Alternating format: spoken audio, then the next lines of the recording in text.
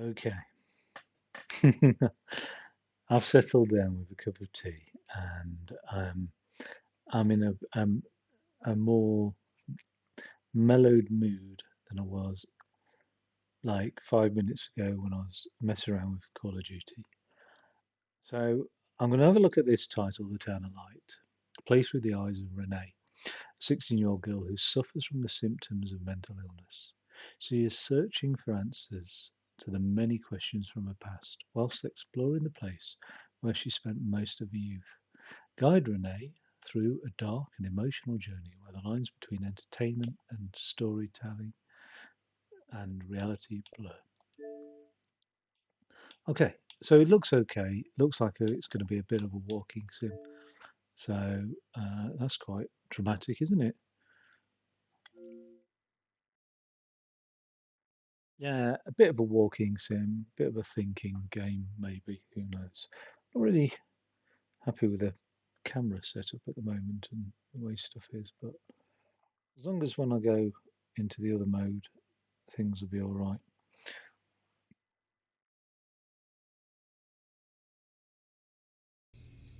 Ooh.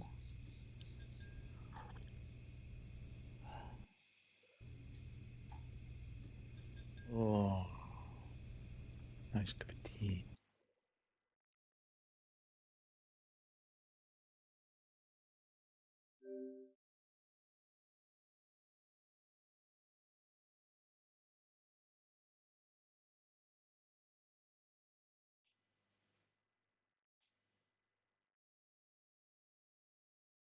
Well, I'm afraid has no bearing on the visibility of the doll.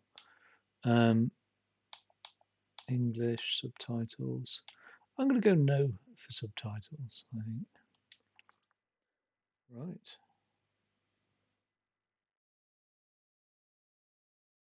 Yeah, it's gone a bit weird actually on my. I don't like me occupying too much of the old game screen. I don't think that's. I don't know. Depending on the motive of the streamer and person recording whatever. I actually prefer if I'm watching a game not seeing the person playing in it. I don't know. It just depends, I suppose.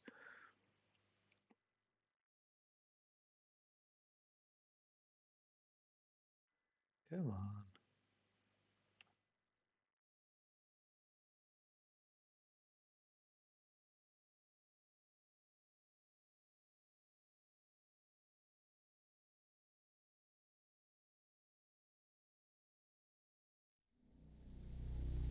Oh, I thought that was the game loading in. But it's not. We're not even there yet. The game.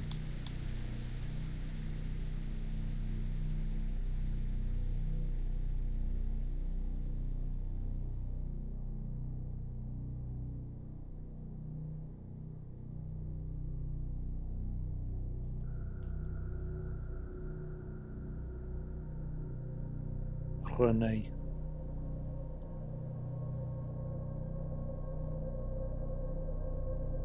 based on real events from lunatic asylums from the beginning of the 20th century. Disturbing stories, fictitious coincidental representation, a former Italian psychiatric institution for dramatic purposes. Please note that mental health services have radically improved around the world. If you think you may have psychological problems, please speak to a doctor or specialist.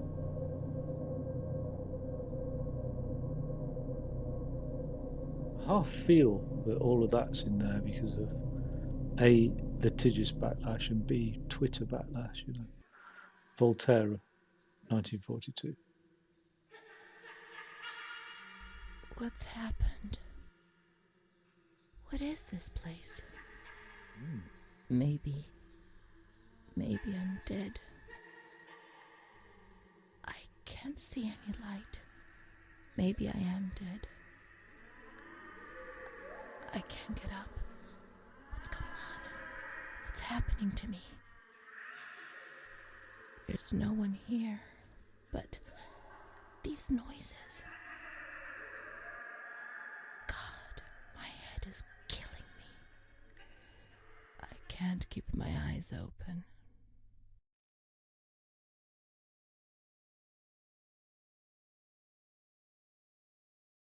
Reality fades away, my skin is gone. Every breath of wind is excruciatingly painful.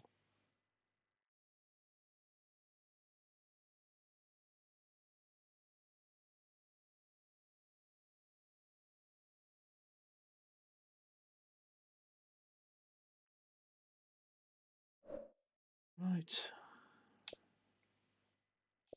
Oh, it's nearly done.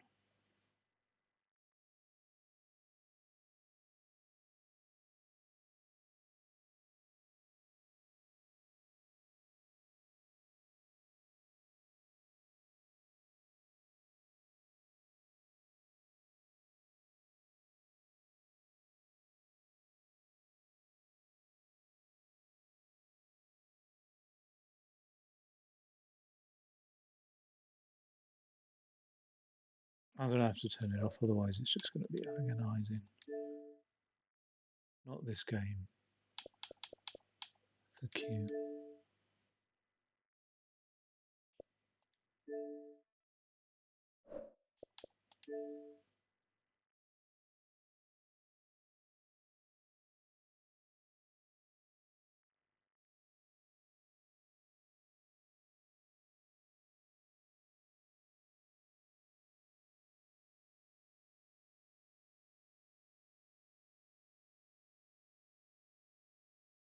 I'm right on the edge of flipping out with all of this shit.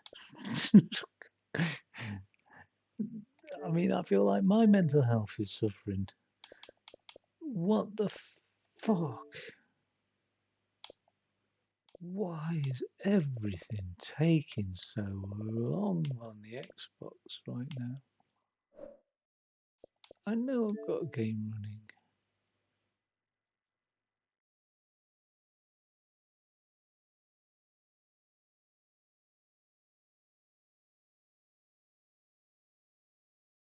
How long did that take? I'm still not quite there yet. Cheeky Xbox is still going. It's still moving that Call of Duty anyway. Tuscany 2016. Some like weird blotchiness on the view that's sort of moving around with the view.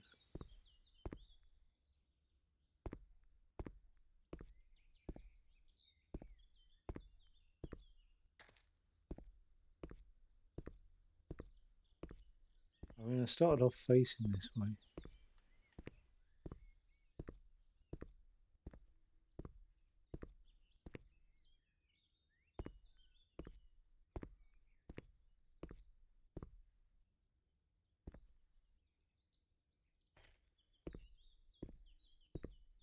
Beautiful part of the world.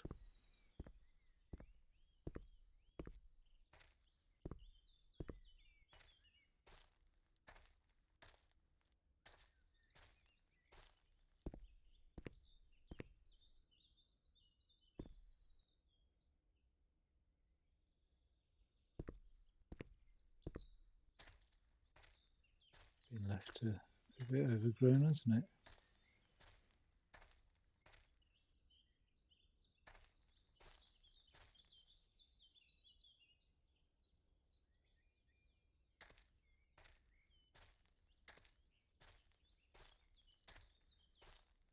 "2017 title S. 7 years old. It looks good to me.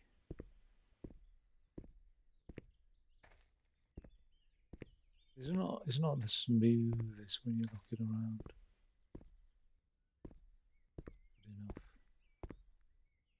Charcoal Ferry Marigliano.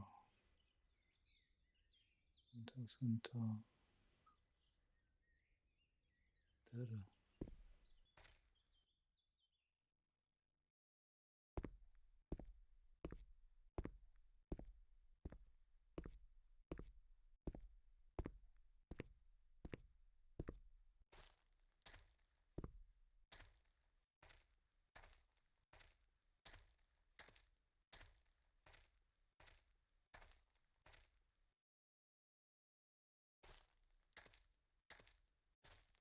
wonder when this was all abandoned then.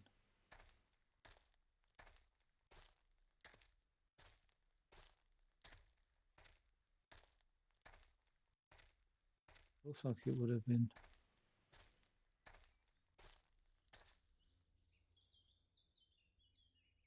busy once upon a time.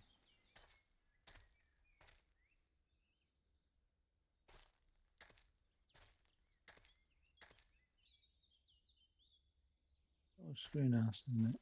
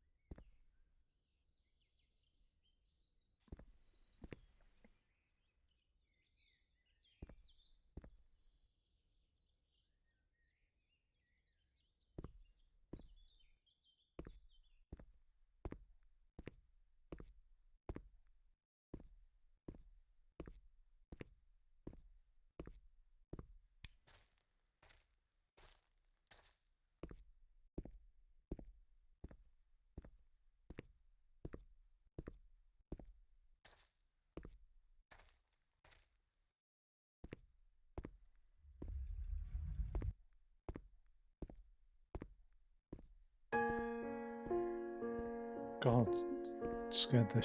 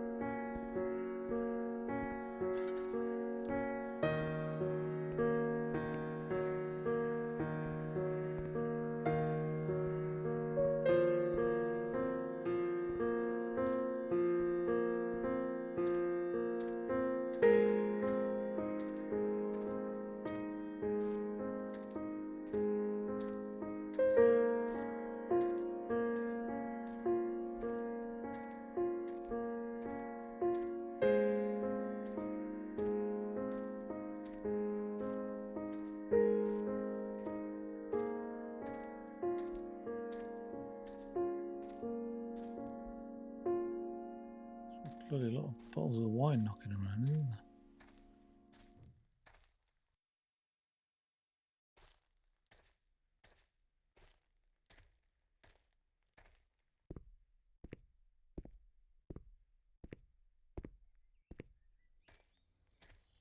This place. Time. Memory.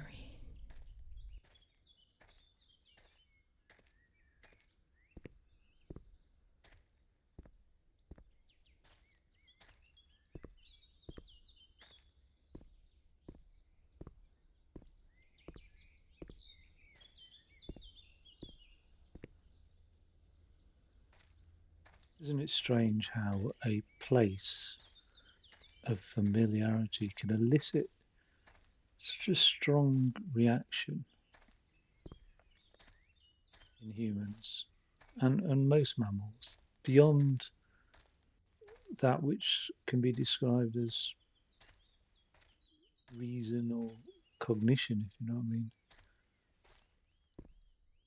There's the very, you know, there's just nostalgia is such a unique emotion. And what is it? What is the survival benefit of overwhelming feelings of familiarity? Maybe with people, but I don't know about places.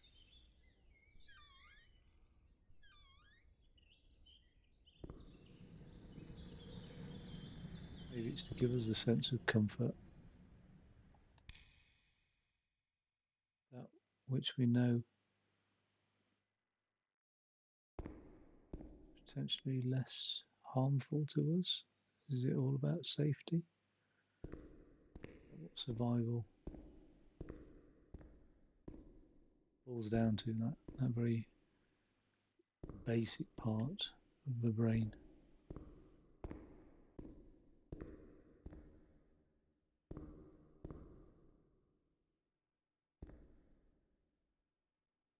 The id, like.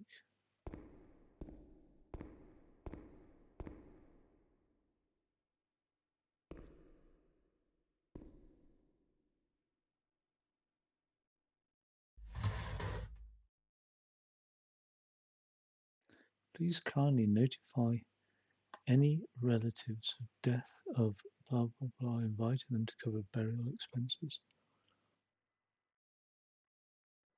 Failing which, corpse will be sent to Pisa for study purposes. Cost 100. Director S.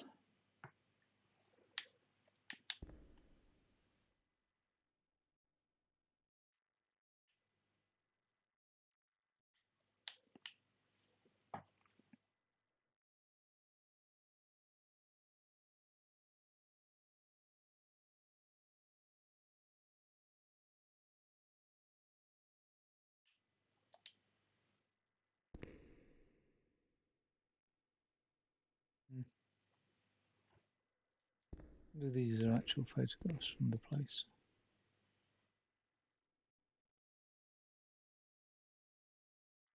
It's strange when you think about psychiatric hospitals and things. Charity Congregation Administration inventory of articles of clothing and footwear, cash cards, and other valuables upon admission to the asylum for observation. 12th of March 1938. Details of clothing, amount of cash valuables, cards, and other objects, notes. Sweaters, shirts, 1. Assistant director.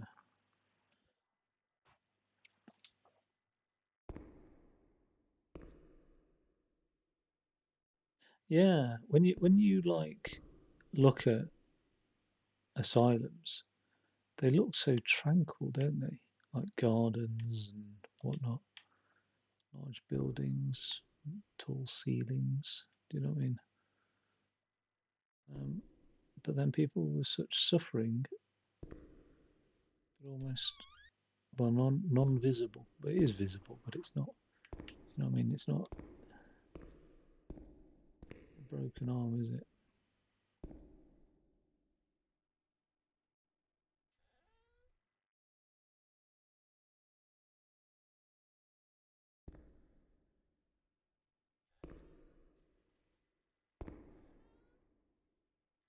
I don't want to spend the entire time opening cupboards to find there's nothing in there, apart from this one there is. Paternity Arduino, maternity Martelli, Gino Vine, Roma, 1813, 1895, place of residence, Velletri, Orange Rome, widow, admitted, 1916, early dementia, referred from Rome Asylum.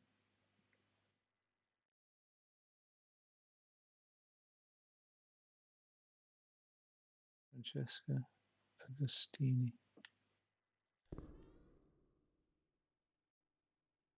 I always wanted to look round an old asylum. There's one near me in a city called Nottingham that's been left a bit derelict. So I don't know what the state these are in, but I know over the last decade people have visited and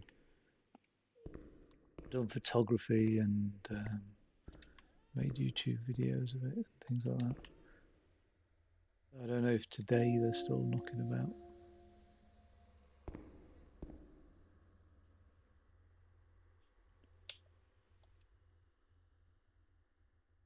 What's happened? What is this place? Maybe I'm dead. I can't see any light. Maybe I'm dead. Noise.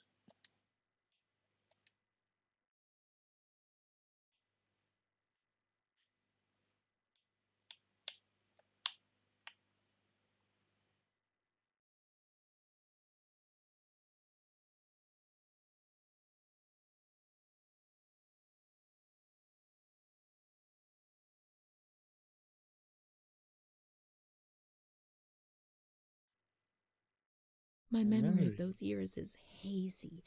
Between the age of about 7 and 10, my memories are disconnected, and I couldn't say how many times and how frequently the light used to come. My mother gave me a doll around that time. Charlotte. Thinking back to it makes me want to laugh. But at the beginning, I remember that I was afraid of her. I thought she wanted to harm me, to kill me and take my place. But when the light came, she would stay beside me, and her presence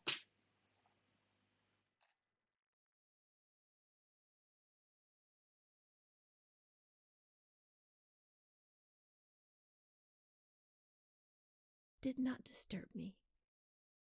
I was able to talk to her, and so she became my best friend.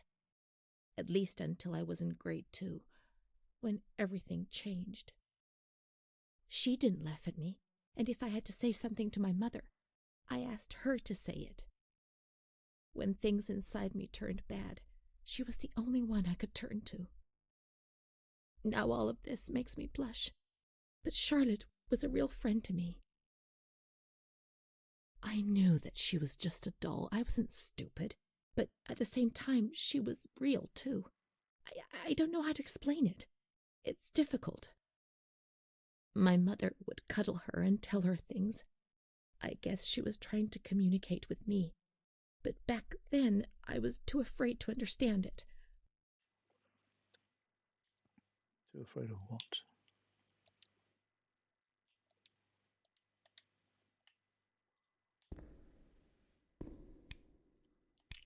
Now I feel like I've missed out diary pages.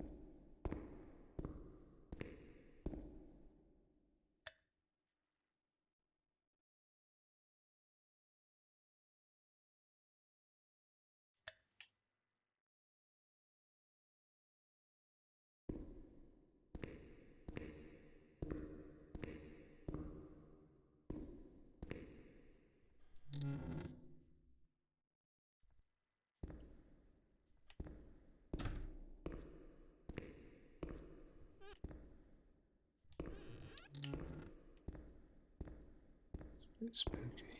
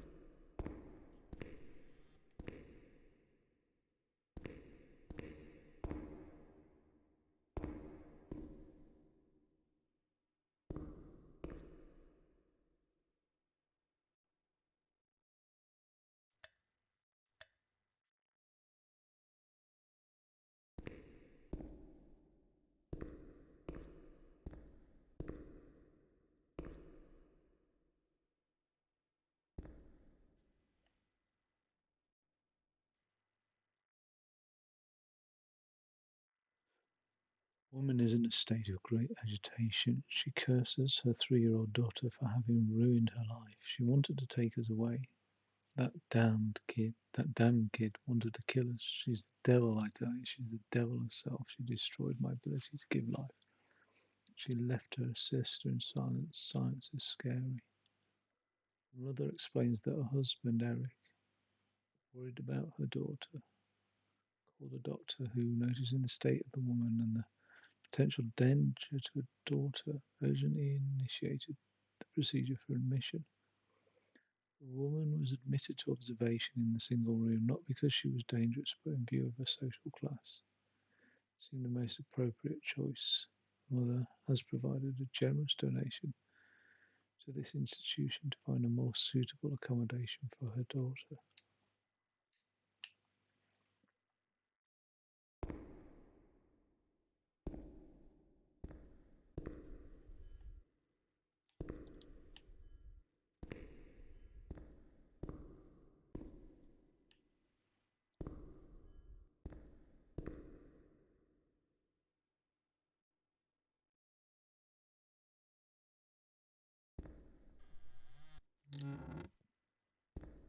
The only thing I remember clearly is Charlotte, my doll. Did she come and visit her mother here?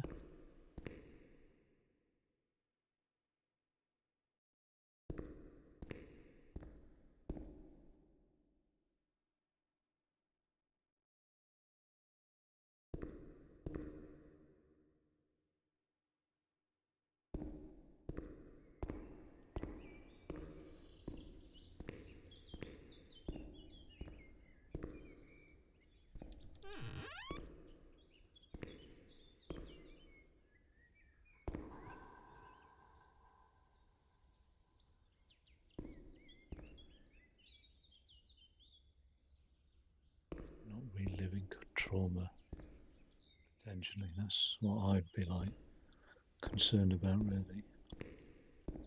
I don't know if this experience was traumatic for her. I imagine it would have been.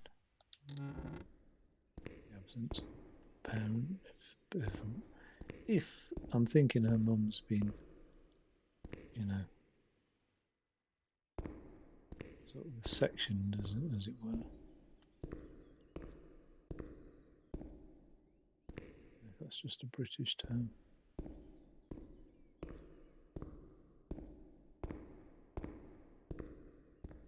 Because of the Mental Health Act.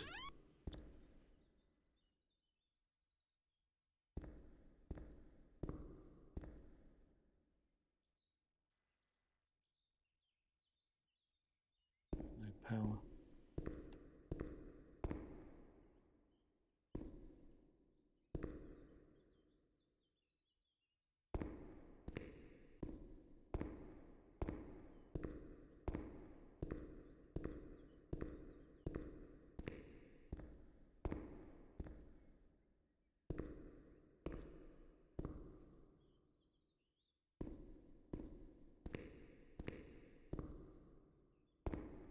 Nobody says we can't. Let's find Charlotte.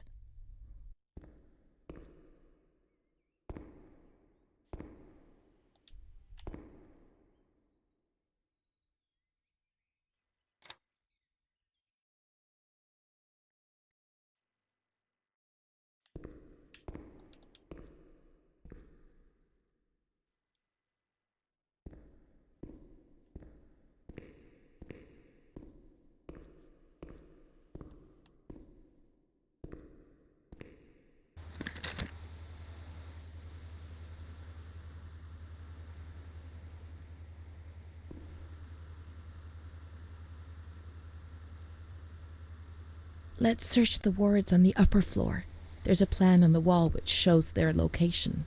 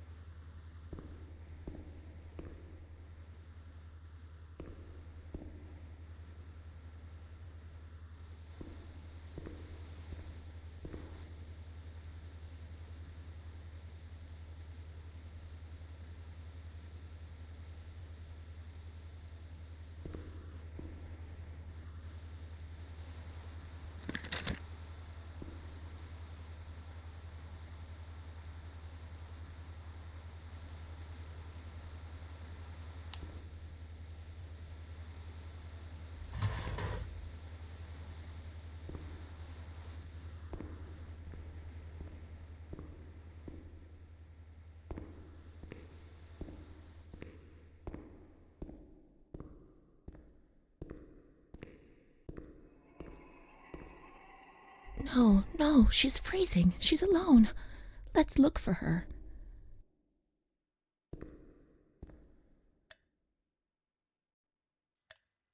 Renee doesn't want to abandon her.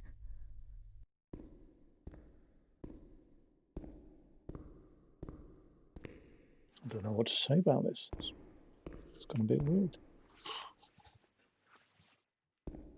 Wow. It's not suddenly gone a bit weird. Let's find Charlotte. She's alone. She's alone in the dark.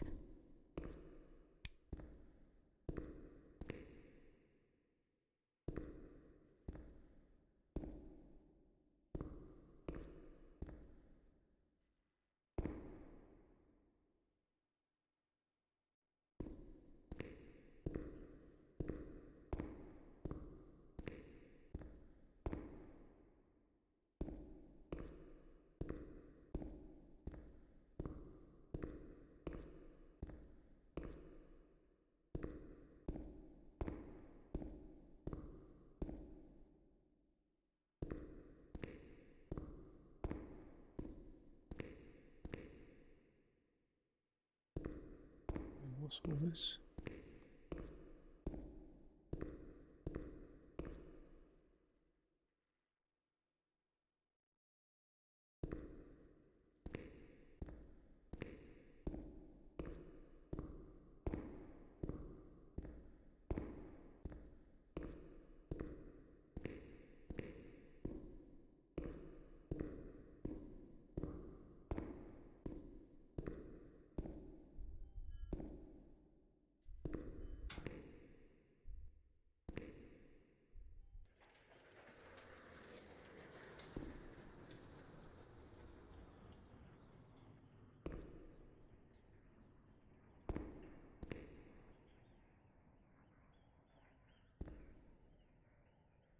It was like a train.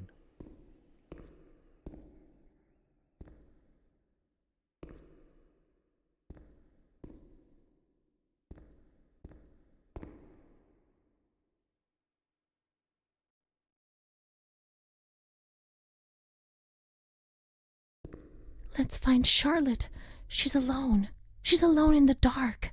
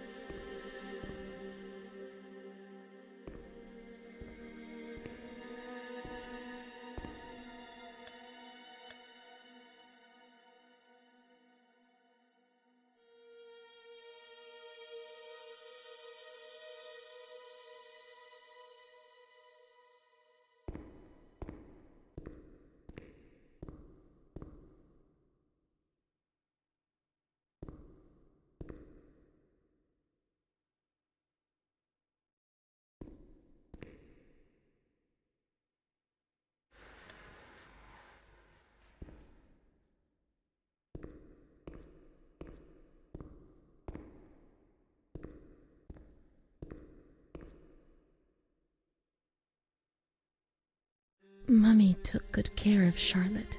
She tucked her in, hugged her, gave her cuddles and kisses.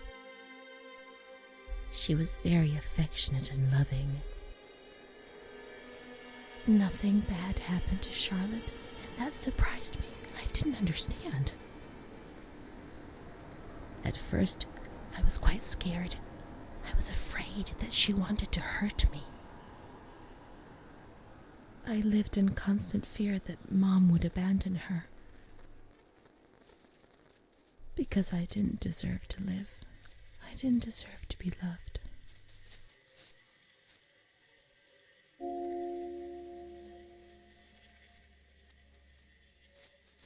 It's cold and it's dark. Look, she's cold. She'll get ill. We can take care of her. Nobody can stop us. Charlotte is a good girl.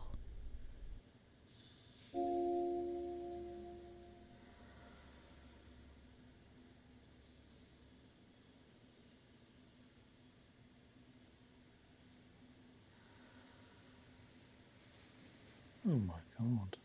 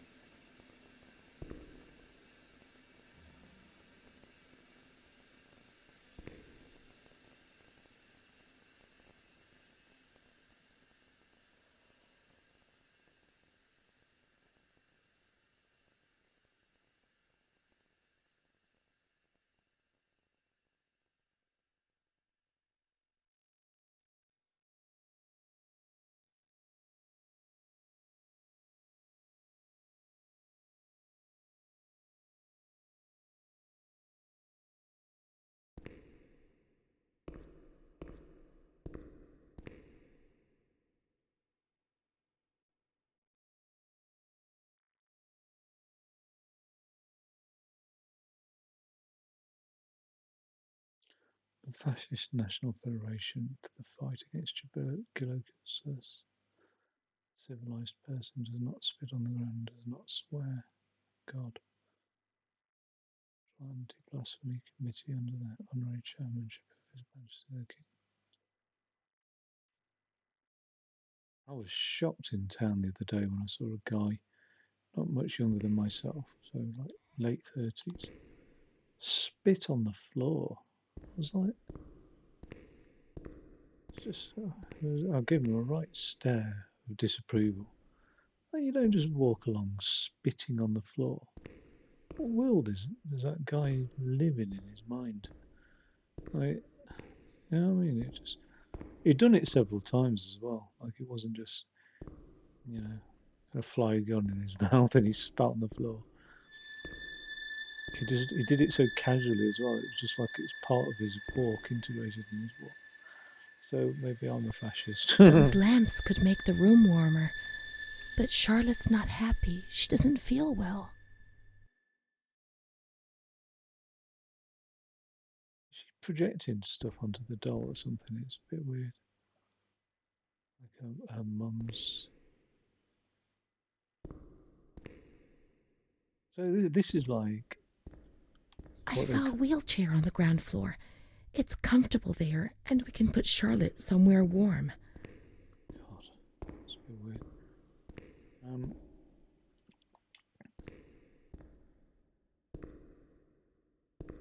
adverse childhood experience. Charlotte is cold. Let's take her somewhere warm.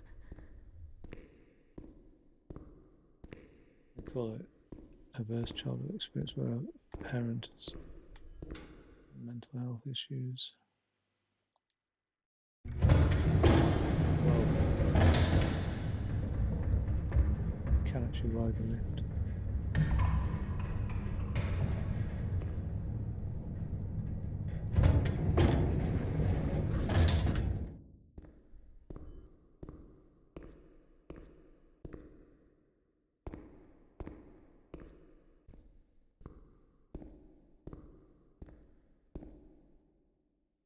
Ugh. Charlotte will be comfy here. But Jesus. it's cold. No, it's cold. Don't shiver, Charlotte. The cold will go away. It'll go away.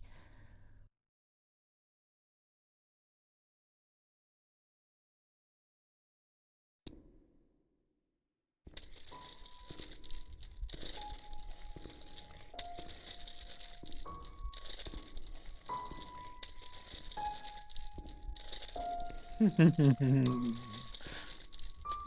not supposed to be a horror, but it is fucking creepy.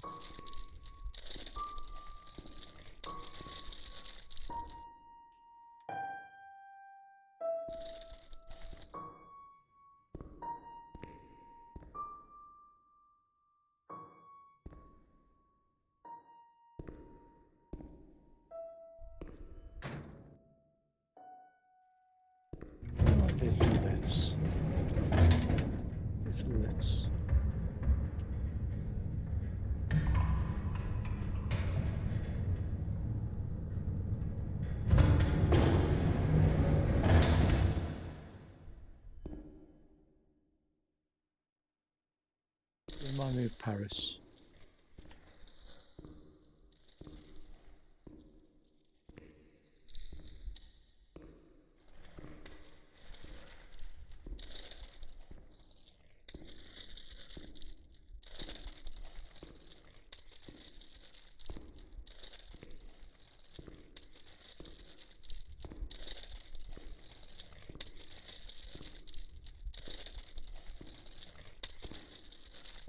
Sure, I'll put the lights on.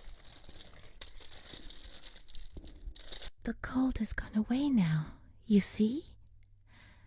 The light, the warmth. We can do it. The cold will go away. It has to. Now we can enter the ward where everything started. God. It all began in the observation ward on the ground floor.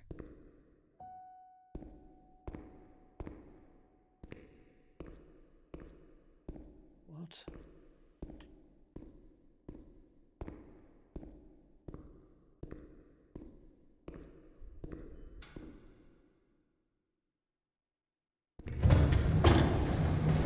I think to check if there's another floor above.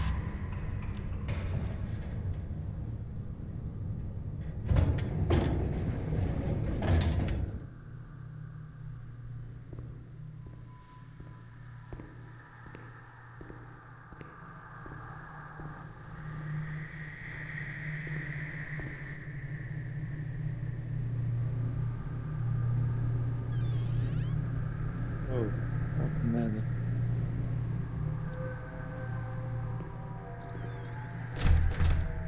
Oh God.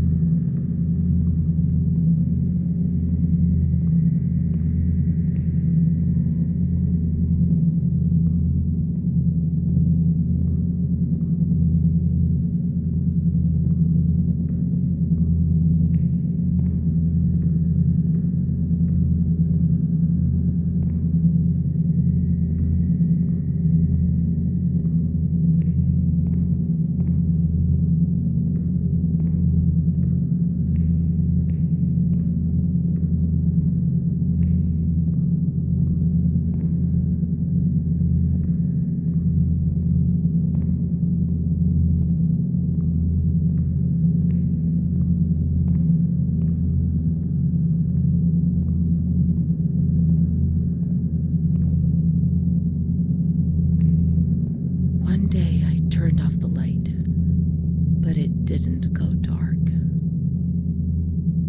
It was a limitless immensity, a blinding, merciless light. I was 16 years old, and I was afraid, always afraid, a fear that wore me down. I needed help, but I couldn't speak. I was terrified of everything, even thinking. They said they were taking me to a place where the fear would go away, where I would get better. I stopped living in there. They dragged me away and stripped off all my clothes, everything.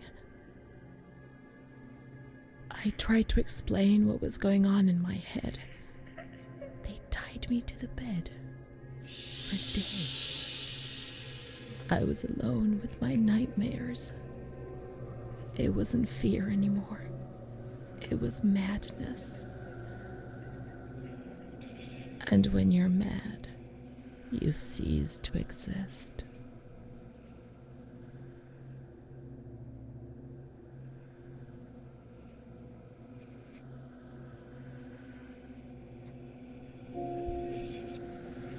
How do has ceased to exist.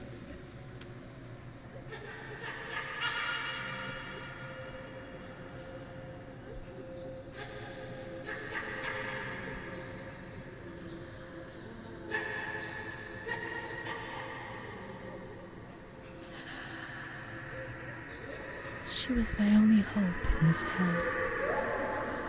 I was descending down, down among the damned. But that woman and her smile kept me alive.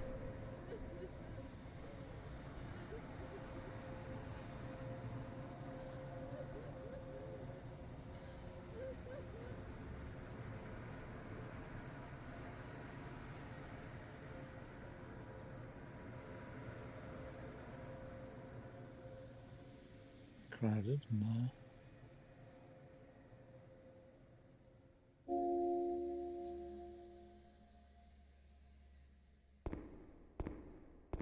The door is locked from the outside. Here the doors can only be locked and unlocked from the outside.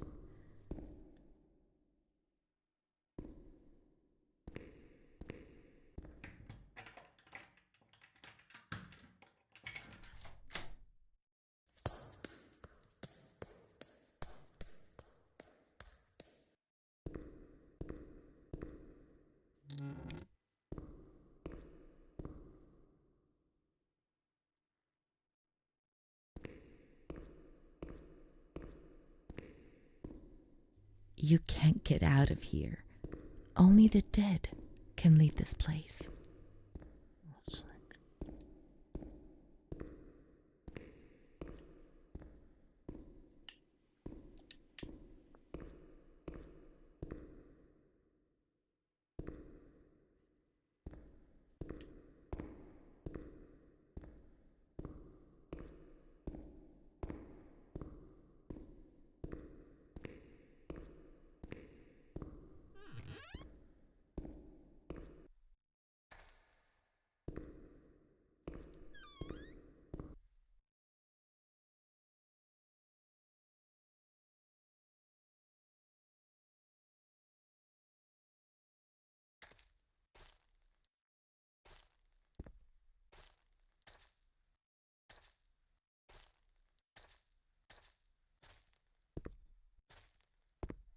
Why is it hospitals have little things that go off into like random courtyards here and there?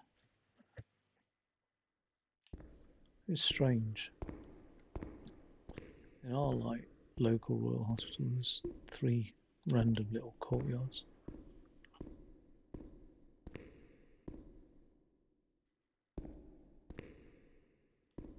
I suppose one for staff actually. Oh fuck.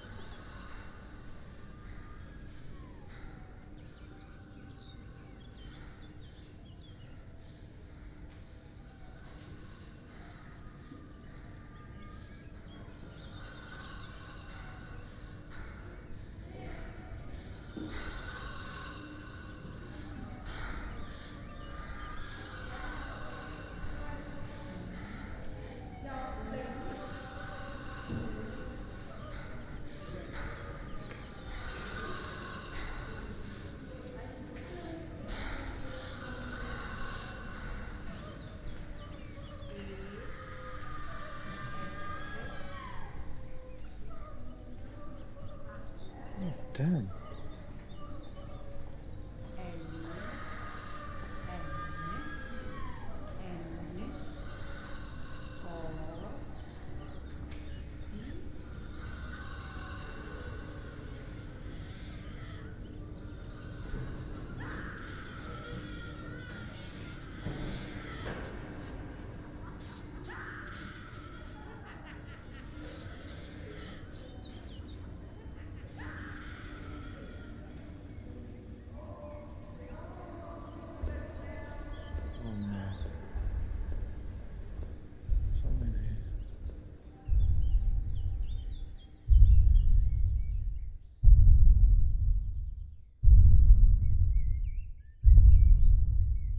gives you a sense of dread, that.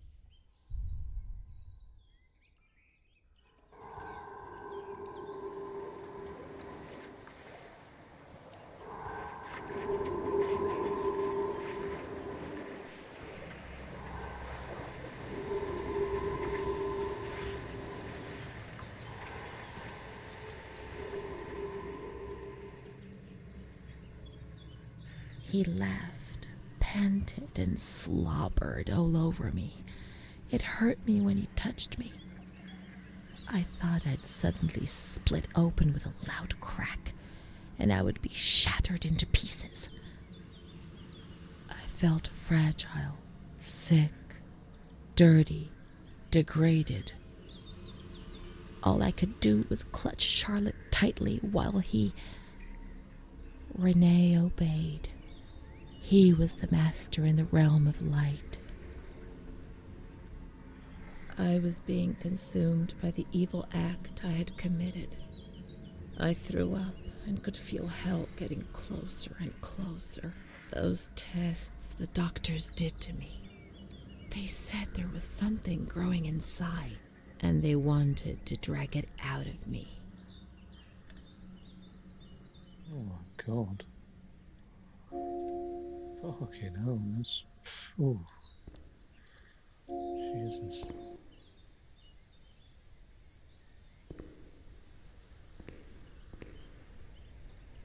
It's alright, is it? Oh.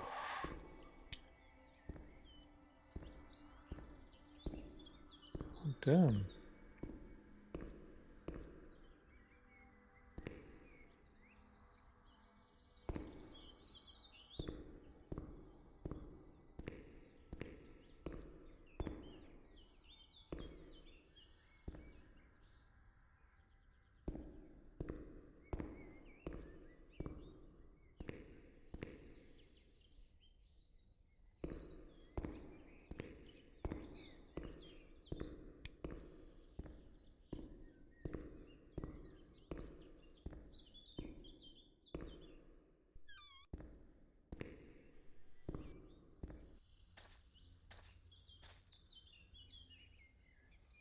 Oh, it's like every time she... I mean, the best therapy for trauma is to relive the trauma and to because what is trauma but an event which we don't at the time of the event have the cognitive or emotional skills to process, so it becomes traumatizing. It's sort of saved away in the... Well, actually, is it Eckhart Tolle who refers to it as the pain body? And then, you know, certainly it's sort of stored away in the mind. And that's the thing with trauma. CPTSD, it will catch up with you in adulthood. And I think it catches up because it becomes a part of something that you need to process and separate yourself from. The present letter is to recommend to your precious attention, Mrs. Irene K. Show your special attention to the unfortunate woman, our dear friend. Begging you to provide for every need the family will satisfy at every expense. Who will personally come to visit Cardinal G. Yeah, I mean, we absorb and embody and integrate experiences that we have into what makes us us. But you don't want to integrate trauma into your psyche. But if you can't process it and reject it, it does integrate into your psyche, albeit temporarily, and causes a dissonance. This is the only way I can explain it. And then to separate that back out of your psyche You have to look at it head on when you're able to. And perhaps when she faces those traumatic experiences, she's able to then firmly put it in the past, and she moves more fully into the present. Because we are creatures with a propensity to live in the past. Or some live with their minds in the future, but the future doesn't exist, so living in the future is simply not living in the here and now, I suppose. I don't know.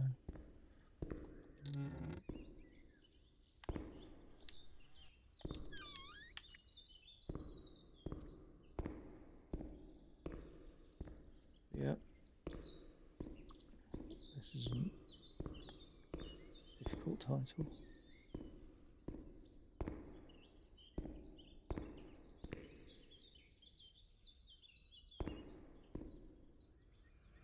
Go on.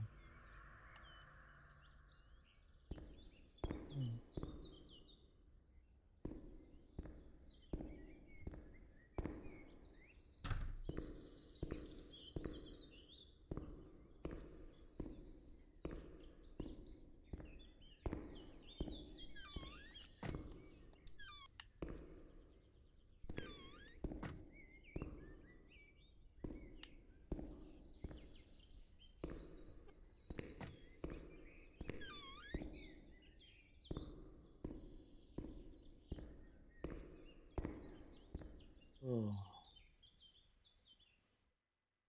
the fuck! So many cushions.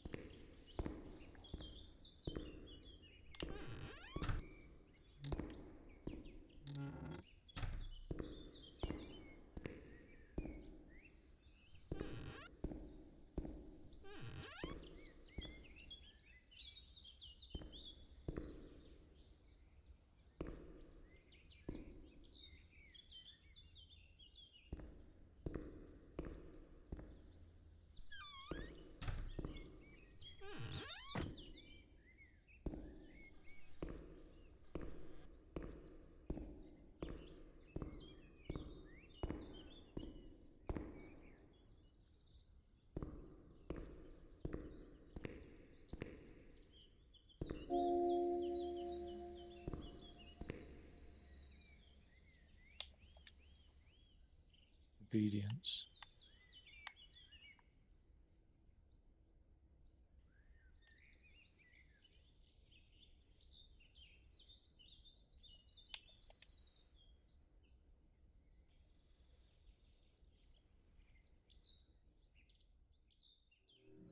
He laughed, panting. Oh God.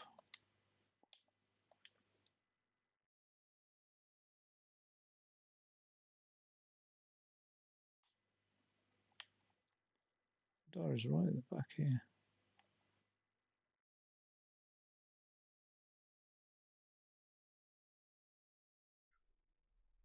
He felt a key.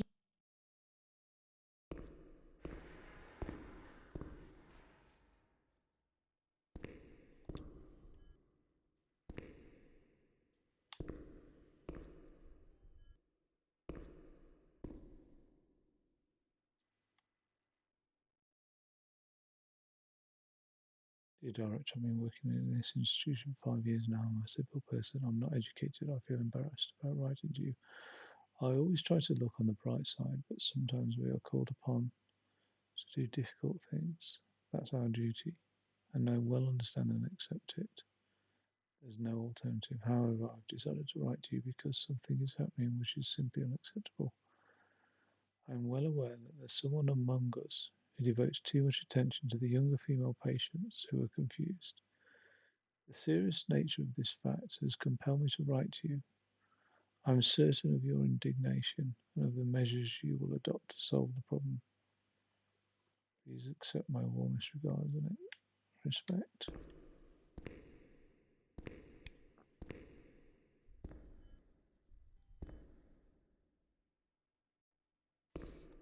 I think a dimension to the tragedy of abuse is when there are bystanders, witnesses that don't speak out. And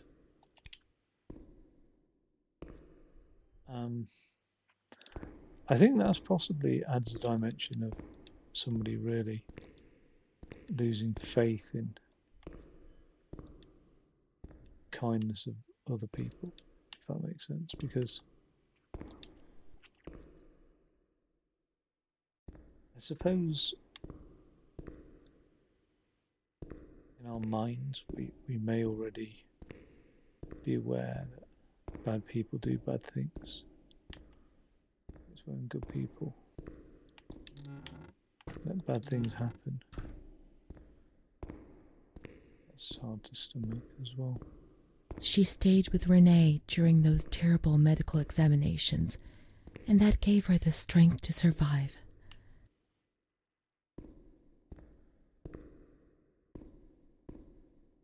She's talking about the mother.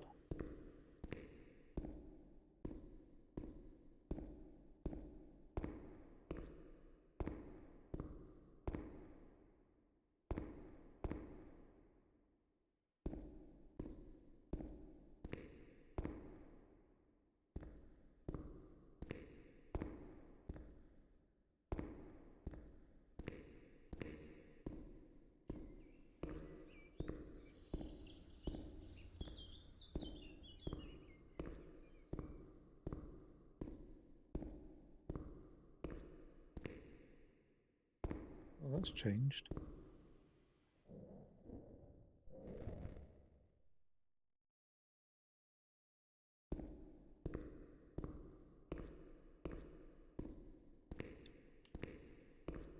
So where is it? How do we get to that house out there?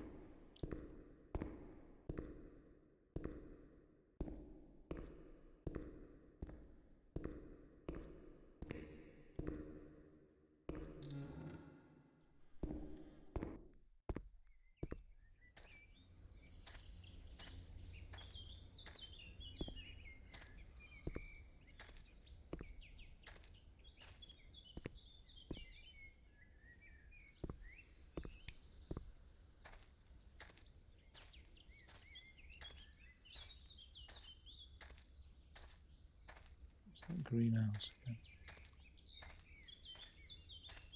They went to the gynecology ward on the upper floor.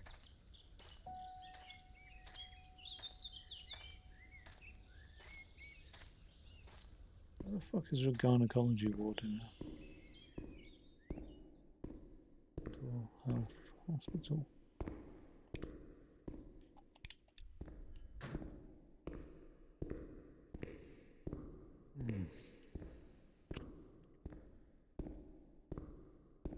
On Charlotte.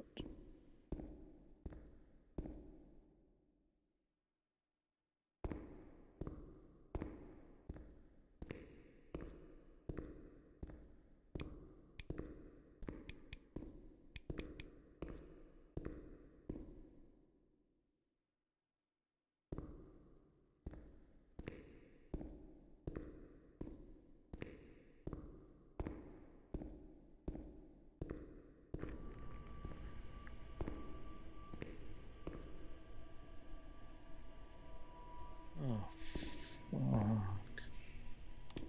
You know, one instrument, one medical instrument I just cannot bear the thought of is, I think it's called a speculum. When you know, you know. Oh, God. No.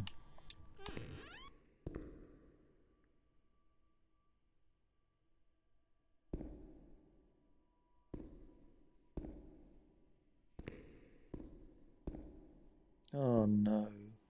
Oh, God.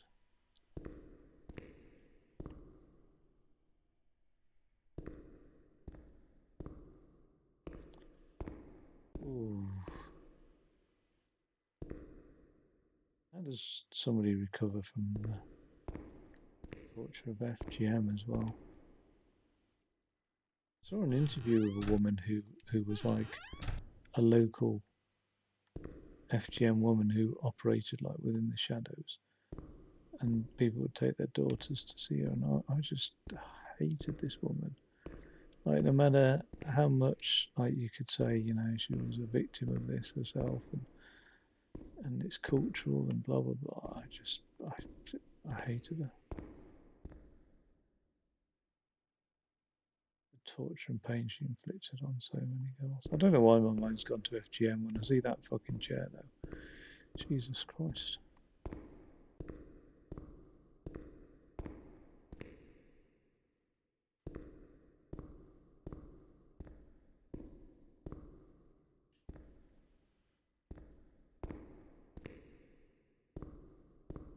I mean,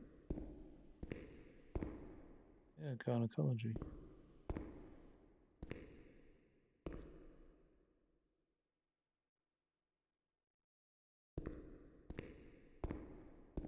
Like,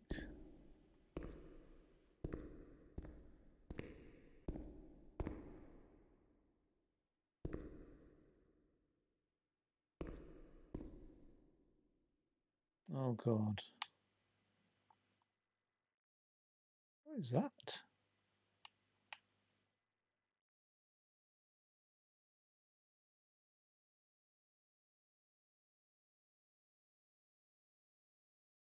I actually can't tell which part of the anatomy, the breasts, but which part of the anatomy those other pages were.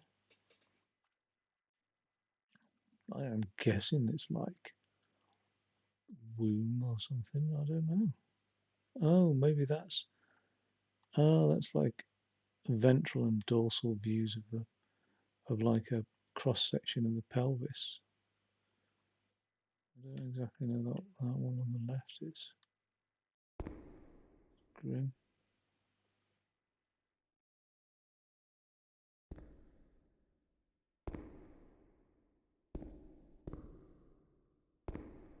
No drawers in that.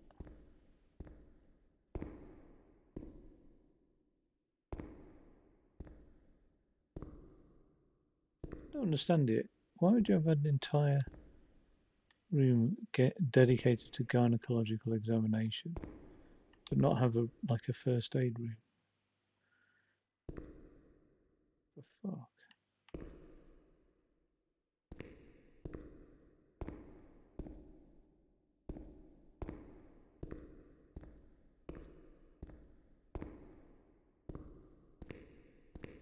And the way we look at medical practice, mental health practice,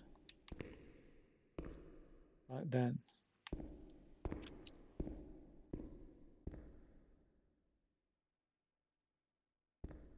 Is that how people are going to look at modern day practice now? That's for testing reflexes.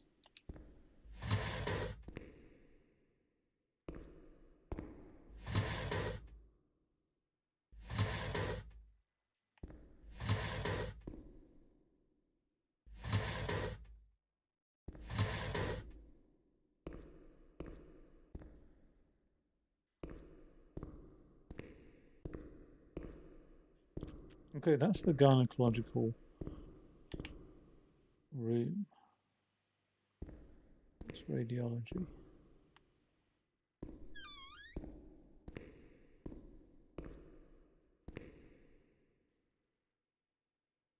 Fuck me. They actually had an X-ray machine then, did they, or something? I was about to say radiograph, but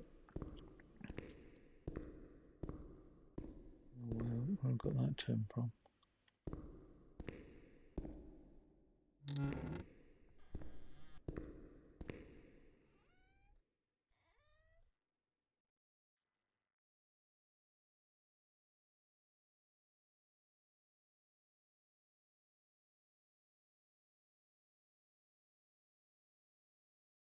July the 7th. Oh my god, so many box files.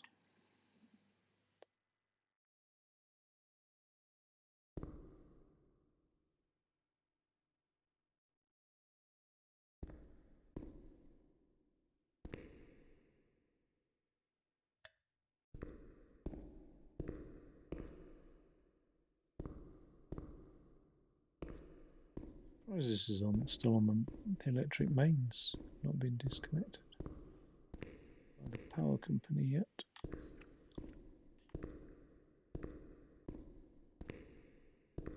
You could squat here then, couldn't you? Happily.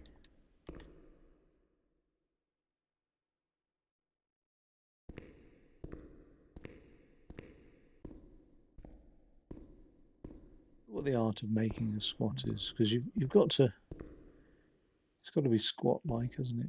Because you don't want somebody turfing you out. Oh, I know that sounds a bit strange, but I'm sure the authorities would do more to you if you really did start like replastering the walls and putting up wallpaper. You know what I mean? So it's got to be squat-like enough.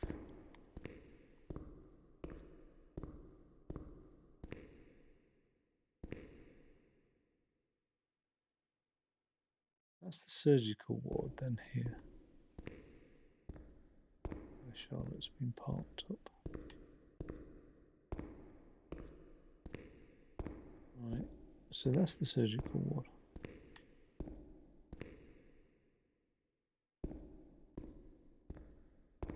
There's no name on that. But gynecology,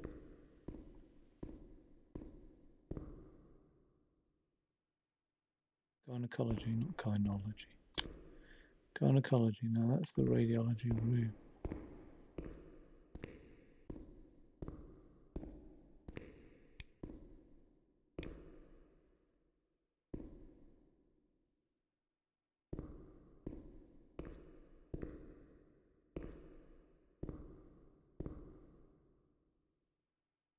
Ward 3, partially agitated women. So this must be a women's only hospital.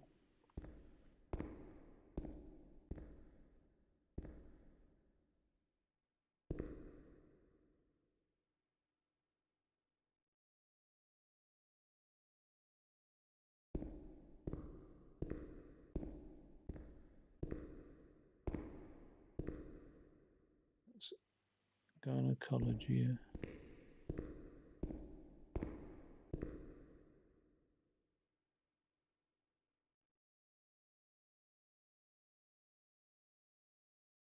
Before is gynecology.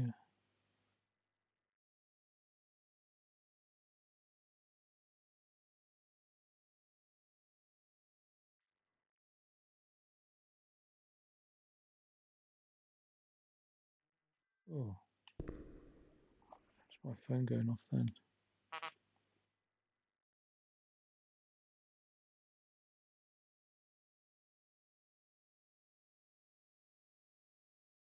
No. Let's try and find out where this ward is.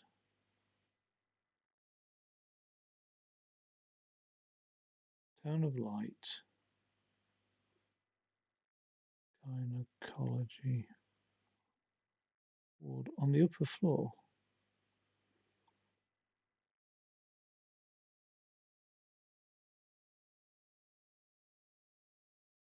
Oh God. Stirrups, that's what they're called.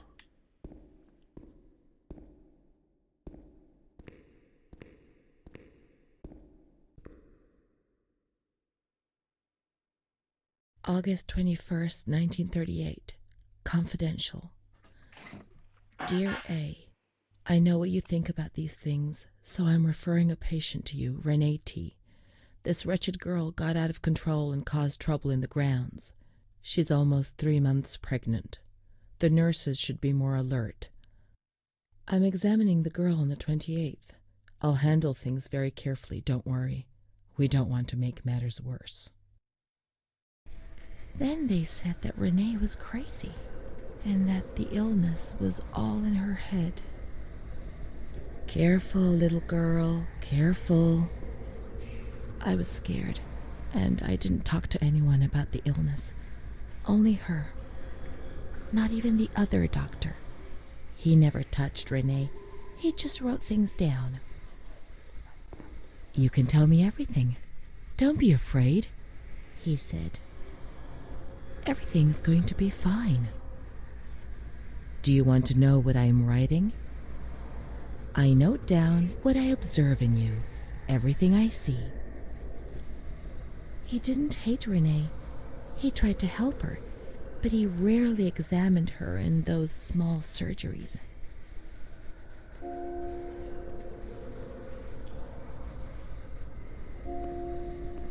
So did he see signs of abuse? The doctor who wrote things down was in Surgery C.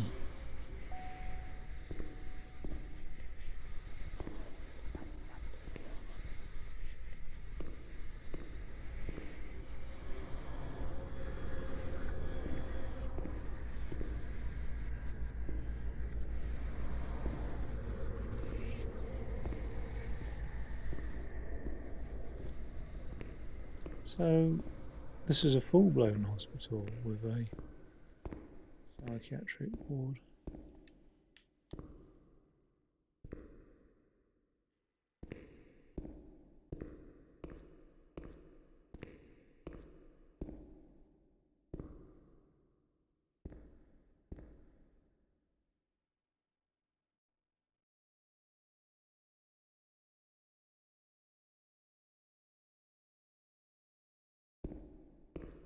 I mean, that's strange. Gynecology's. Oh, I can't get my head around it. Radiology there, gynecology there. So where's general surgery? Or just surgical? Surgery A, B, and C. Oh, okay. Right. So it's not an operating surgery. Okay.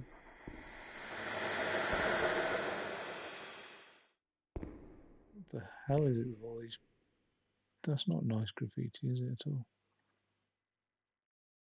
Quite disturbing.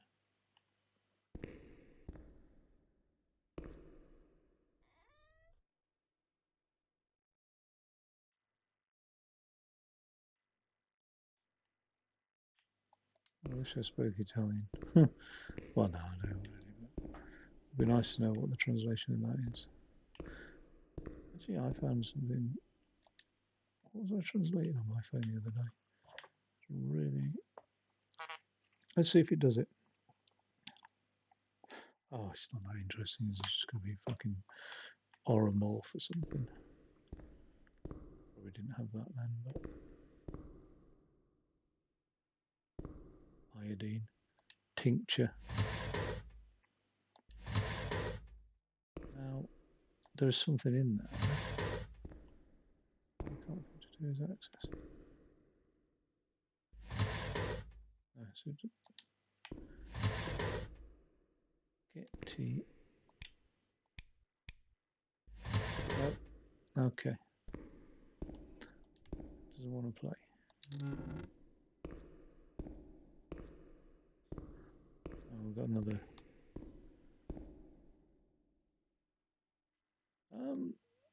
Give myself a shot of that. Looks clean enough, doesn't it? Oh well, that's definitely the bottom,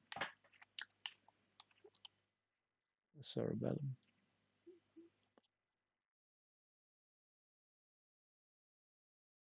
Ooh.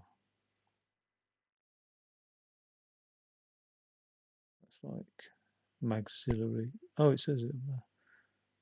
Rescutio maxilli. Facial maxillary surgery. So he's a head doctor then, is he?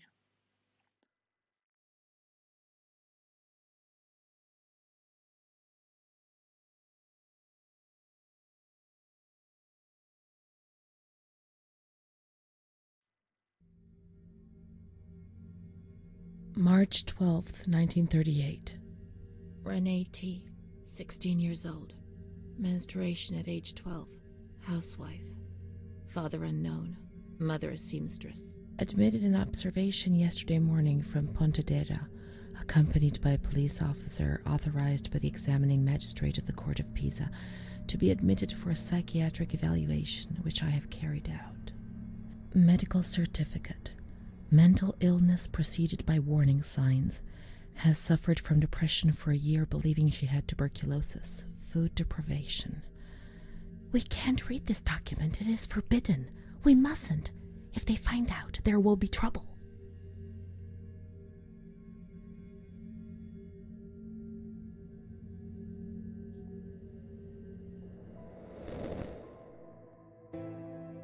We have to look for Amara. We must hurry. We have to follow the memories and make sure they don't fade.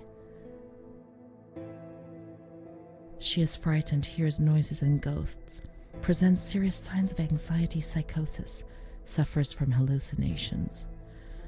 She is anxious, confused, her expression is distressed, a questioning look as if terrified, disoriented. She feels confused, hears voices shouting in her head. She doesn't understand things properly. She has been feeling unwell for 2 or 3 months. When questioned, she replies, "My mother wants to hurt me. I am always scared of her. She chases me." "Why are you here?" "I argued with my mother and was so upset that I felt like my head was spinning. There was a woman there who wanted to force me into a life of prostitution. They wanted to condemn me to be burned at the stake. Children whispered, called my name." March 16th. She couldn't sleep last night. They wanted to condemn her to be burned at the stake. April 4th. Transferred to the calm ward, still under my supervision. "Yes, that's true. The ward where Amara was. Yes, the stake. The children wanted to burn Renee. She had to pay for what she'd done, like witches at the stake."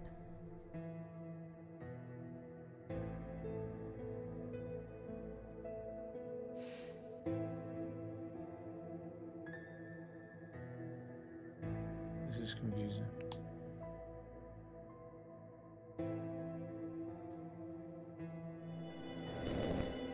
Oh no.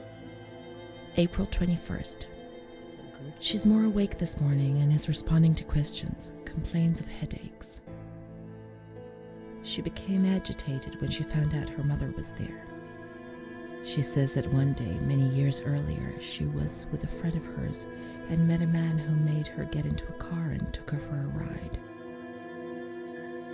He made her smoke cigarettes and drink liquor, and the man showed her certain things. He tried to hurt her and made her go crazy. She says he promised to marry her and made her swear to keep what had happened a secret. These facts were essentially confirmed by her mother. After that, she became arrogant, impatient, and hostile towards her family, especially her mother. She started taking off her clothes in public. Her moods would swing from laughter to tears. She rants. She pleasures herself. "I can't remember these things, only the guilt, the stake. I know I deserve to pay for that guilt. I knew it even then."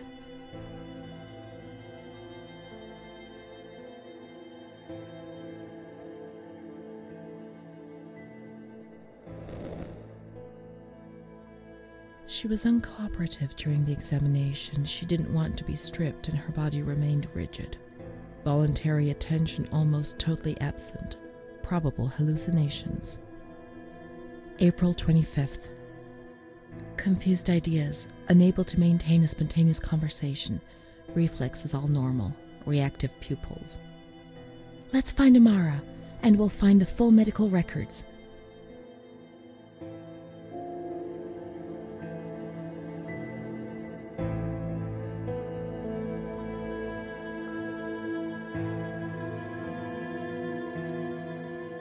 Oh damn. So she was raped as a child, suffered from huge amounts of trauma, CPTSD, and then felt guilty over the events. Knew that they were wrong, assumed some blame for involvement, felt guilty, and then punished herself as a consequence of the guilt and the shame. For fuck's sake. It's like, well, I'm saying that because it's just like, The grounds at the back of the hospital, and then down to the kitchens. this is not a unique story, is it? This is the trouble.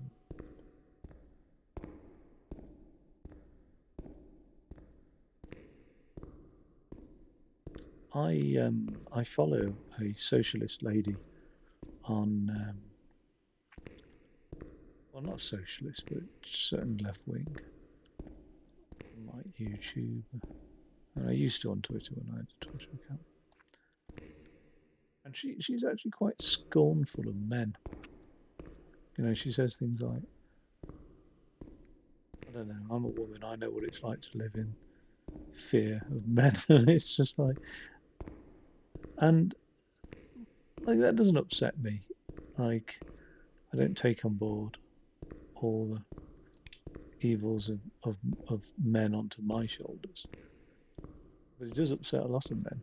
Like, and they then message her and send abusive messages, which she then talks about. It's like, how ironic. She's saying that men are generally abusive, and then they defend that by being abusive. And it's a bit weird, like death threats and shit. But like, this shit does happen a lot, and there's a problem. Like, and what I don't get is in Britain, like, you get people on racists, This is the road we used to take. the fascists out. If it weren't for her, in the grounds on that bench in spring, so many days. It was an escape, watching nature around us as she talked and smiled. And then there were the kitchens. Sometimes we stole food and ran back to the bench to eat it in secret, and we laughed.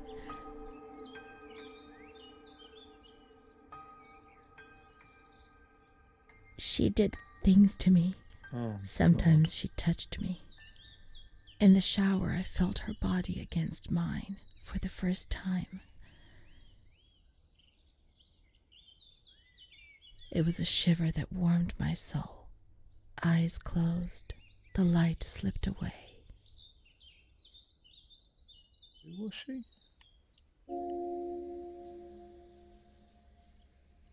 So having She wasn't in the system. He wouldn't let her in. That's it.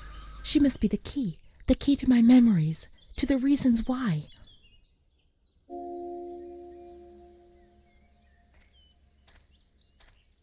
there's going to be a lot of people that are angry with my thing here, but I'm convinced that not I don't know, some significant proportion of lesbians are lesbians not necessarily through attraction to women, but through a repulsion to men. And that's a strange statement that's, like I said, is going to offend some people. Now, I don't know what amount of research has been done on it, but I know some research has been done on the topic. And yeah, I just think, fuck's sake. But then again, I've known gay men that are absolutely repulsed by the idea of sleeping with a woman, which is strange to me. It's like, really? Like, and they've been like, they'd find women's parts repulsive, actually repulsive, which is really odd to me. It's like, well, like I'm not sexually attracted to men, but that doesn't mean I find male genitalia repulsive. Do you know what I mean? I don't know. Nature helped me to forget, to escape from the system. Actually, I do. I do find it repulsive. It's weird, isn't it? But yeah, so maybe she's found comfort, intimacy. I don't know. I mean, she's in a vulnerable, sure, she was in a vulnerable place. But what I don't get is our protagonist is 16 at the moment, or was she 16 upon a mission and now she's older? Let's look for Amara in the kitchens in the basement of the building, behind the greenhouse. Oh God, do we have to?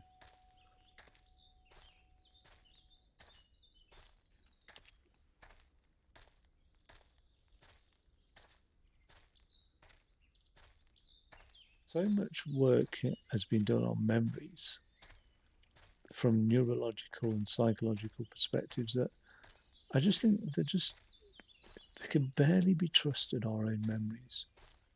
Really so distorted and inaccurate. And even when they do tests of an event happens and they immediately gather witness statements and they're all different. And it's just like, wow.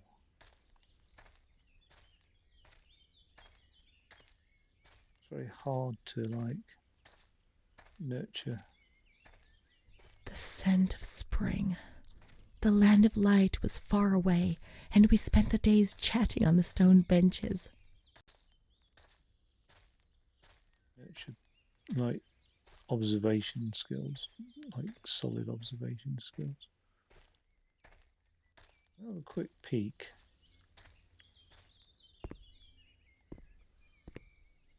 Up here. Now I'm supposed to be going through the basement, but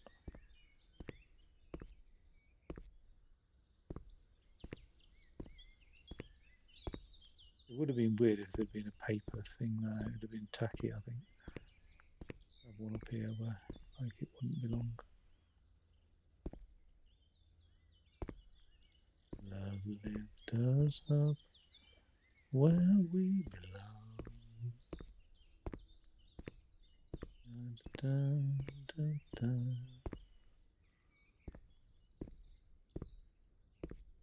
I think this is how she gets into another chapter later on.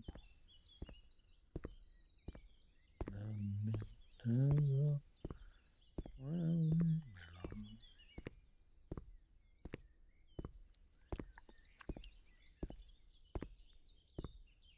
How many people have got away with? I was thinking about this with slavery. I don't know why, but just thinking I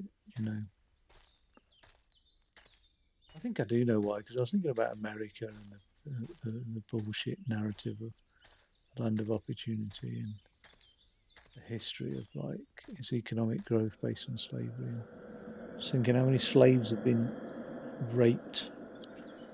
Pretty much all of them, really, probably. How many people have got away with that in life as well? Could we ever live in a world that was free of violence, but sexual violence? I think the key to living in that world would be psychological training from a young age, teaching young people to become mindful and masterful.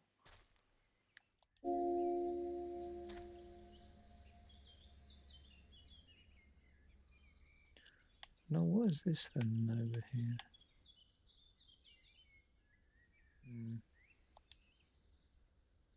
More diary pieces. Amara. Medical records.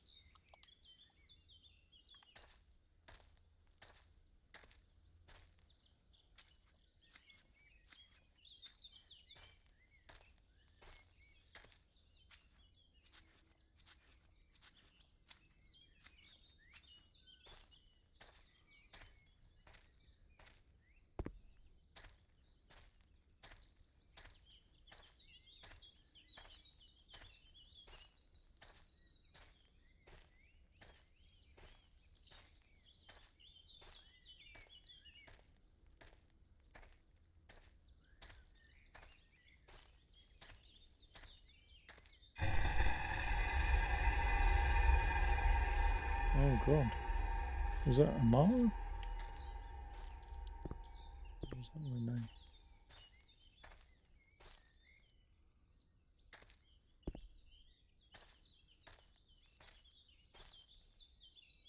I'm loving old plant pots and potting sheds and oh, and rusty buckets. Love all of that.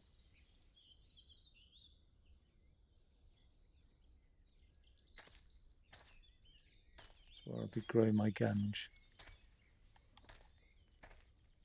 a hell of a lot of ganj, isn't it?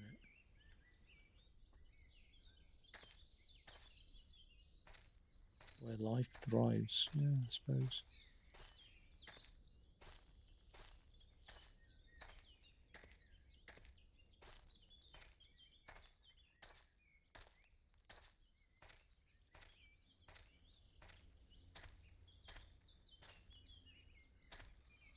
Surprised they actually need a greenhouse in Tuscany. I suppose you do need a greenhouse, yeah. It's not that crazy hot, but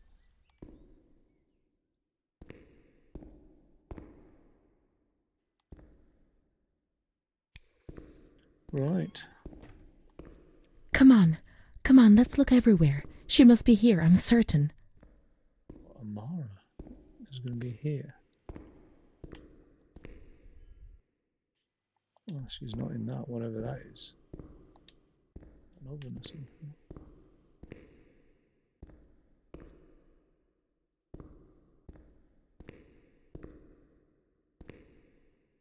Might just been abandoned, hasn't it? Actually, I mean that. I've seen a couple of businesses close down now, and one was one I worked for, and I had a final recce around the site before we shut the doors. Keep looking. We mustn't give up. And it was just like this. It was just like, people just left shit just everywhere. It was really strange, eerie as a result.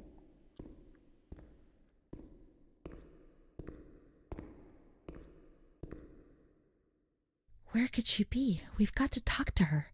Everything will be all right. But being here now, I don't like it. Come on, let's look for her, quickly.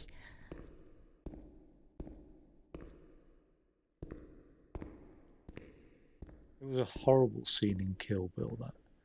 We can't stay in here too long. They'll find us. When they found us... Come on, hurry. We've got to find her quickly. We've got to get out of here. They'll find us.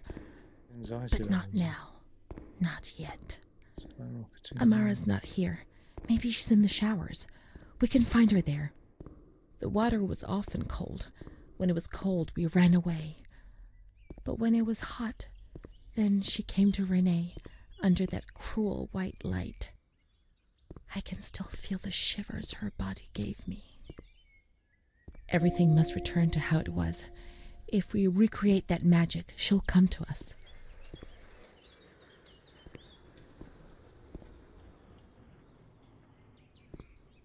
That's a train. Recreate that magic? Are we joking? You want to fire up the boilers, take a hot shower. You can rub one off. Oh God, I've got no sensitivity, have I? But well, that's sort of it, though, isn't it? Let's be honest. But,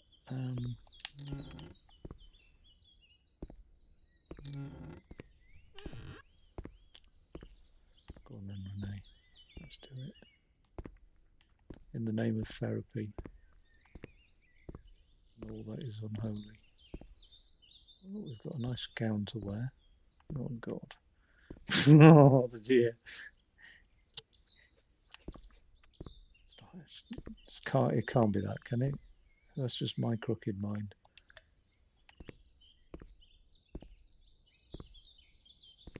I mean, it's starting to look like this is what it's going to become, but oh God. It's a lot of pint work. That's going to be a hell of a Tomb Raider style puzzle to solve. Wait. Oh no, do we have to go down here? Don't tell me that's on a timer, that switch. Oh, we are actually firing up a boiler, aren't we, Alex? Shit. Right. Well, surely we need a fuel to burn. Oh my God. We have to turn the water on in the showers and switch the boiler on.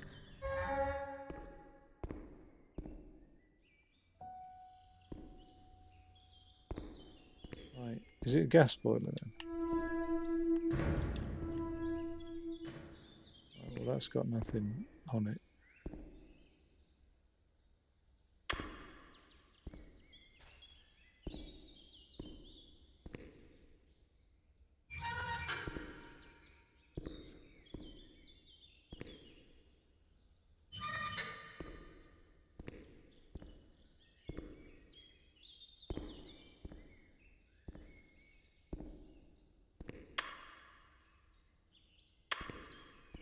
Like a...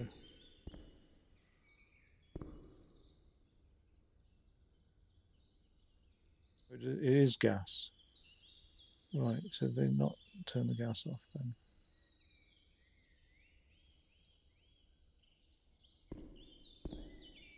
Oh, I haven't got much experience in firing up big ass bloody boilers, but I idea that that'll do it. Start a motor or something.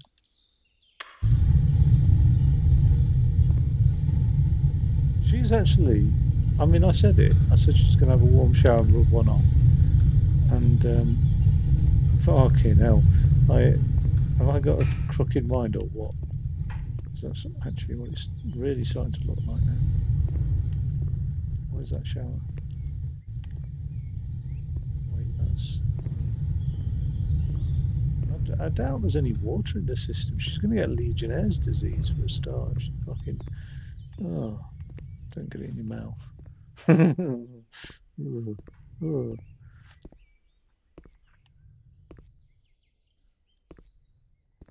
We were exchanging stories as scout leaders as to like some of the rough campsites we stayed in and shit that's happened, like, you know, drinking out of a tap, all the kids drinking out of a tap, and then the next day seeing that that was the tap that the animals were all licking and drinking out of as well. It was disgusting.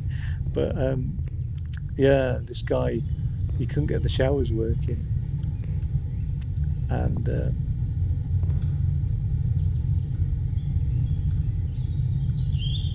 was because the pipe was full of compressed. It was blocked by compressed tadpoles. Somehow frogs had got into the boilers, and when he'd fired it all up, put the showers on, no water was coming out. And yeah, it was compressed tadpoles, and they all came spludging out. After a bit of investigation, they put two together, and realised what it was. I think he worked for a water company. His name was Colin. He was a great guy. Had a passion in meteorology as well. Taught me all about isobars, so I could read a weather map. Where the hell are we supposed to go? Well, that's the boiler online. We have to turn the water on in the showers and switch the boiler on. All the plumbing systems were in the kitchen area.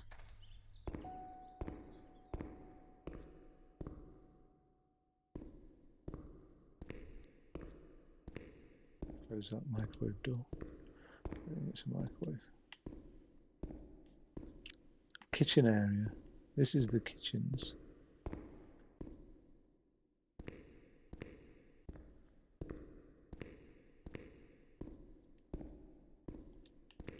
It must be strange, like, if you were in an asylum, to be a live-in psychiatrist, just always on call, perhaps even dining with the patients.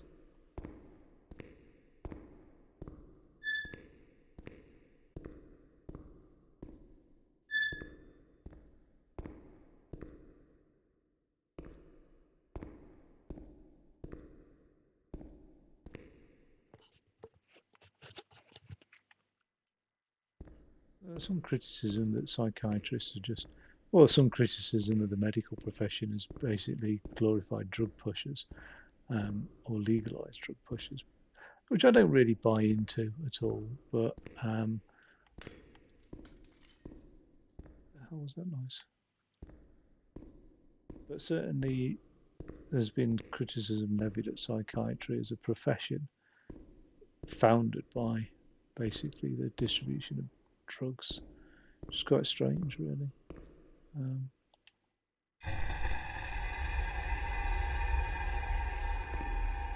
Okay. Bit of a flashback then.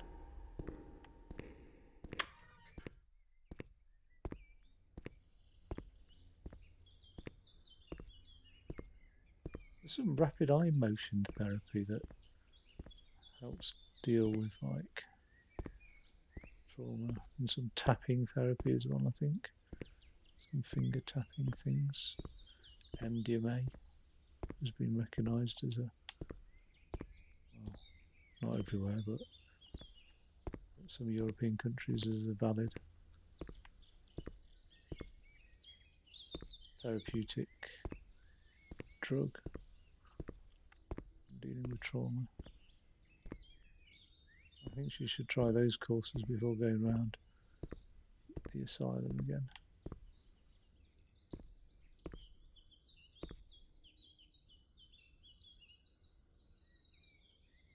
All the plumbing systems were in the kitchen area. Right, well, that boiler's, as far as I'm concerned, that's up and ready to go. Gas-fired boiler, so they haven't turned the gas off, obviously. But the plumbing systems are in the kitchen area.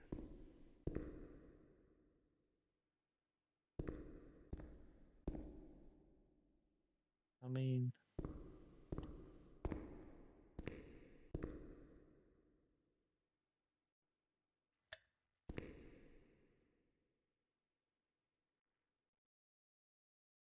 quite good lighting effect then.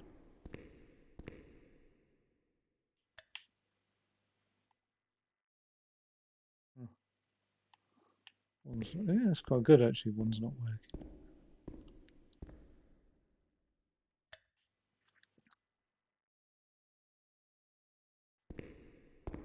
I'm not a fan of LED lights, if I'm honest. And I think there's good scientific credibility to not being a fan of LED lights, actually. And I never really thought about it until I started to have just a little look around what it is about LED lights. The cons of LED lights. And part of it is essentially their flicker rate. Whereas like tungsten filaments, they glow, they heat up and they glow. And that is how radiation occurs. By any hot body emits radiation. And hopefully, if it's sufficient light, it emits most of the radiation in the visible spectrum.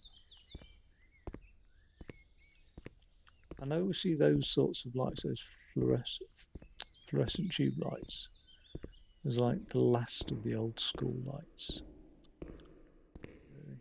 I've got like 2 that are waiting to be put in the trash. And it's a shame because I've got 2 more out of the cupboard to replace them, and then that's it. It'll have to be LEDs. What the fuck?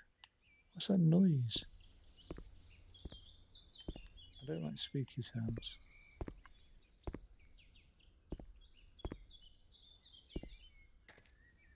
Yeah, I mean, in Britain, we had institutions right up until some legislation changed and we had care in the community, basically. Like huge amounts of mental health legislation changed throughout the 90s and early 2000s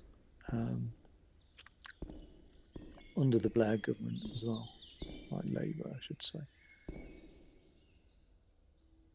What does it say though?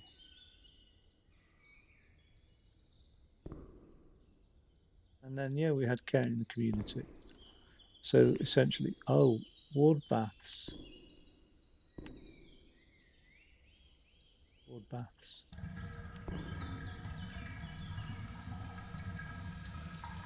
Now everything is ready. We can go to the bathrooms.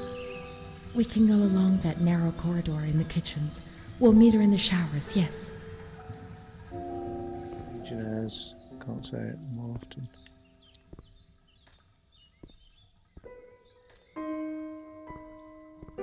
That's why I never let my boiler drop below. I think it's 70. I can't remember what number is, but I've programmed it in. So when it fires up, it won't fire up at like fucking 50 degrees or something like that. Because you never really actually need that hot water, really, do you? But if you never actually fire it above sort of 50 degrees or something, it will risk of Legionnaire, I think. Could have just made that up, but I don't think I did.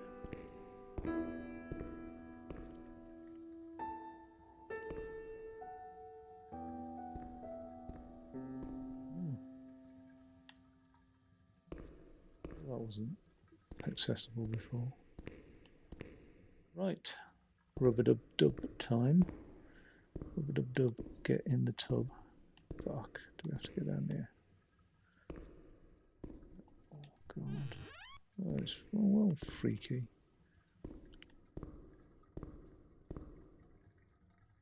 I mean, this is half the problem with these institutions. I mean, actually, I'm a bit. When I read about the history of care in the community, I had to do a course on mental health. I didn't have to, but they were like doing free courses, and I thought, yeah, this would be an interesting one, working with young people. And it was fascinating, and really interesting.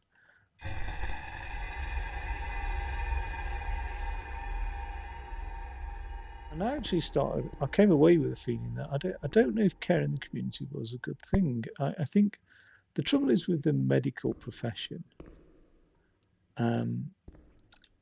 is when resources are stretched, the focus becomes on the practicality of day-to-day living. So people's clinical needs are assessed in terms of like, well, how able are they to do this, or basically go back to work? How able are they to fit back into the capitalist system of manufacture and consumption? Do you know what I mean? That's essentially what medicine is. If they're not able to do it, and I mean, part of medicine evolved from that, where workplaces, the factories of industrialization would employ people whose jobs it were to look after the well-being of the workforce. Sort of early health and safety, if you like. So there's always been that occupational interest in clinical in medicine, really. But that shouldn't be the case when it comes to like mental health. It shouldn't be, oh, they're not worthy of attention because they're able to hold down a job. Do you know what I mean? All that sort of stuff. Because what we know is, say, take something like CPTSD, the event and the onset of symptoms can be 20, 30 years apart. Do you know what I mean? So the idea of holding down a job for 20 years quite happily and then symptoms coming out is not, you know what I mean? It's not an ideal way of framing the severity of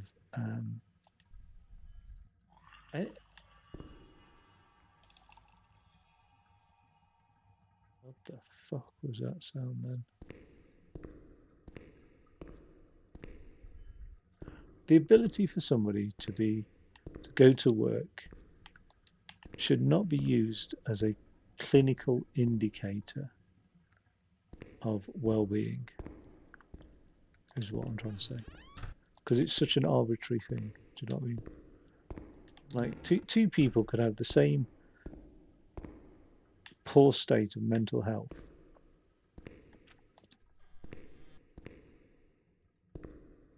But one's job involves, I don't know, smashing glass off a conveyor belt, and the other person's job involves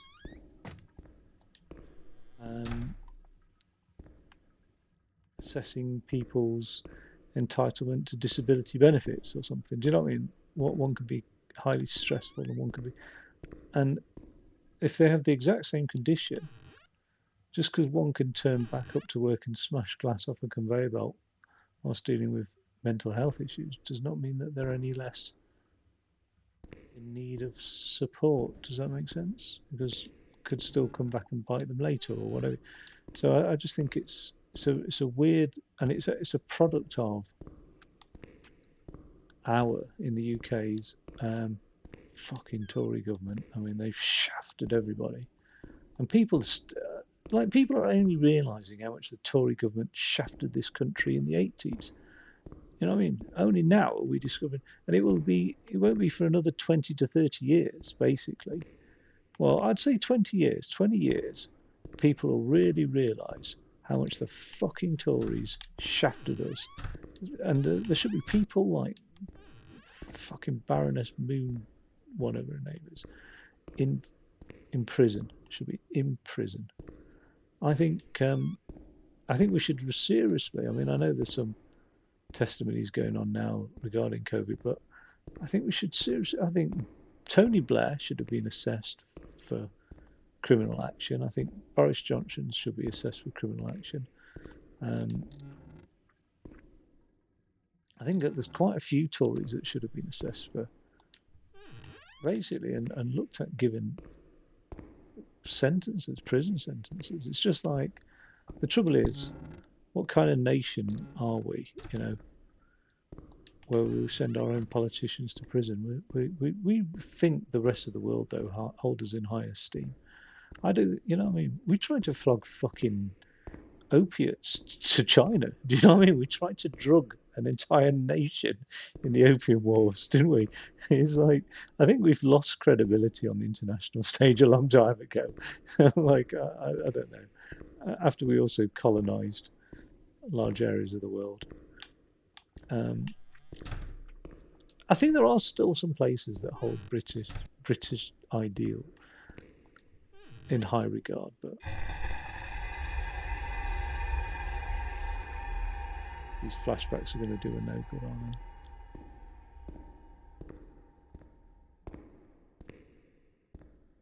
But yeah, so the Tories fucked us, and part of that is a huge reduction in social care expenditure, which has a knock-on effect in healthcare, mental health, just huge amounts of effects, and it increased the burden.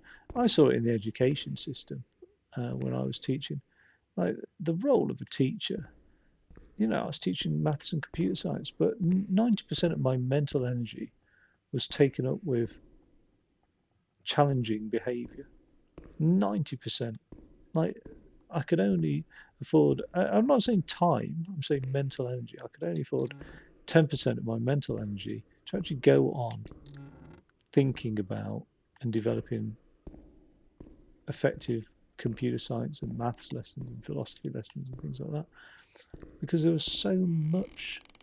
Because you only need, like, say, 1 in 20 children to have challenging behaviour for it to be a huge burden on a teacher. But that's, you see that in our wider social system. You only need sort of like 1 in 100 families to be problem families to create a huge expense and burden on social care system, police force, etc. Because the numbers are like that, aren't they? It really is like an absolute minority that cause the burden. So when the Tories reduce funding on social expenditure, basically, and it was across the board on everything, pretty much. The knock-on effect was that, like, healthcare had to make difficult decisions, and some of those difficult decisions were just the practicality of getting somebody back into work, and that was it.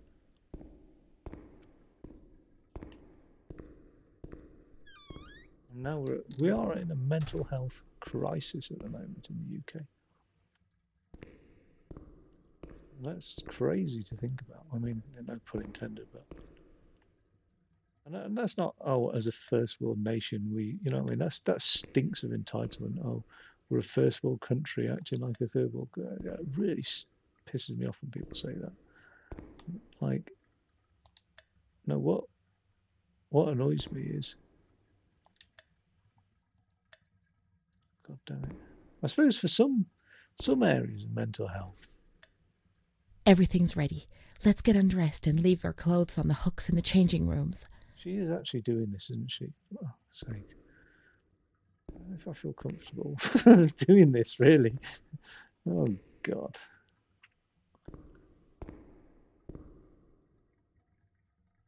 What's she been wearing all this time?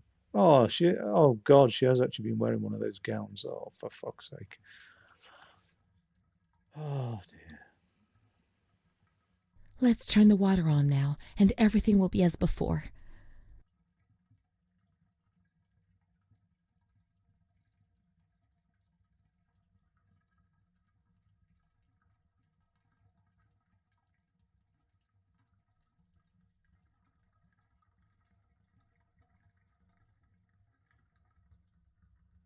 Oh, I'd give the thing a wide berth though. Where's the thing?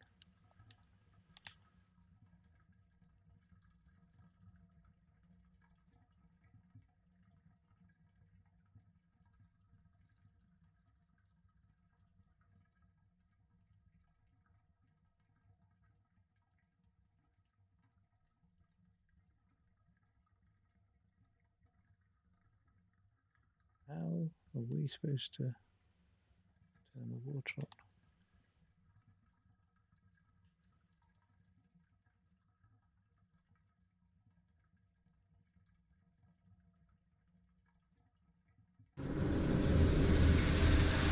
Oh, Jesus fucking Christ. Where the fuck do these people come from? Oh my God. God. It's not even a horror game.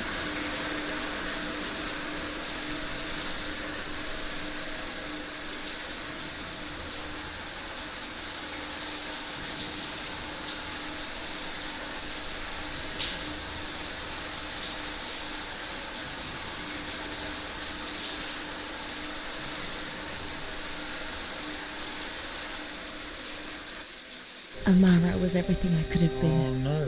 But she no longer existed. I'd have loved to erase everything I did, but instead I always went ahead and did it again. It was my fault, and she disappeared from my life. She was another patient then. Oh God.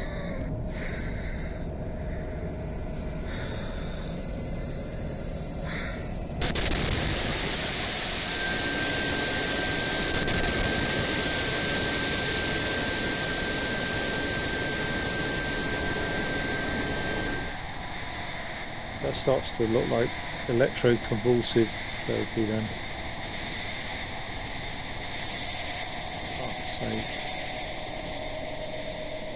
Which actually does have some They signs gave you of... injections there, which made your body and soul tremble violently. A whirlwind of anguish and unbearable pain. I lived in terror of the next time. They had taken me upstairs to that ward where no one wanted to go.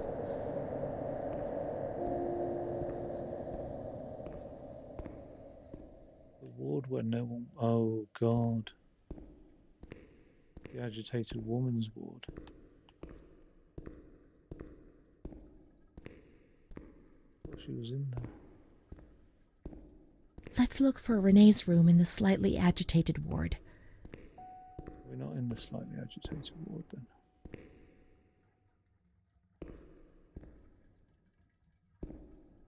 No. Why has this changed?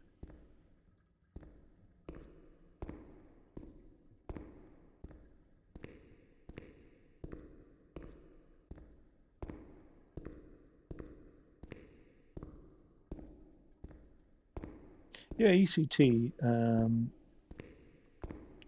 does show positive clinical outcomes in some cases. Which is a bit sickening thought, isn't it? When there was too much chaos, they closed all the windows and the door. They turned off the lights, and it was pitch black. Christ. Some people fell asleep. Some others stopped seeing their demons and became more calm.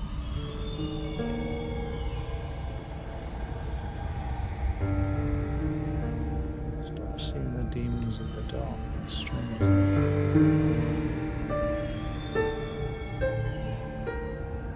So she was raped, found comfort in the arms of another patient, was separated.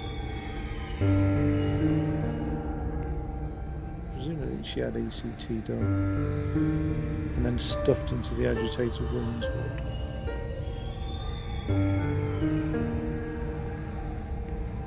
The slightly agitated women's ward.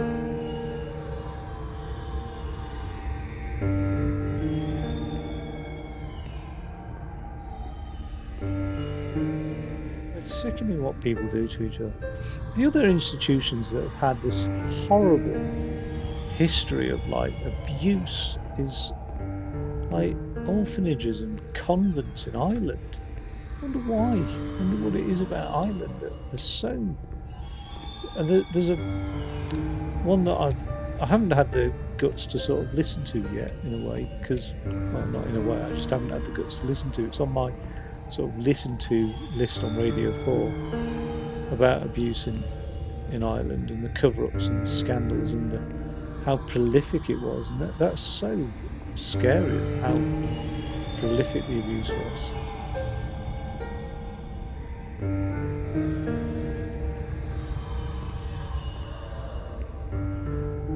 These are all locked. Some of the decisions people made when it came to like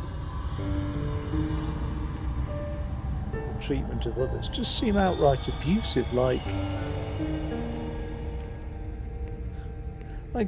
say putting like leeches. Now leeches are actually used in modern medicine, but putting leeches on somebody to drain the blood from because they believed the blood was infected, blah, blah, blah. There was like some form of belief system there. But in other cases of like things happening, it just seems like, no, this is an excuse for a psychopath to fucking mess up people's lives. I don't know, it's just.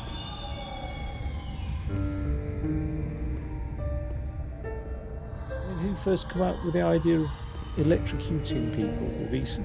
And it's no small voltage, that's the thing. It's not like, here's 12 volts going through your temples or something like that. So, who came up with that? Who first came up with the idea of a lobotomy? But I mean, I suppose the thing is, with something like a lobotomy, somebody might have had brain injury, observations indicated a placid nature, and therefore they concluded that,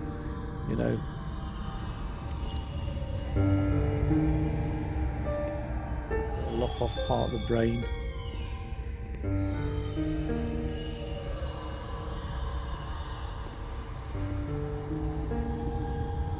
I don't know where Renee's room is. I'll make sure. Am I in the slightly agitated?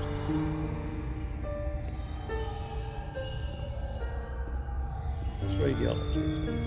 Oh, no. Yeah, that's the lift. That's radiology.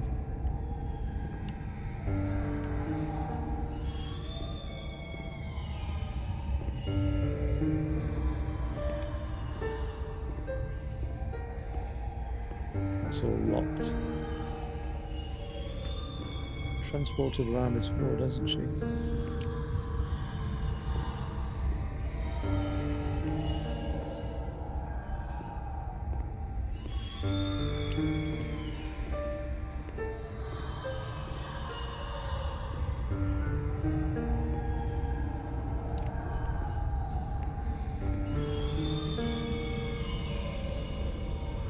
But she had this. She would take her clothes off in public and expose herself, wouldn't she? So, almost like, I don't know if that's histrionic or whatever, but she probably was getting jiggy with it with Amara in the showers in front of people.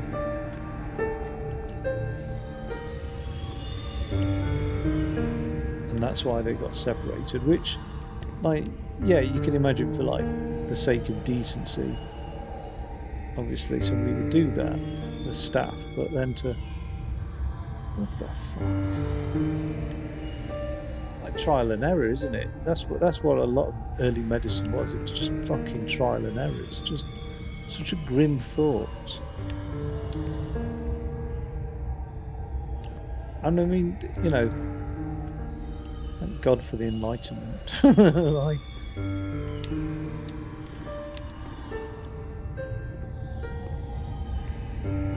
seriously though. Like, thank God for the scientific method, and thank God for evidence-based medicine nowadays. Because that's a huge thing. Evidence-based practice has essentially eradicated so much harm from like evildoers under the umbrella of clinical care. Oh God, it's a bit odd, isn't it?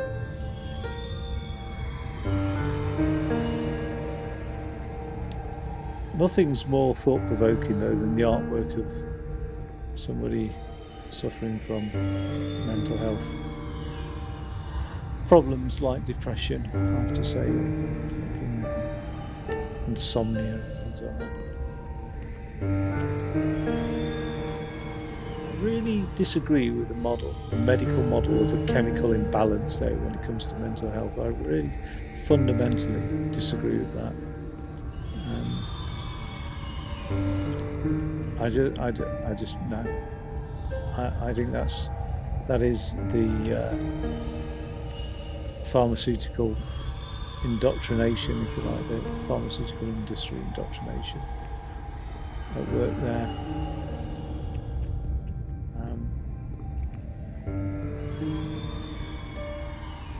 I don't think it's black and white. I don't think mental health is, you know, always caused by an event. I think there is a genetic component to mental health, etc. But I just don't buy into like hormonal imbalances. But I do acknowledge that so much of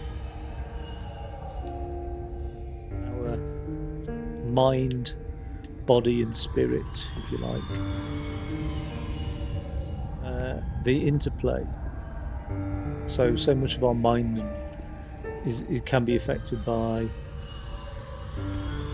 hormones. Like I'm not like, it's not like I don't believe in hormones and the effects of hormones. But I think when it comes to the chicken egg of like the mind body causality and pathology, I think generally a lot of things originate in the mind. Whereas I think medicine would like to. Medicine's, what's the philosophical term? Medicine's more materialism and the belief that like that of the conscious realm is a consequence of that of the physical realm. Because medicine would essentially say that the conscious mind is an emergent property of the physical brain.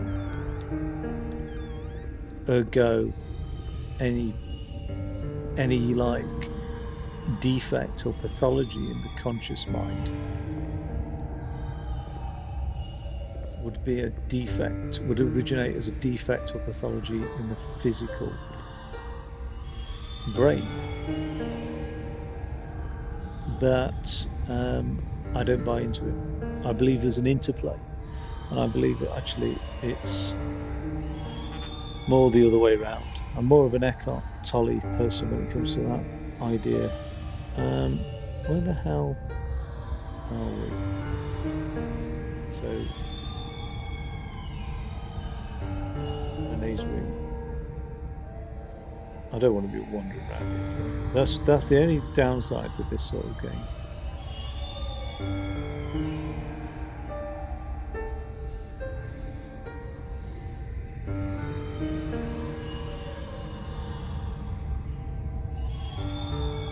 what would be interesting is I'm on chapter 8. Does this give an indication of... I've only got hardly any achievements, actually.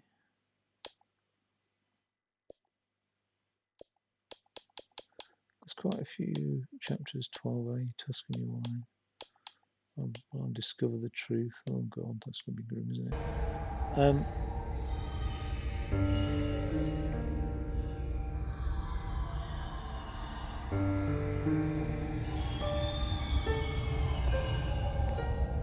So it's a room with an open door, but like, that's all locked. That's locked. That's locked. That's locked. That's schlocked. That's schlocked. This one is hardly open, this one, Penny. Let's have a look around here and see what we can see.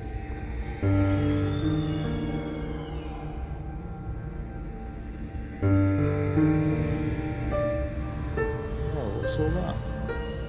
They haven't even done their own fucking laundry. It's disgusting. Blood on the sheets.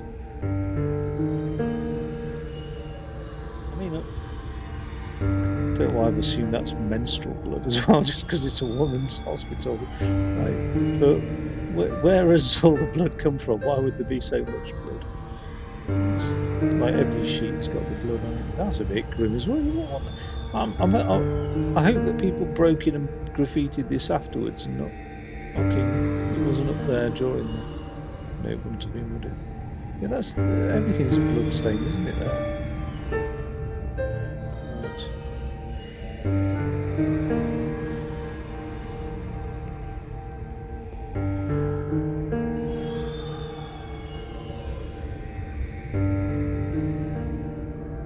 Which one was I? Which number? I, Renee. I, Renee.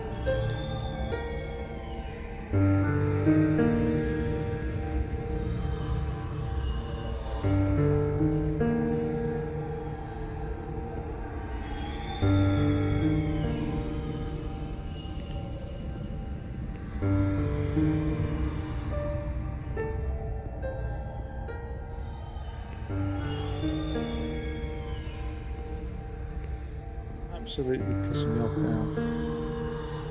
Like, I'm going to have to go for another clue. Right, I'll take clue number 2, please, and forfeit £25 of my prize money.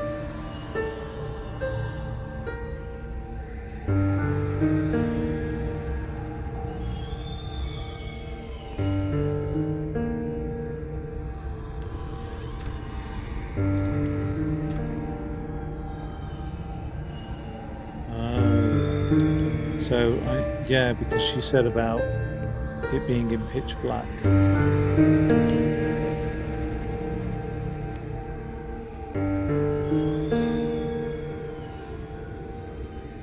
They put a straitjacket on you.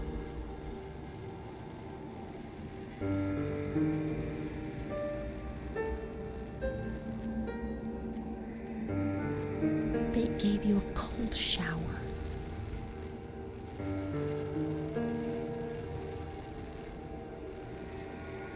They suffocated you with a sheet.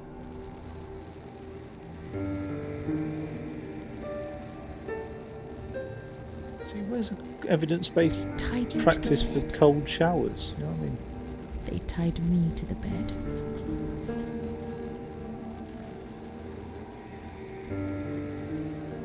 A woman died next to me, choked by her own vomit. She was tied down because she wouldn't stop pleasuring herself. I can still hear her death rattle. I screamed, but nobody came. Everybody screamed in there, all of them.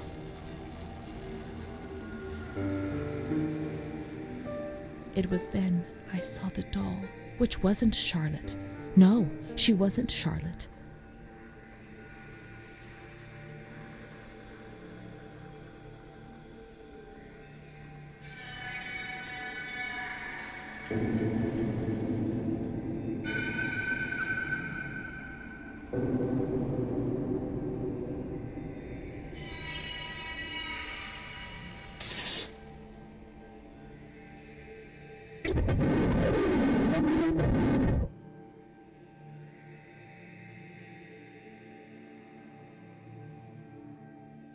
The past came back to hurt me again. In the loneliness of that crowded ward, he brought it with him. I thought I would never see him again. He'd come to remind me who I was. That's what my mother used to do. That's what I had done.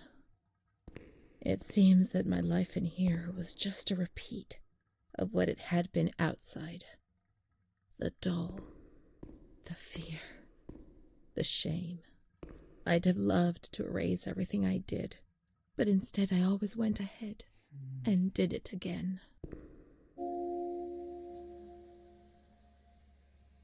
That's the common theme of many victims of abuse, isn't it? Destined to repeat.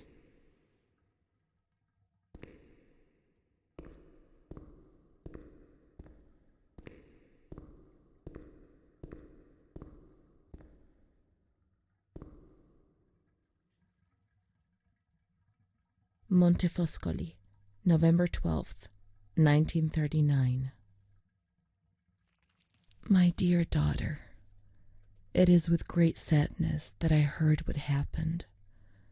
Your transfer and your sufferings are a cause of great worry for me. It will take time, but you'll see, things will improve. They'll treat you and you'll get better again. I pray a lot, every day. Write to me often and tell me if you need anything. I promise I'll do what I can. Try to be strong. Mom. That line there, that they'll treat you and you'll get better again. This is the last letter she wrote to me. Ignorance or naivety, isn't it? Once I was put into this ward, I was overwhelmed by loneliness. After that medical examination, I received no more letters from Mom. Why is that man here? Why doesn't she come to see me? Did I make a mistake? It didn't seem like she wanted to abandon me. What did I do wrong? I'd like to be able to reply to her again now, to change things.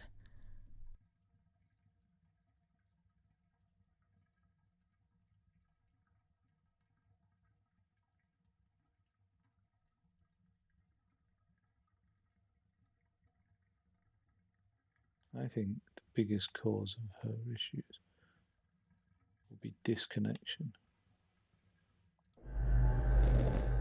Disconnect. I mean, I say biggest cause of her issues. I mean, we know what the biggest cause of her issues were in childhood rape, but currently how she's coping will be disconnection. Even my friend helped me do something. The fear which I can't understand. I'm completely confused. Quite significant. You were right. I know I was wrong. I realise now. I'm so ashamed. If only I. You were right about what? I can't keep on living like this without any reason. I can't even cry anymore. That numbness. God, that's tragic, isn't it? But now I'll behave for sure. Now things will be fine. I'll work hard. I'll be very good. I don't know what's happening to me. Sometimes I don't even know where I am. I wonder if the mother sort of turned a blind eye to the abuse. They hate me. He hates me. He wants to kill me, but nobody understands. Nobody believes me. I mean, just because you're paranoid doesn't mean they're out to get you. And doesn't mean they're not out to get you.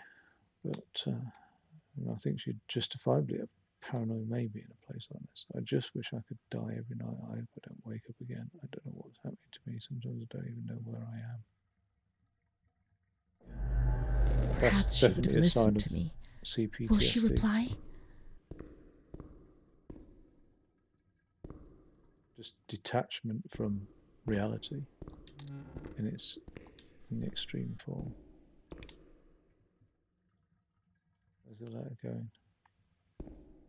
The letters were sent to the archive. It was their job to post them.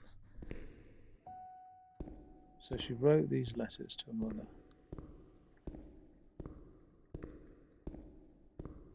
The archive. Where would the archive be? There's no like administrative section. It will be on the ward, is it?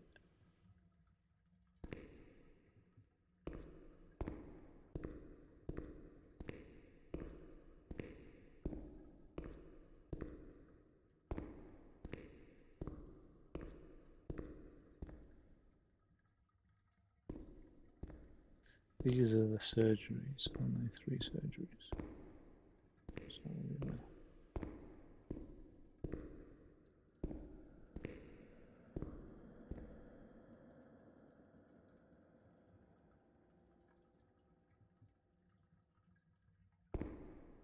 Radiology, gynecology.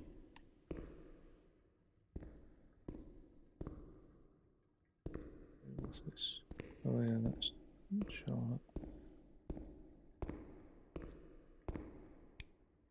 This.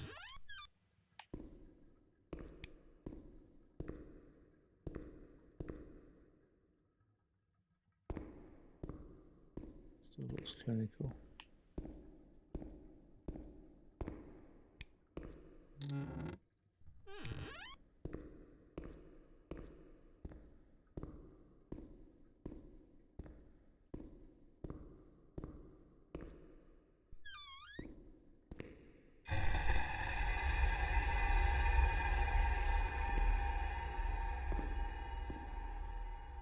Oh, this is like where she was when she was younger.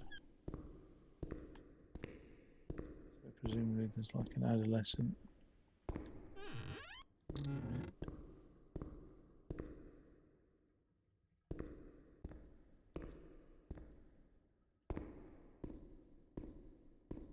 It's a bit disturbing, this place. Well, I was going to kick it actually. What time am I on? 2.5 hours. Yeah, I think I'm about halfway through actually, so I was going to call this part 1 of 2. Get rid of these letters first of all.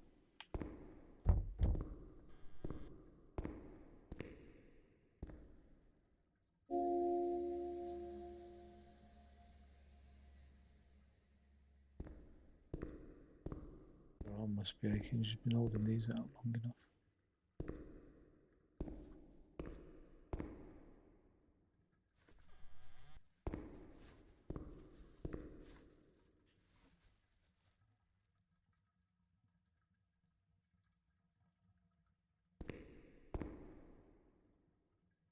Is this archives or is this something else?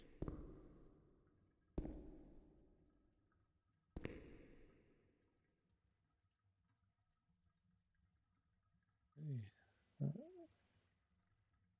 open up.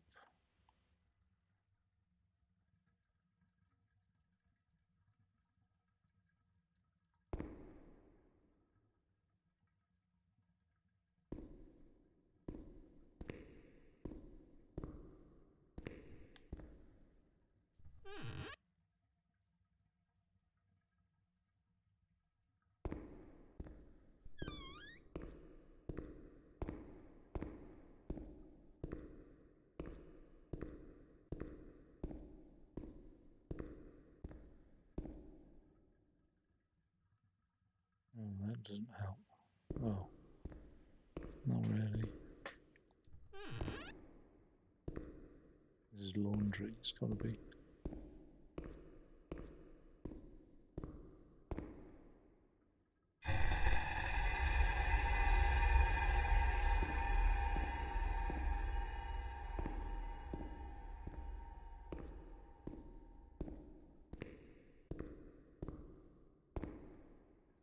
It's weird when like hard work became the sort of ideal of the industrialized civilization and replaced God. We replaced God with work essentially. Um, it was believed that like hard work would be a cure for ailment. I think still there's some people have that mentality that like working hard is a good is a good thing to have.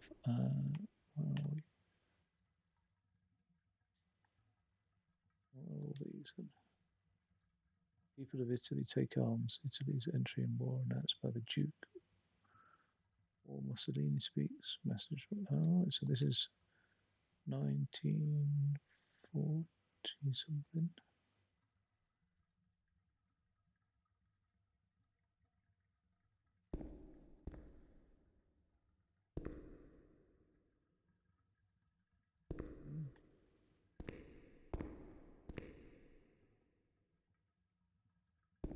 the work ethic. The workhouse became the new church.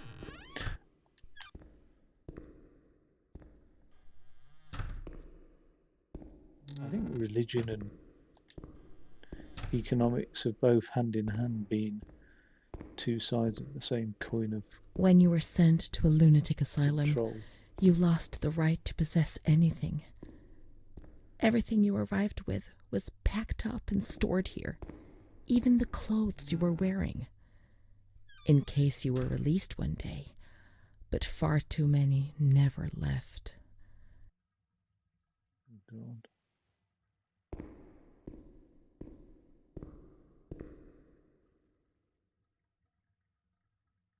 Oh, right, this is archived. Yeah, okay. All right, that makes sense now.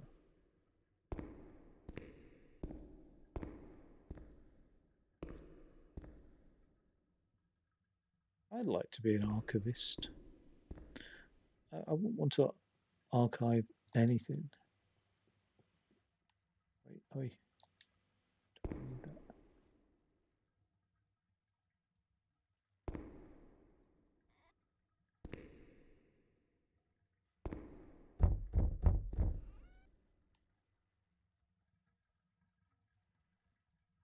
I can't see into those anyway. There must be a file with my name in the filing cabinet somewhere.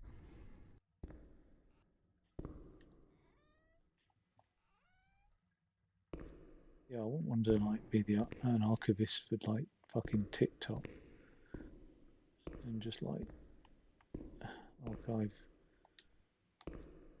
tons of. No, I'm not even going to say it. But the shit on there. I'd like to be a video. I'd like to be a video games archivist, or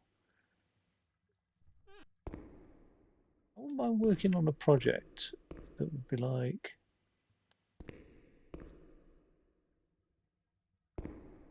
just in case the shit hits the fan and humanity doesn't make it.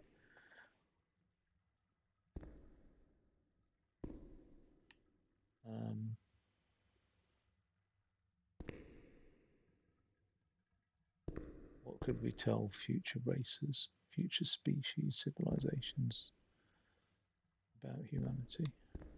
What would be interesting?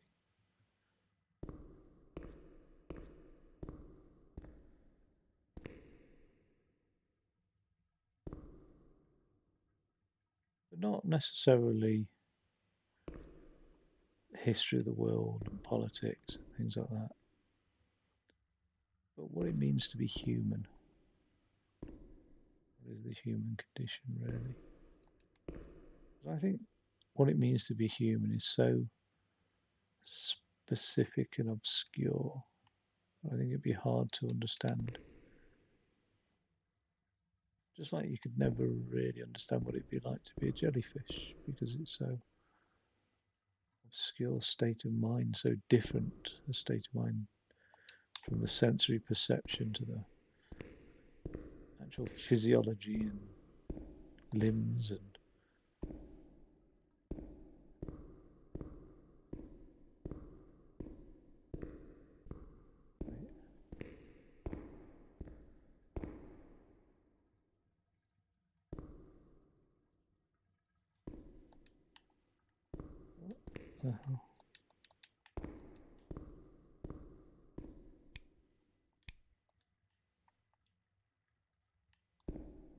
just really trying to kill that ladder.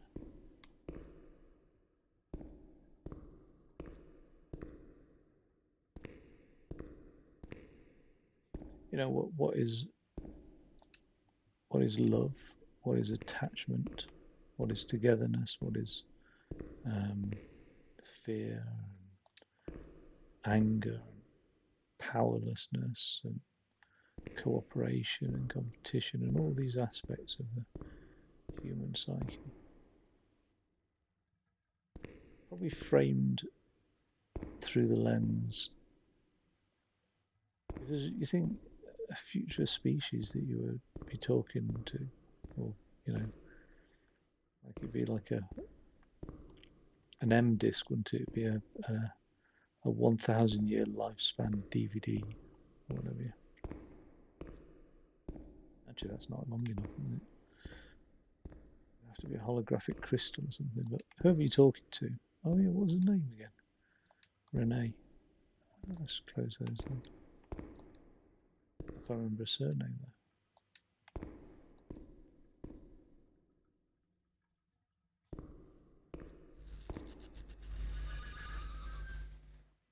What the fuck was that? I don't like those sounds.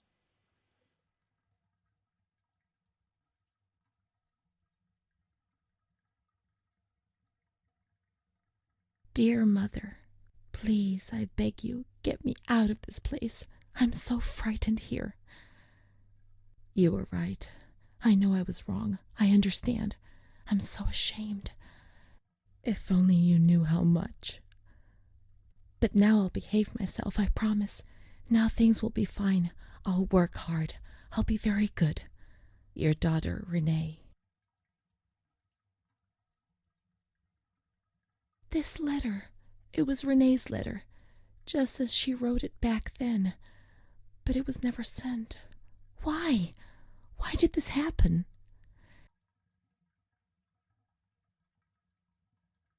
I received your letter, Mom. You tell me to be patient and strong, while I only feel fear and pain. And you don't write to me anymore. If only these words could be my soul, I'd tell you what was happening to me. The kids want to kill me. They all look the other way and tell me what to do. I don't understand. She helps me, but what have they done to her? Can you tell me? Will you help me? Renee.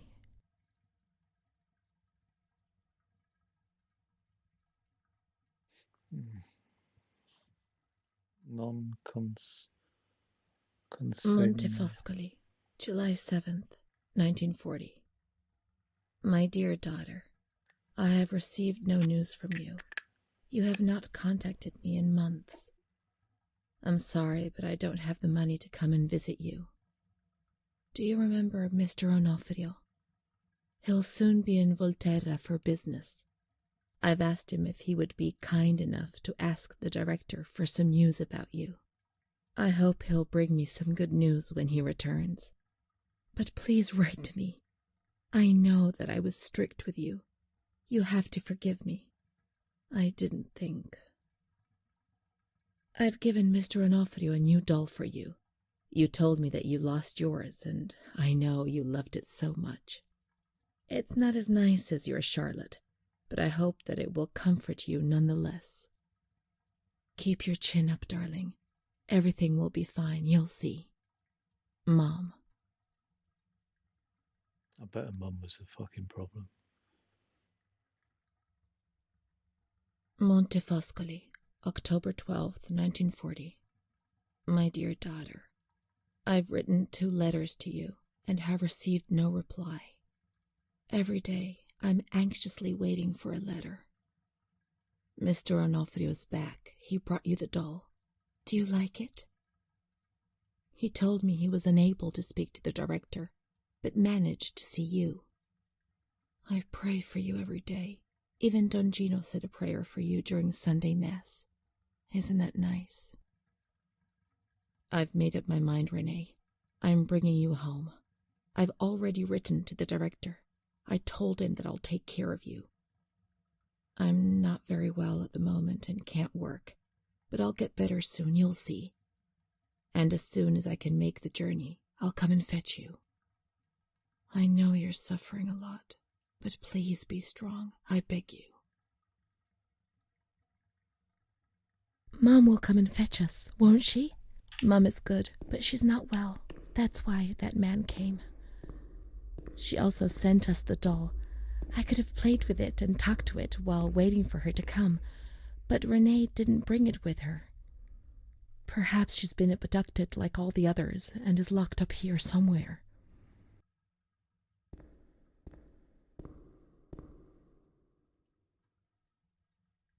Let's look for the second doll. It'll be among the bundles of the patient's belongings.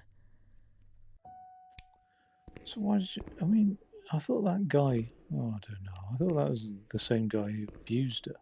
So why would a mum send that guy? That's what I'm thinking.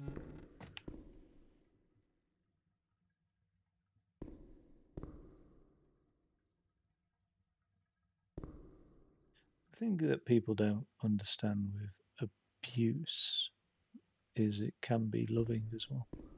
Like, I know that's strange, but abuse can occur within a loving relationship, which is the worst kind in a way. I mean, I know it sounds strange, but abuse outside of a loving relationship is something that most people will walk away from. But abuse within a loving relationship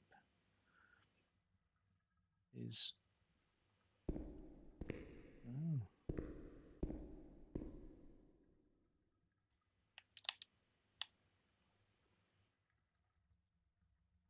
grab that one then. Is what pulls Now the we wool can over open the people's bundle eyes. on that table in front of the window.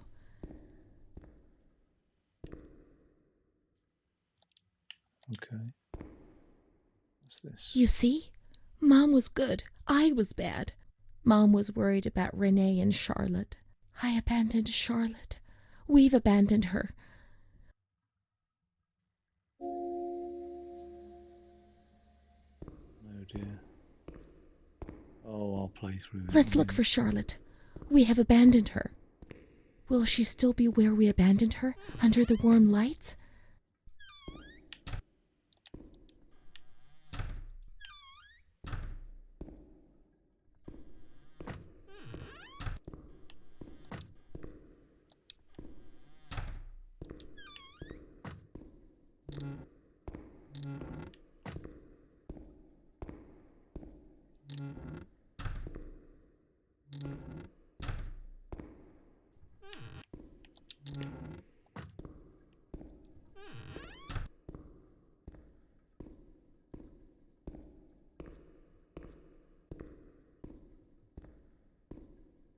Still there.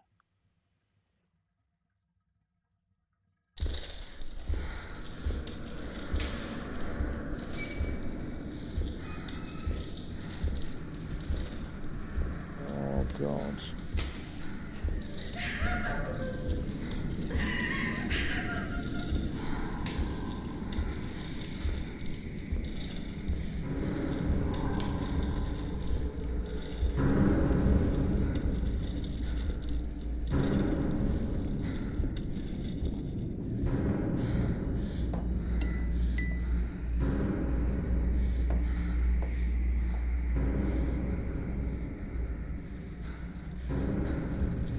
I didn't do anything. I just obeyed orders. I only obeyed orders. Charlotte's gone away. Mom will come and get us. She loves us, even though we're bad. orders. Leave us alone. I didn't do anything. I only obeyed orders. Mom will come and get us now. I didn't do anything. I only obeyed orders. Even though we're bad. Mom won't leave us alone. I didn't do anything. Charlotte gone away. I only obeyed orders. Mom will come and get us now. She loves us, even though we're bad. I didn't do anything. I only obeyed orders.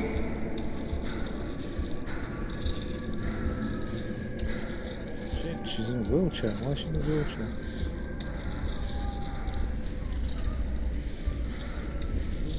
Why the hell? Unless she's like restrained, I can't understand why she'd be in a wheelchair.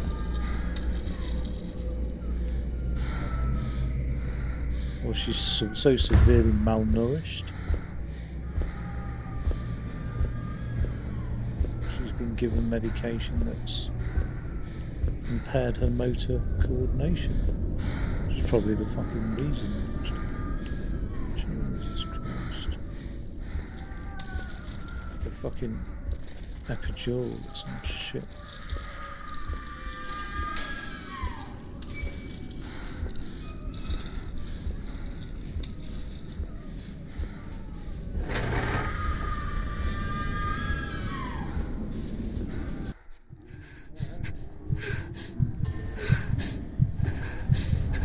What does she need? Is this an abortion or something? What is it?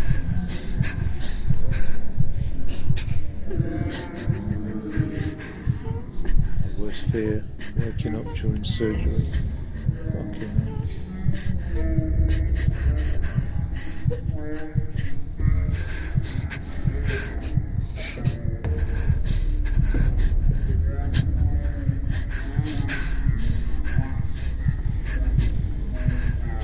Oh no. Bite down on that. What's going to happen now? Oh, it's ECT. Oh, God.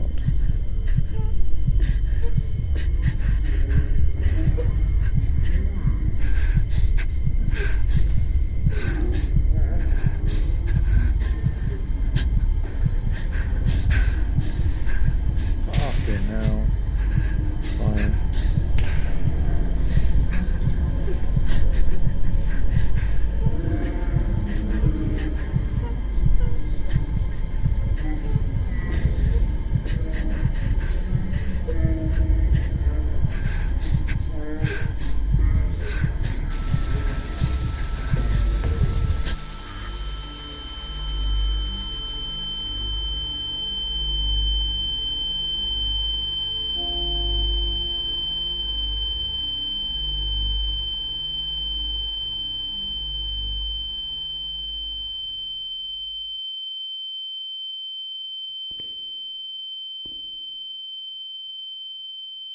Tinnitus.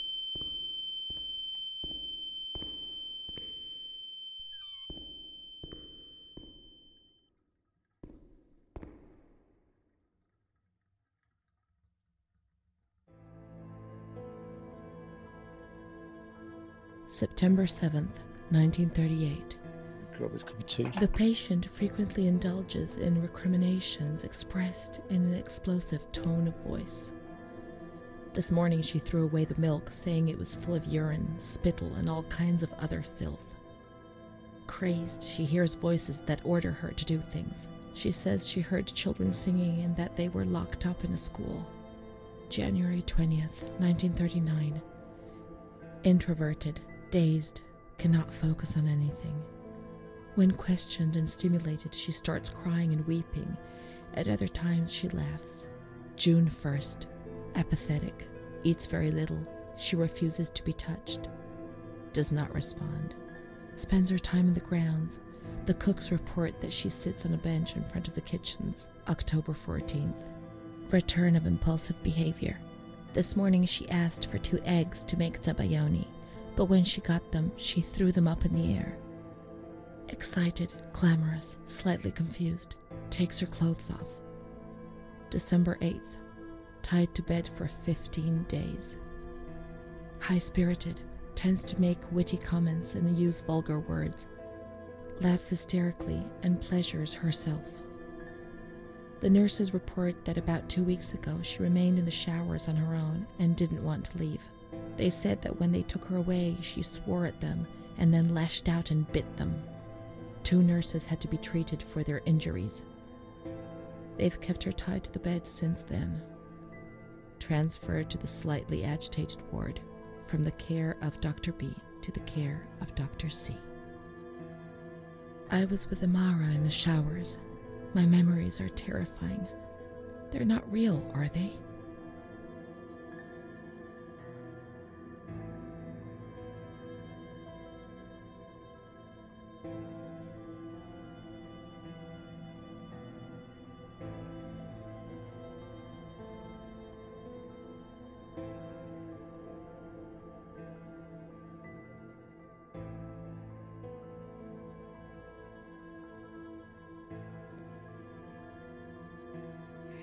Right, let's have a look at this one. My tea brews.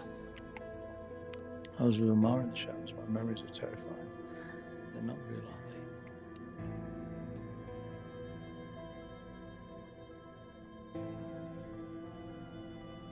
they? Yeah, this is the point I'm making. Memory is what you are, whether it's real or not.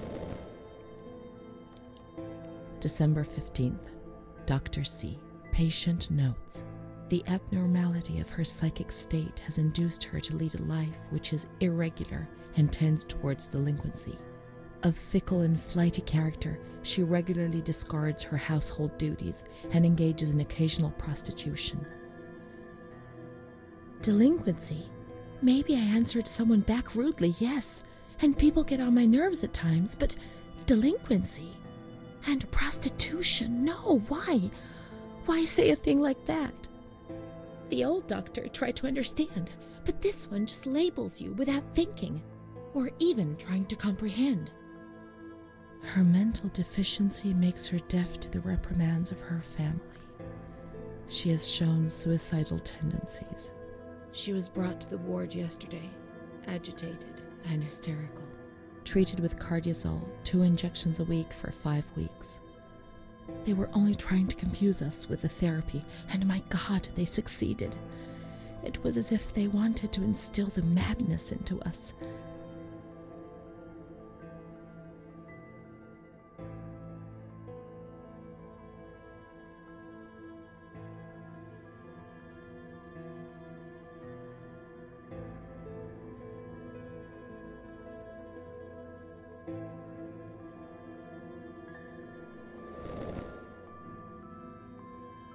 June 2nd. After a long period of calm and improvement, the patient is very agitated today and vehemently refuses to submit to a gynecological examination. She swears and curses those helping her, flailing her arms and hitting them.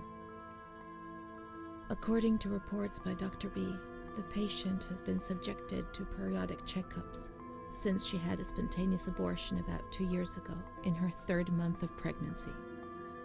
Conception occurred after she had sexual intercourse with a stranger who sneaked into the hospital grounds. Details are contained in the charges filed at police headquarters in Volterra, a copy of which is attached to these clinical notes. ES therapy. That's how the reality is concealed. It has all been planned very carefully.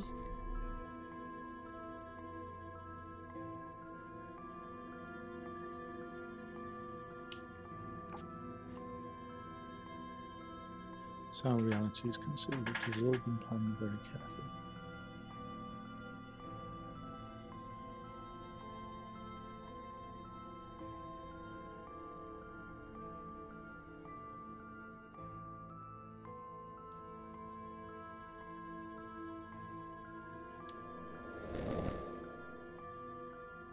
June 13th. The nurses report that she descended into a state of great mental confusion after receiving her mother's letter. She threw her soup over another inmate because she was very anxious, and then punched a nurse. Impulsive, flails about her. She rails against the doctor in vulgar terms while he is examining her, lashes out and spits. Block all correspondence to give the patient no further reason to become agitated. August 20th, tied to bed. The nurses report that the patient is extremely agitated after the visit of a relative or family friend. 2 days later, she is still shouting all the time that he commands her, that she must obey and harm herself, and that she is not Charlotte. All visits forbidden, constrained to bed, and intensification of ES therapy until we achieve results. No contact with the outside. That way nobody knew what was happening within these walls.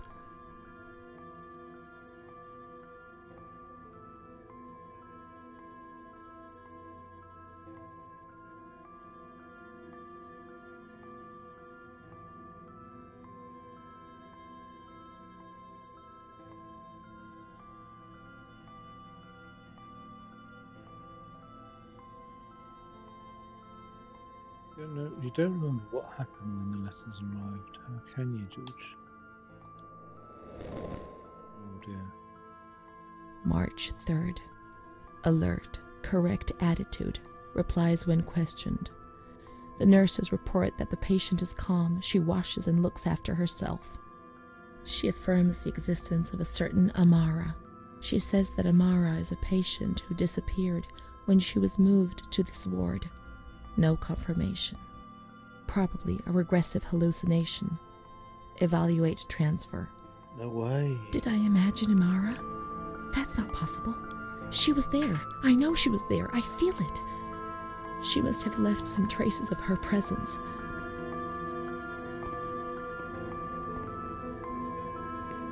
Let's get the truth. In the archive. We can look for her things in the storeroom containing the bundles of the patient's belongings on the upper floor.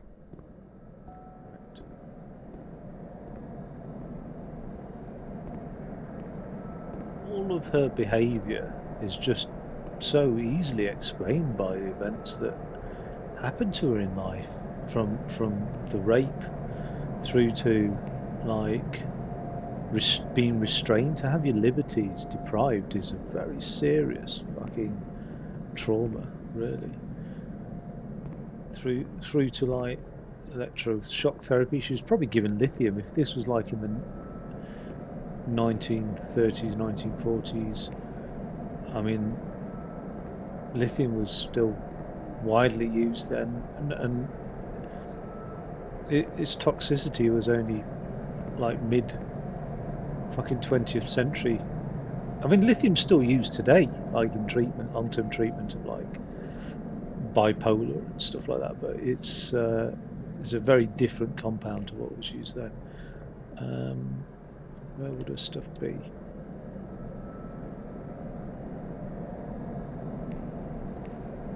These are Amara's things, I'm certain.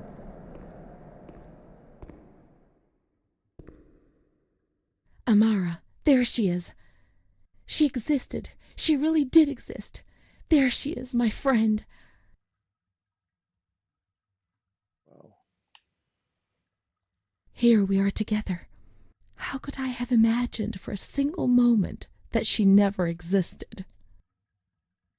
Wait. Amara may have existed as a person, but did she exist in the way you remember her?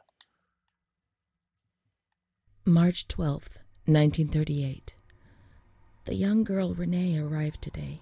Poor thing, she was terrorized. You see, she remembers the first time we met. I talked to her mother, the dear lady, and she expressed her fears to me, and I promised I'd keep an eye on her daughter. The lady told me her daughter's doll had been taken away, and this worried her. Because when she becomes depressed, as she is now, Renee barricades herself in her room and can't communicate. The doll becomes her voice, eyes, and ears. Right. Dr. B said I'll soon get out of children. here. I'm sorry. I'm so sad to leave Renee. I won't be able to protect her anymore. My poor friend. She was hoping to be able to get out of here, but nobody ever leaves this place. That poor girl is really ill. I am the only one she ever speaks to. I told her I was leaving, and she stared at me, saying that I would never leave. It was quite unnerving, and then she started to cry. I felt like crying too. She didn't say anything else. What worries me is that I'm sure that terrible man is watching her. He was the one who brought her here, and of all the good people, why did it have to be him? She knew. I told her everything. She knew about that man. That's why they wanted to make her disappear from my life. But I instructed a nurse friend of mine to keep an eye on her, and I'm sure she will. This is a because she's a good woman. Psychotic episode. Her friend the nurse. I vaguely remember. She worked on this ward. So, Let's look for signs of the nurse in the nurse's room on the upper floor. let's do that. So yeah, the girl existed, just not in the way that Renee imagined her to have existed. And She worked mostly in the Marigliano pavilion. Let's get out of here and find that pavilion. Renee was alone here. Charlotte had abandoned her. And without Charlotte, Renee couldn't communicate with the outside world. Mother knew that.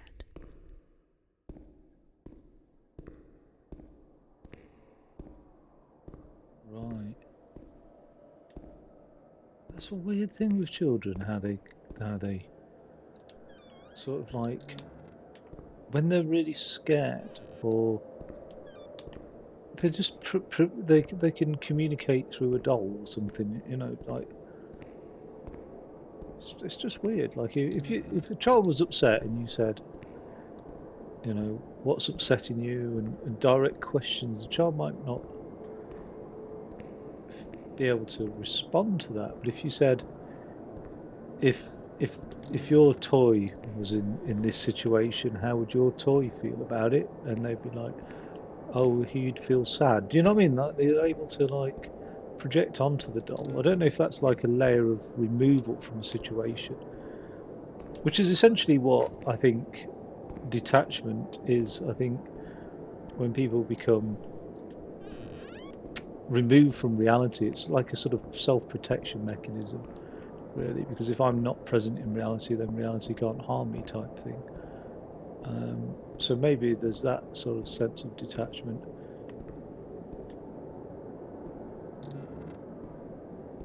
Where's the pavilion then?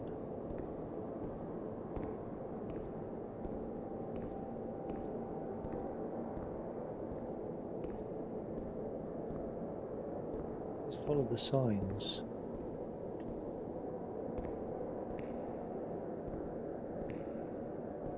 Oh, you know what? I wonder if the pavilion's outside. I wonder if it's a separate building. I know that sounds... I would have thought a pavilion would be a separate building. See about that. Yeah, I don't know if that was open or not.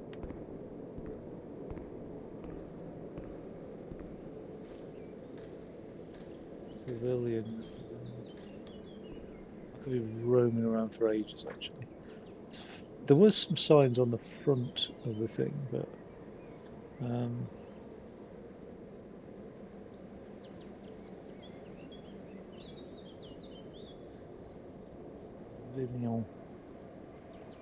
Papillon, which is the French for butterfly.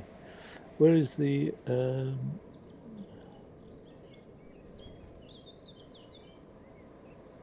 right, go out the front door, take a left. Done. It's a lovely name, isn't it? Papillon. The French have such beautiful names for them. She's got this thing in her hand. I don't know what it is.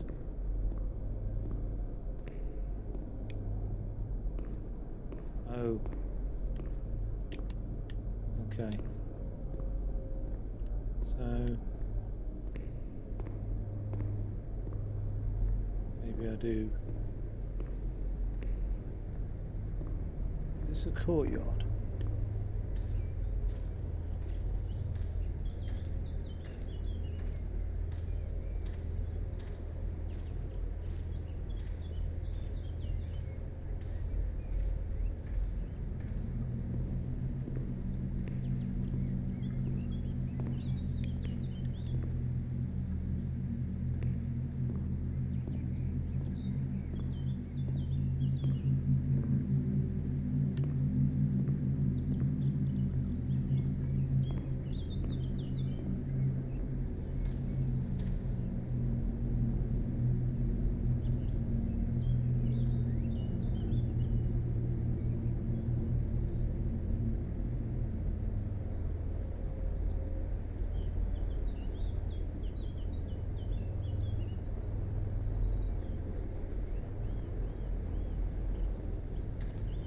Go out through the courtyard.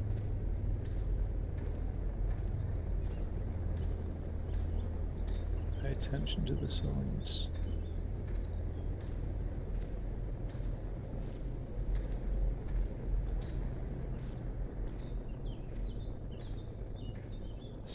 There's one of the most fantastic films, and I don't know if I've got it on Blu-ray. I'm just looking over it. Blu-ray collection. I know I've got a DiCaprio movie that's good, but I can't remember if it's the one I'm about to say, Shutter Island. Oh, it's superb, and it's a similar. You know, I highly recommend that film, but I can't then say what it's about. But it's a similar sense of somebody retracing their footsteps because of uncertain memories. And this must be such an unusual, not knowing reality.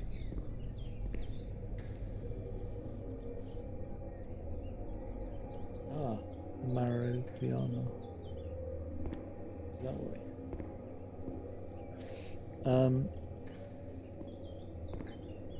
What she said. Marigliano was a different pavilion nearby.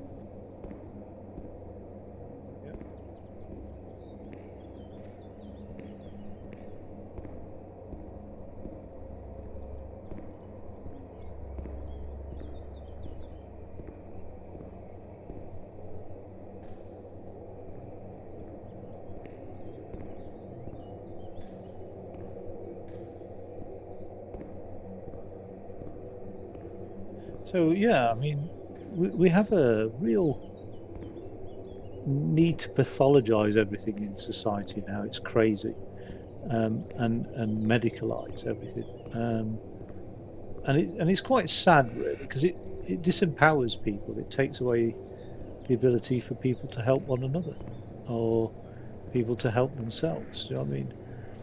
And certainly, like, her case history is just like, that's enough to justify and understand her behaviour right now without having to think, oh, this is, you know, the traditional view of like a chemical imbalance and mental, you know what I mean? No, she's going through, well, when she was in there, she was being traumatized and abused. And that's the last thing that she needed after traumatic abuse. So it's like, it's fucked up. And I mean, people were put into institutions because they had children out of wedlock, and then one thing led to another, and they just became institutionalized. And so that's a shame that graphically that glitches in like that. It just, oh, this one here probably do the same thing. Yeah, just glitch in there. That draw distance is very short. What the hell is all these sounds?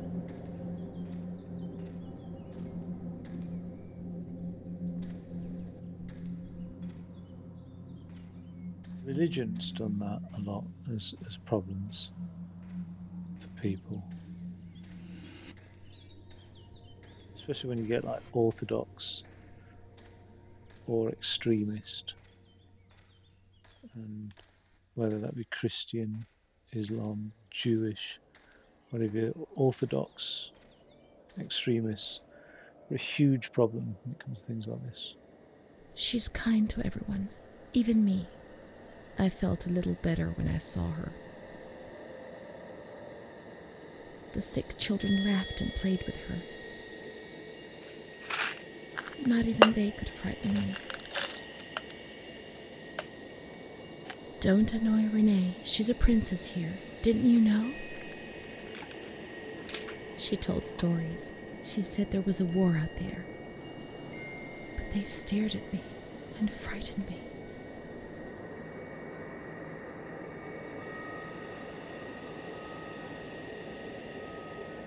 They are a They bit would come freaky to look for me looking. in the evening, and then no one would have protected me. Not even you, Charlotte. Am I right?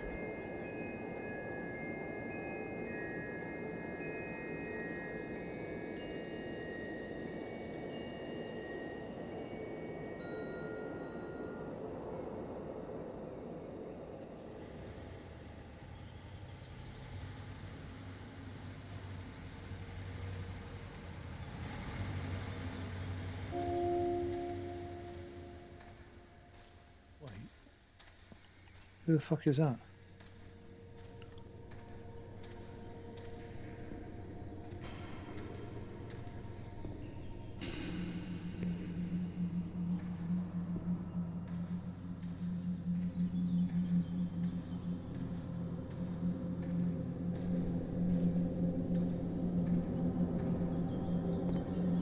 It's weird.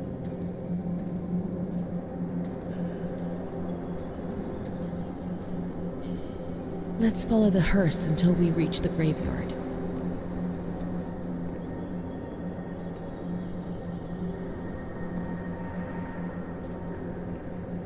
Large grounds, this place.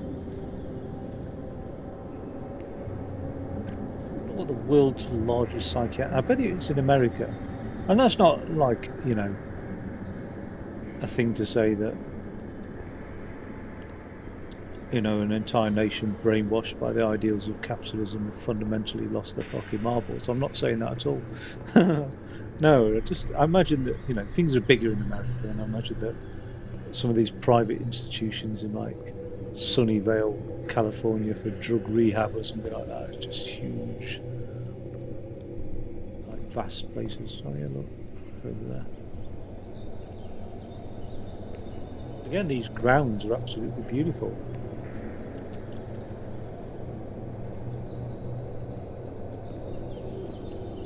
Just that it's a shame that it's a place of abuse and horror. Did anything good come out of this place?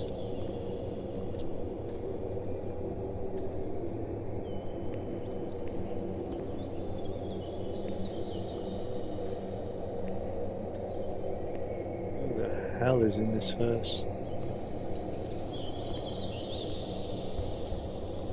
What I'd like to know.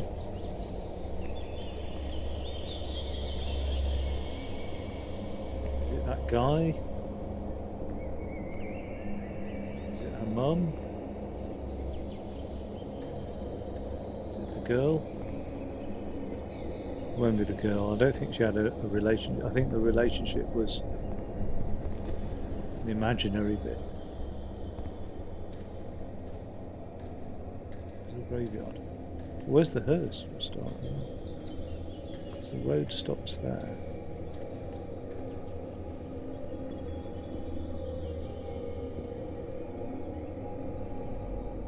Well, that is the way to the cemetery, but where's the hearse gone? It hasn't driven down here, has it? Oh God, we're going to find a gravestone, aren't we?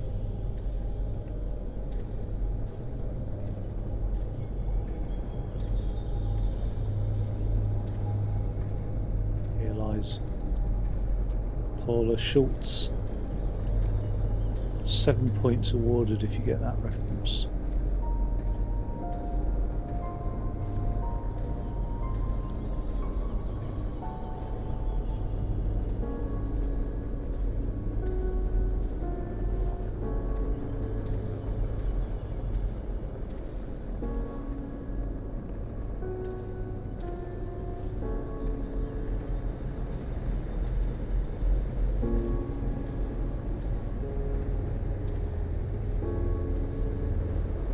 Sunrise. Una inaugurazione obligia di tenere ai canial Quinzaglio.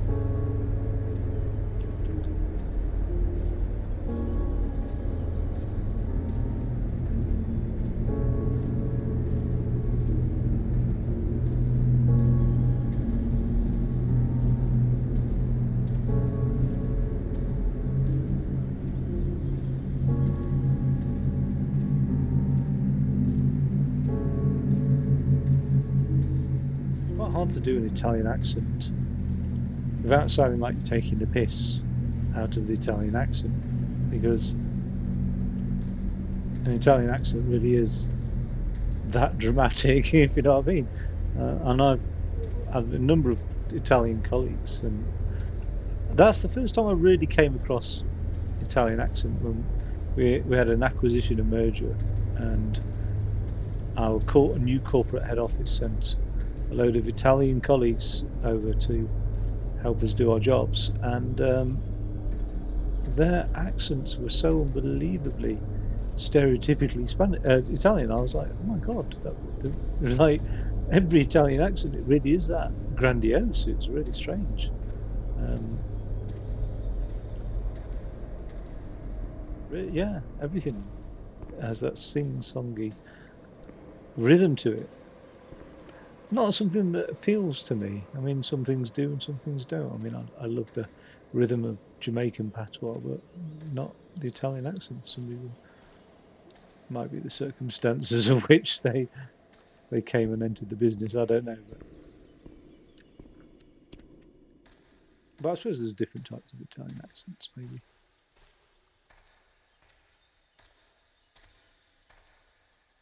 What? Go through here or not?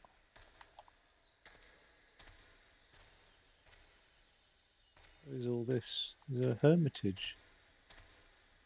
Oh, I'd love to live in a hermitage. I do live in a hermitage, really, but like a proper hermitage. Is that a vineyard then? This is for drying or what?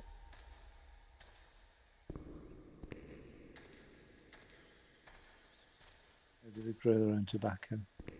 I'd love to grow my own tobacco.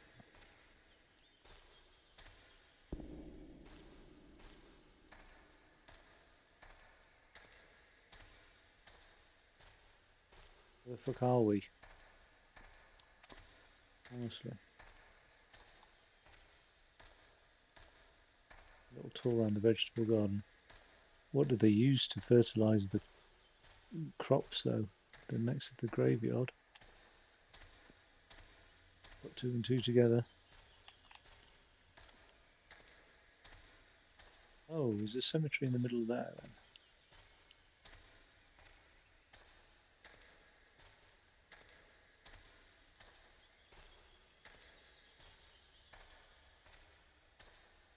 Bright red. Beetroot.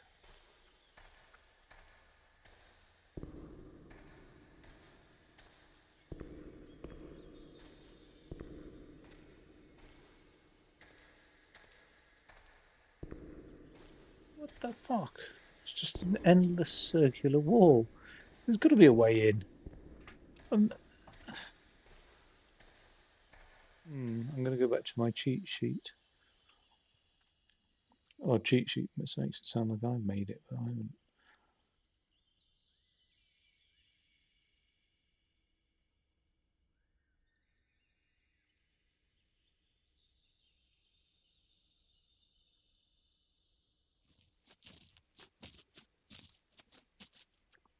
Loads of people get stuck.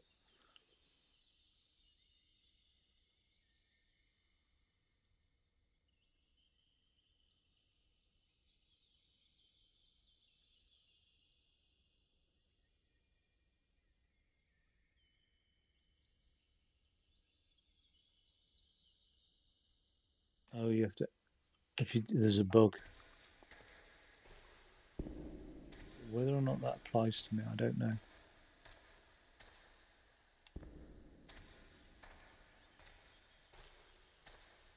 Magical thinking doesn't apply to me.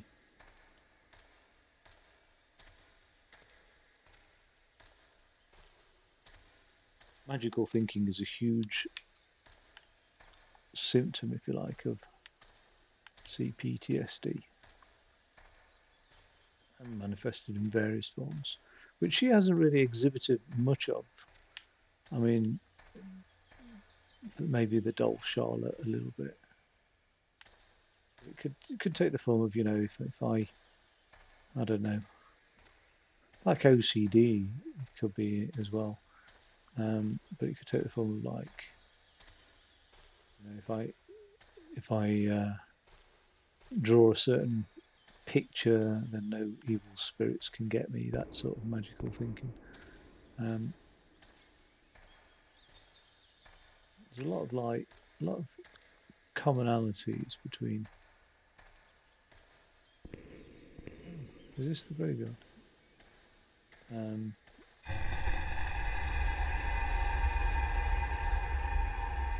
is this then? Or is that just a pond? You wouldn't have the graveyard upstream from everything, would you? Oh, maybe.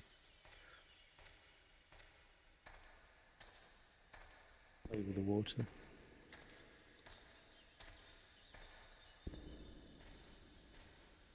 Glitching out now.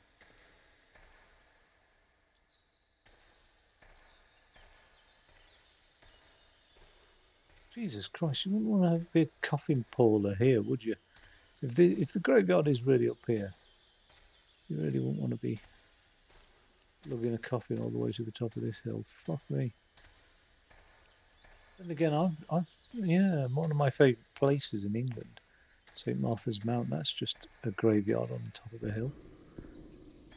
I mean, there's a church and a chapel and everything, or a church chapel, but it is essentially a graveyard on top of the hill. Wait, what the fuck? How have I ended up here? Where is this? Oh no. Right. Campo Santo.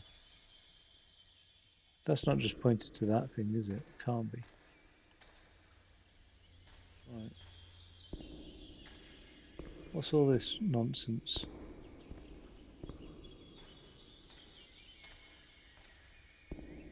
Let's directly follow that sign. Campo Santo. Campo Santo. Campo Santo. Down, down, down. Campo Santo.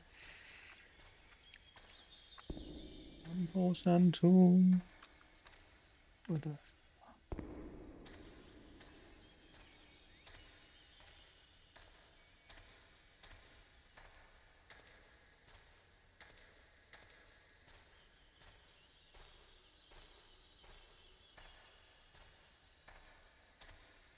quite a worn path, this, considering where it is, like nowhere. It's a hell of a worn path. What are people doing up and down here?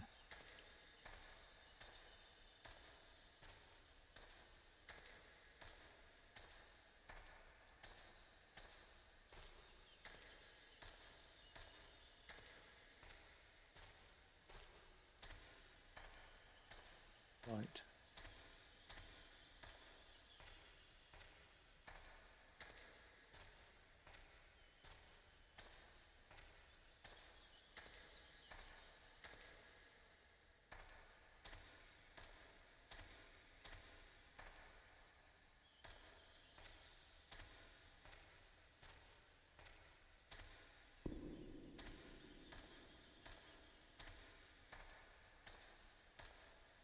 Looking for tombstones. Still. Tombstone.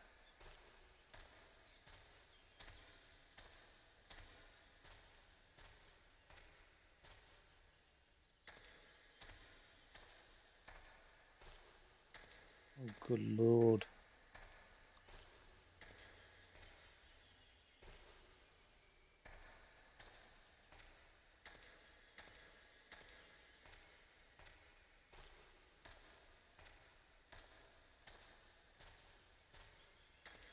I feel so disadvantaged when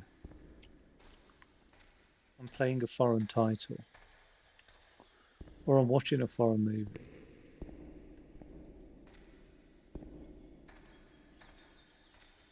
The taste of Tuscany wine.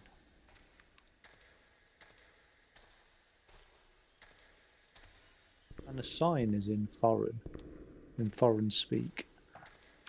And there's no translation. And I think that's how a lot of people must feel when they're subjected to like English movies. You know what I mean? Movies in English, Hollywood, American movies and stuff. I must think, God damn, could have translated that for me. And then it must be weird, like many European countries having to listen to dubbed movies as well. That must be well strange. Because dubbed movies pretty much always sound shit.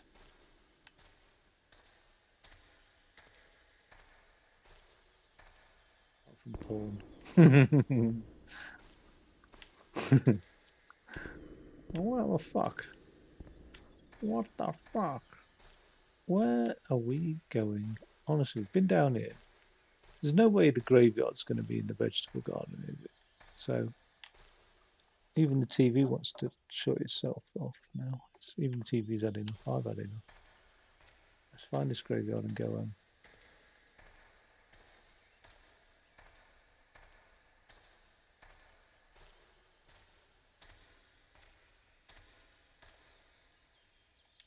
Come on, lift that up. Jump over it, can't you? Look. It's only a little push.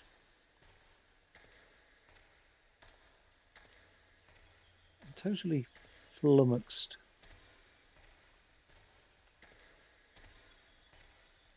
Right, come down that way. But I'm sure this is the way I went up last time as well.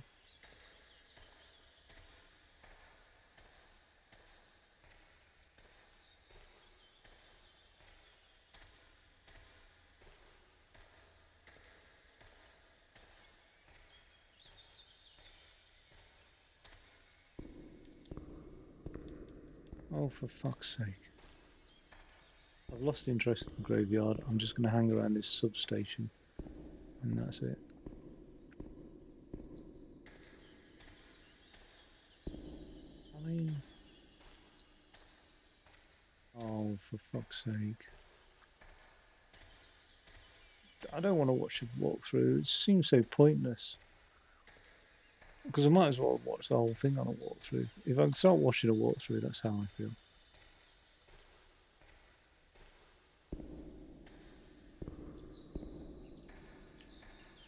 Just getting more and more stuck in the bushes. I don't understand it. This is a separate path to the one I took down, so... How's it?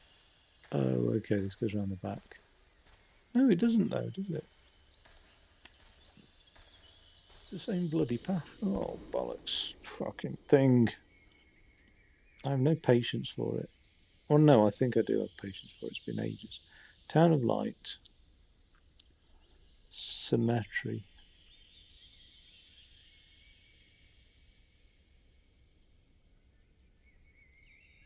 Okay. Um...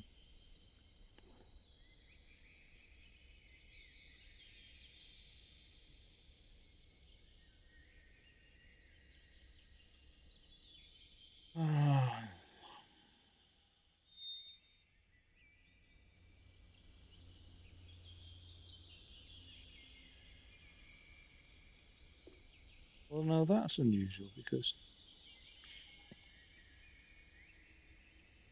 How does she get to that gate?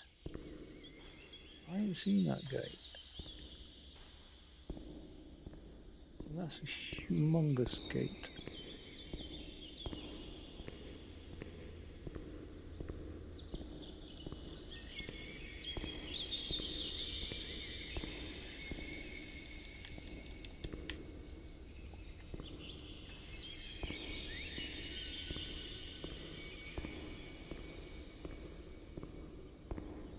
Where the hell did that hearse go? It came down here.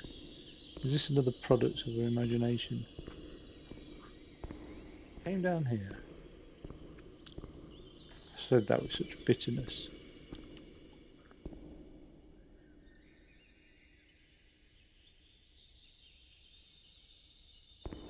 That's all blocked off. God damn it.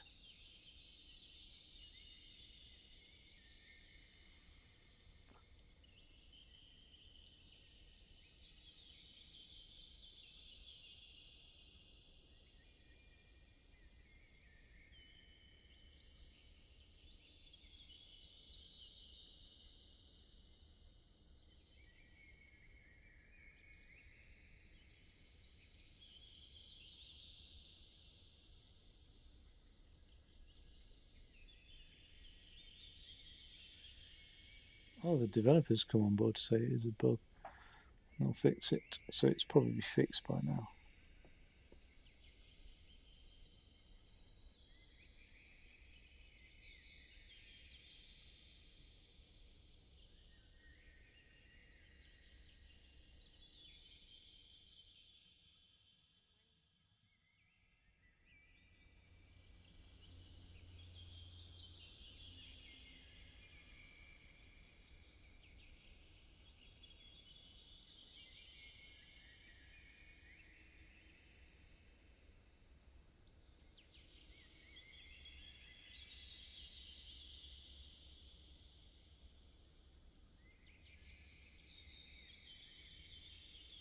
She says she's been walking around for half an hour.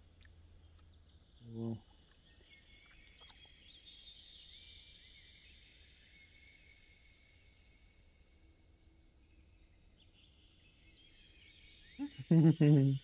has the same difficulty as I did. Exactly the same. Yep. She's just fast forwarding it. Is this the cemetery finally?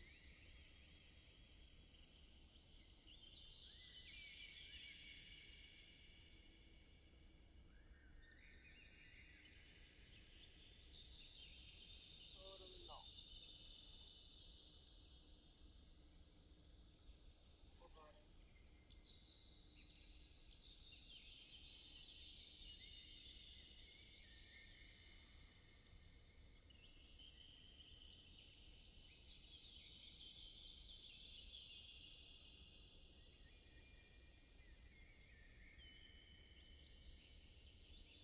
Same exact same boat I'm in. Oh my god, is this it finally? Wait, how did she do that? So she went down to the vegetable garden. Fair enough.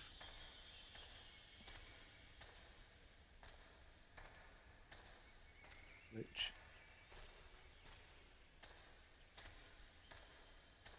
what she did was instead of going, she took a sneaky right down here. Okay.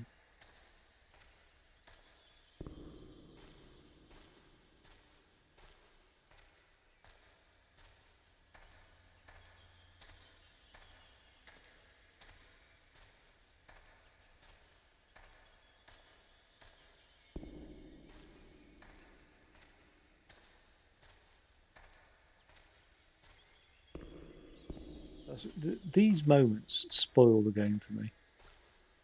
If it wasn't for these moments, I'd be quite happy with this title. It would be a 5-star for me, but it's not because I've had several of these and they would be virtually impossible to do without the use of a walkthrough. So to me, that's not fun. If you have to use a walkthrough and break out the immersion, it'd be like having somebody whine at you whilst playing the game about how they've broken out the immersion. That would just really ruin the immersion. Right. So come out here. Let's have a look one more time. Anywhere near where I gotta be. Right. Because this is like she's blurred this. It's one section to find it. I wanna find Right. the cemetery. She's blurred it. Come out here.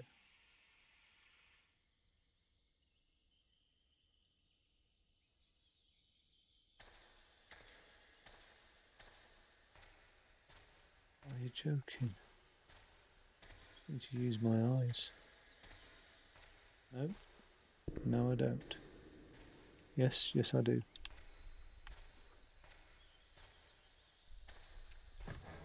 Right. What the hell is that?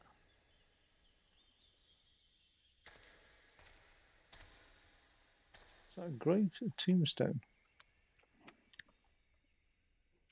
Okay. Loads of headstones here.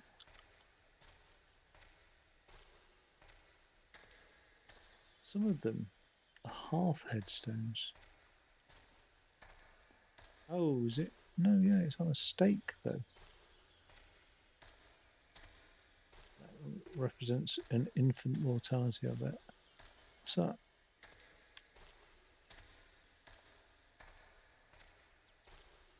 This is a little grim graveyard, isn't it?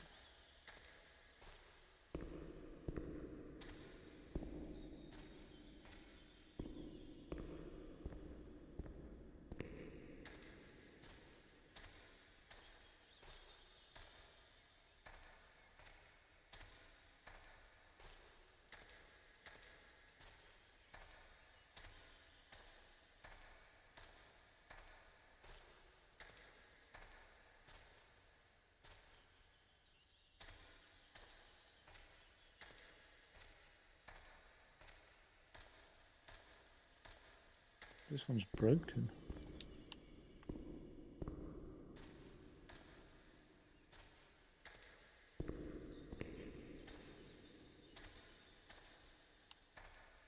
Any of these freshies? I don't think there's one.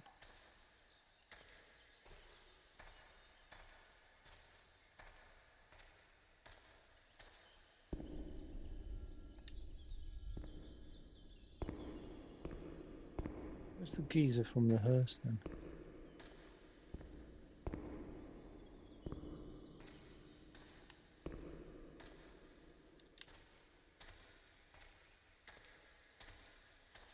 That must be the grave digger, surely. The money I'm in need.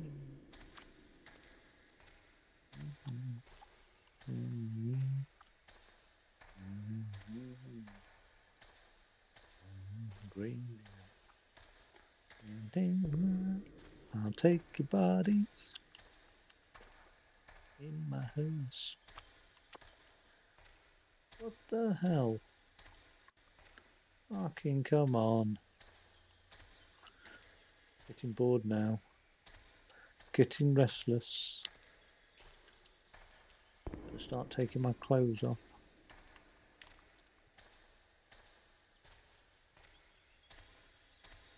That looks like a relatively fresh one, doesn't it?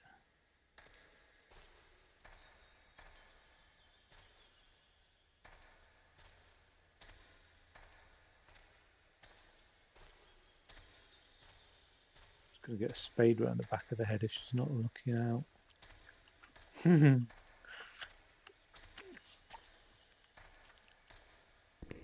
It's probably a necrophiliac. I think that's a word.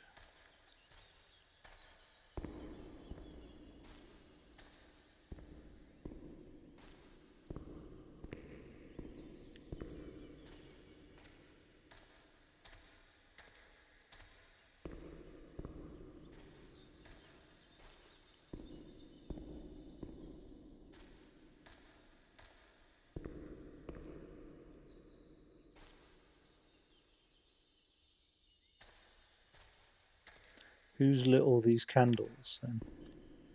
Who goes around all these video games and lights all these candles? Like tombs that haven't been opened for thousands of years.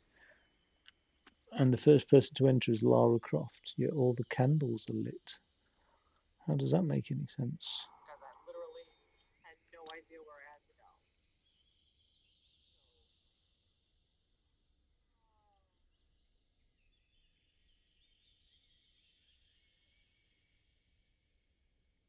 So I don't know.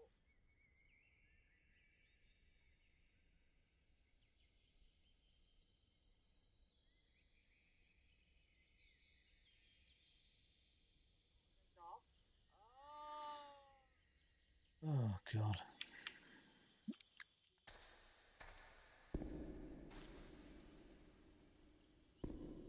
I don't know why I don't spot these things.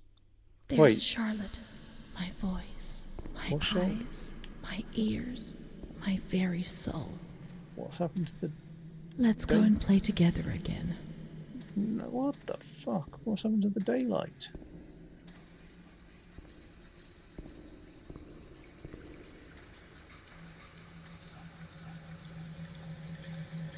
I'm doing it Alan Wake style now.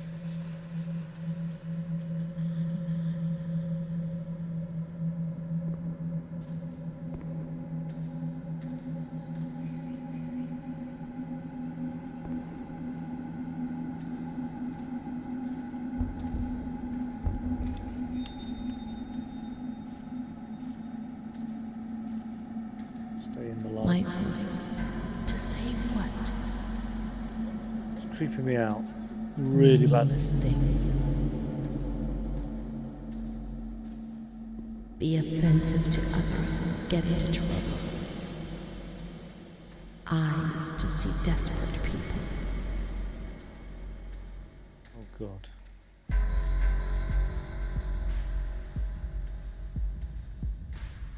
Oh, this is quite well done, this. In the mirror, the shadow of my former self.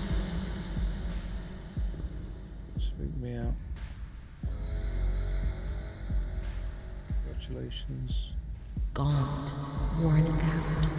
They're killing me slowly, day after day.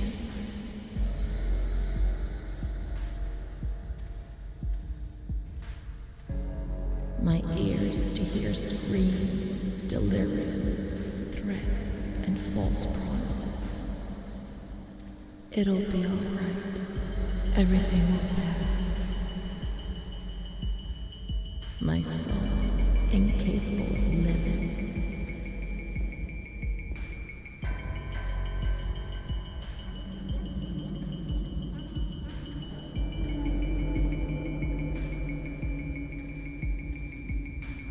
Of fitting into a world which it finds alien.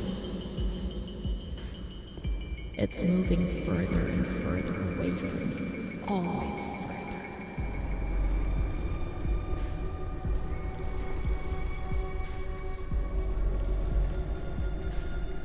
Welcome to Nutjobville. I mean, she's a fucking permanent resident. I mean, I know she's had a shitty time of it, but look at her walking around with this doll.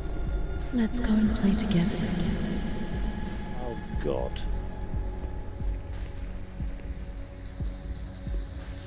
Where?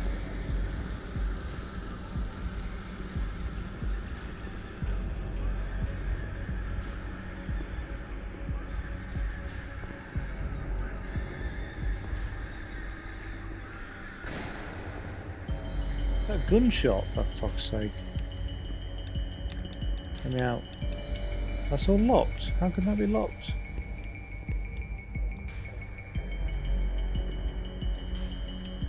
Oh my God, come on.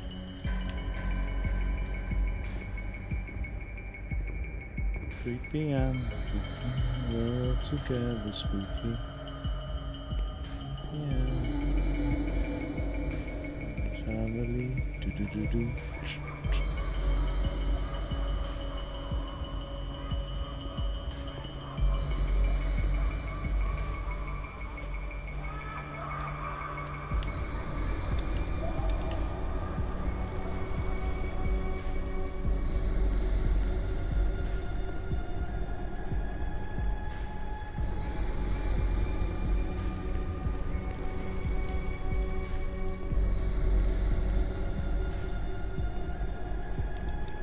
How is that locked?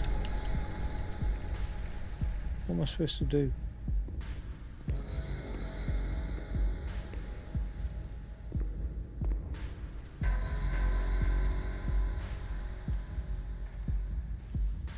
Oh, that was shut anyway. Oh my God! Nobody wants that, do they? Who wants to be swinging on that? Oh God.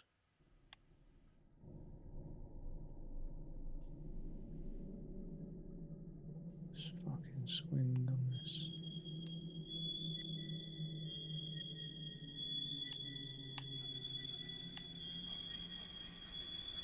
Yeah, well, sorry, Renee.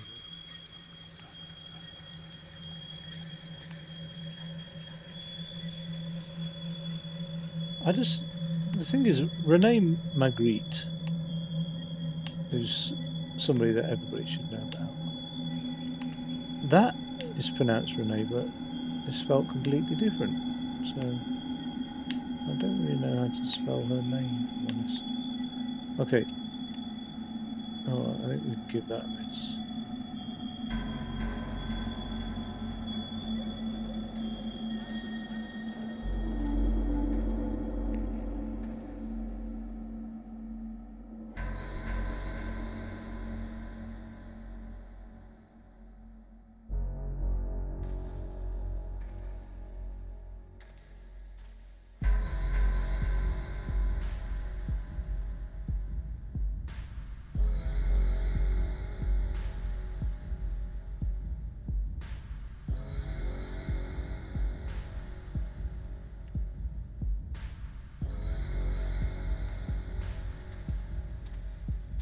Okay, well that was fun. Swing, slides. She said, let's play together. Oh, rush on this horse thing. No. Sandpit. Sandpit, no.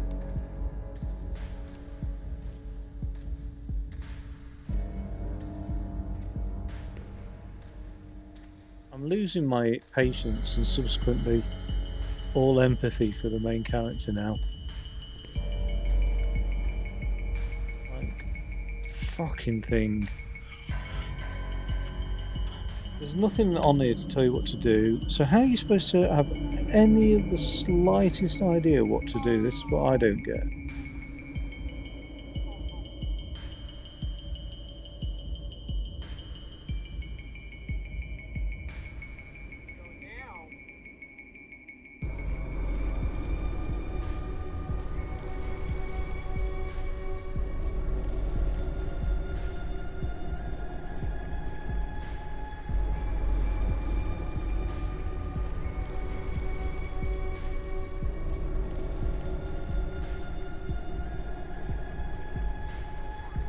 This one who's playing this game is in the same boat as I am.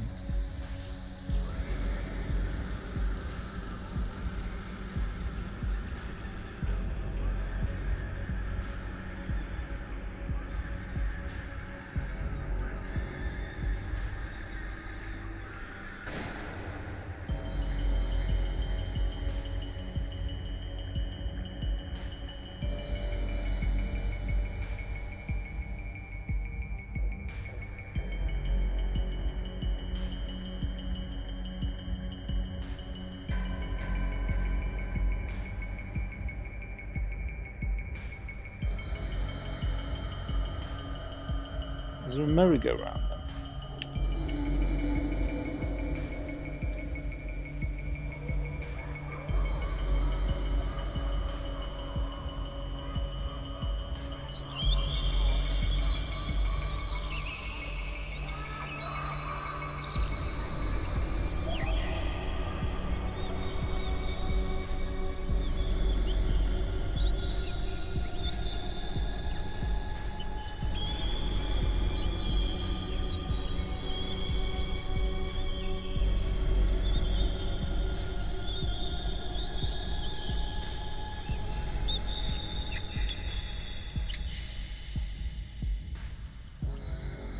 God.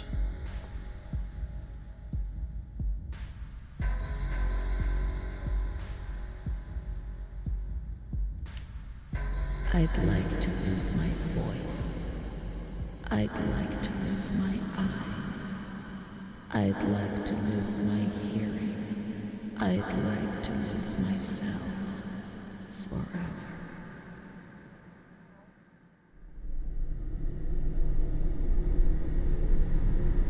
Wait, what the fuck? What's going on?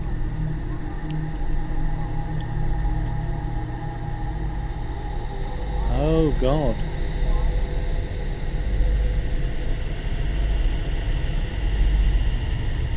It was never a doll, was it? It was her own child.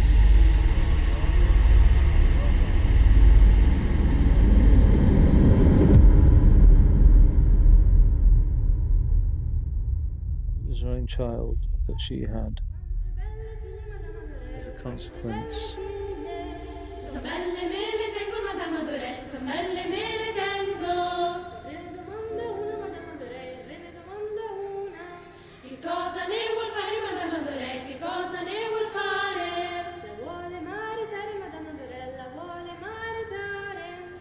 Chi la mariterebbe, Madame Adoré, con chi la mariterebbe? Con uno spazzacamino, Madame Adoré, con uno spazzacamino. E come la vestirebbe, Madame Adoré, e come la vestirebbe? Di stracci e di toppe, Madame Adoré, di stracci e di toppe. Uscite dal mio castello, Madame Adoré, uscite dal mio castello. Oh, quante belle figlie, Madame Adoré, oh, quante belle figlie. So belle me le tengo, Madame Adoré.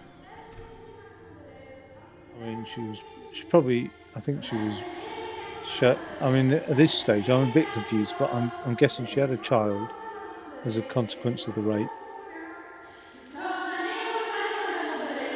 She had a pretty bad case of fucking,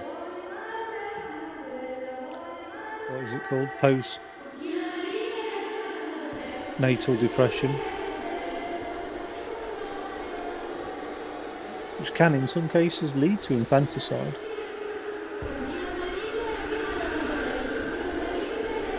Her child, Charlotte, was the only thing that brought her happiness in the world.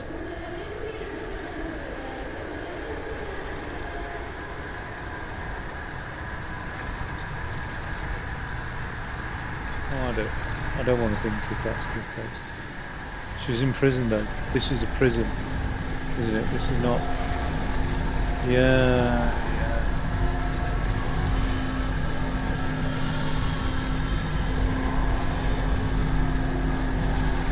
She'd be hated in prison as well. Like that Let Be nurse has round the clock protection because she's an absolute at risk from other prisoners assaulting her. I'm not like the others, Mom. Why not?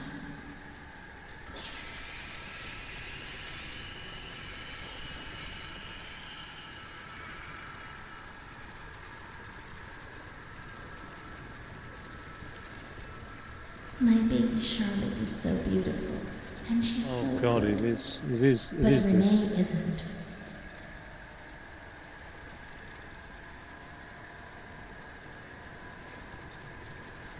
Renee isn't.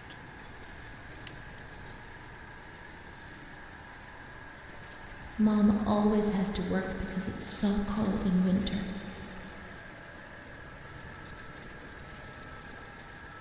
Mr. Onofrio helps Mom. How would we manage if he didn't? Mr. Onofrio is so nice. I'm bad because I'm not kind.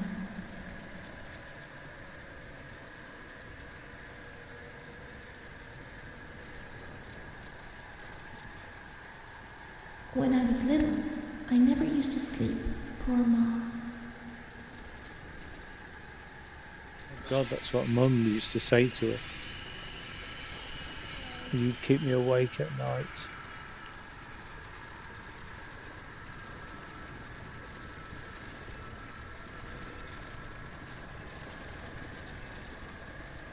When I was small, I never used to eat. Poor Mother.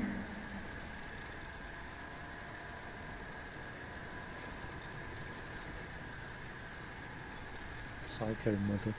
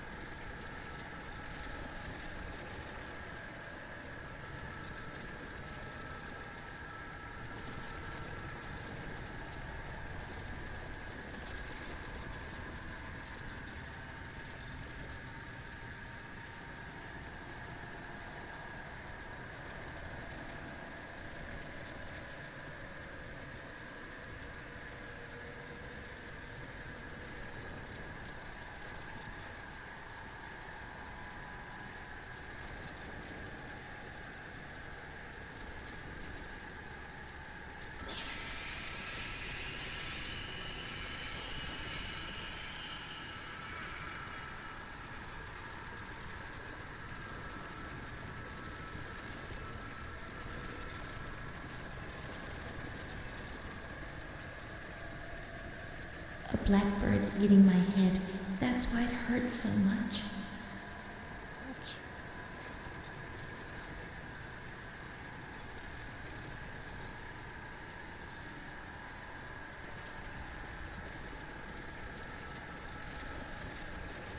We learned so many things at school, and so we have to attend. How would we get on if we didn't?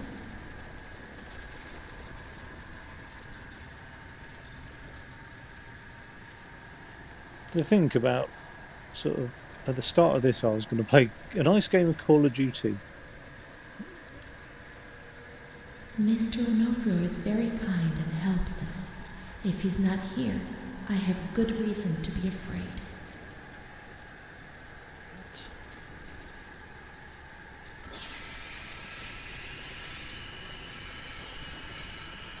I don't like it. It's really uncomfortable.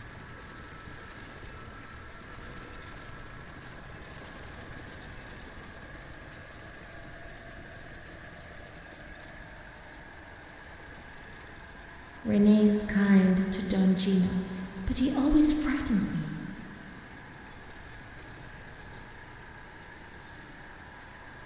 He's a predator.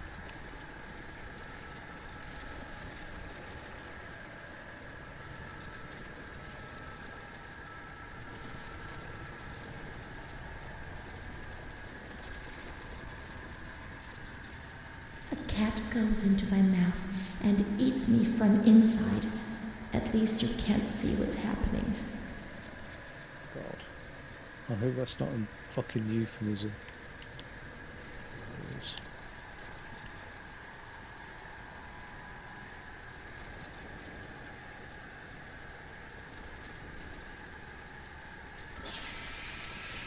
My schoolmates, when the light's there.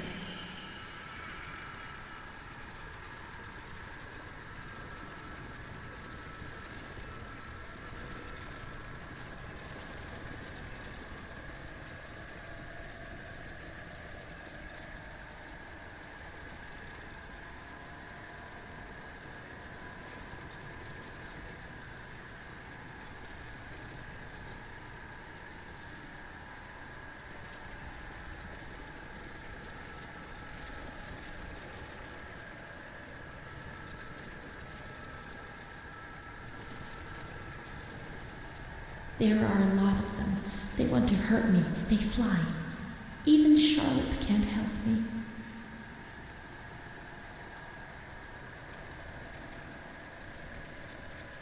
Who's narrating this?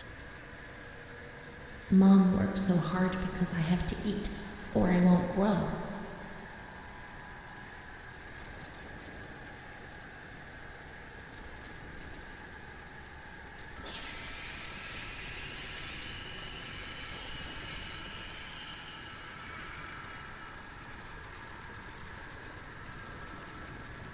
I don't like it when I hear children taking on the burdens of the parents, and I've come across children who say things like that.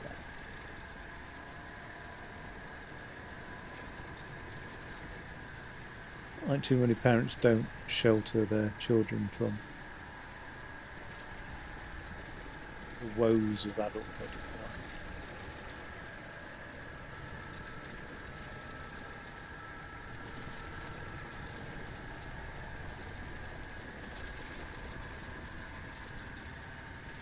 This is very confusing. That's not one, is it? No.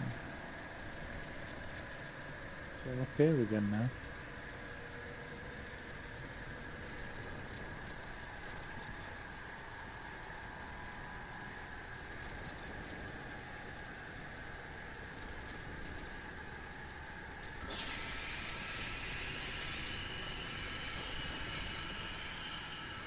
Oh, don't tell me this is the dead end one.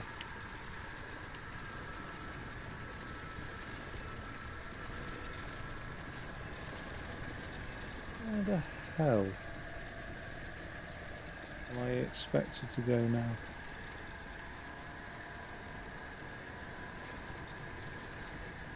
I've done that one, I've done that one. I just did that one, did I? I've just plopped up that one.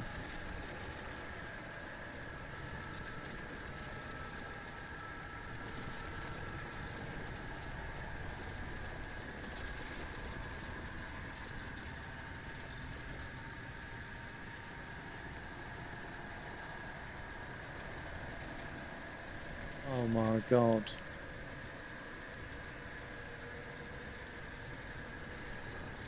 What? Oh, fucking hell, this is tedious. I have to say, like, the first 5 were okay, but...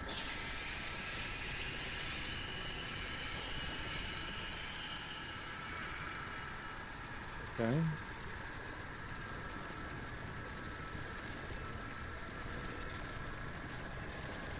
I'm just going to follow the wall to the left. I mean, that's the only...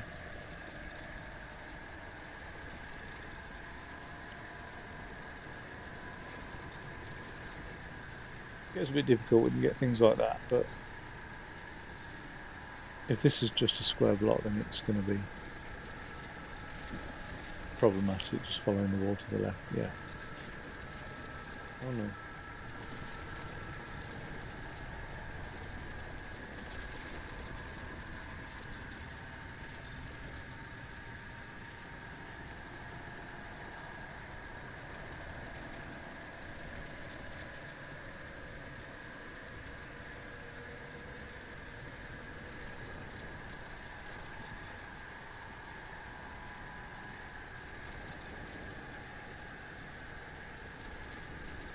don't think.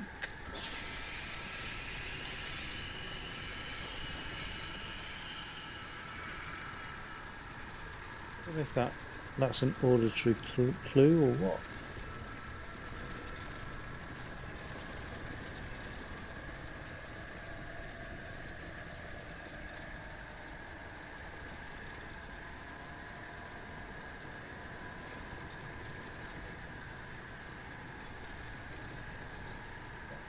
I'd be stuck in a loop if I carried on doing that.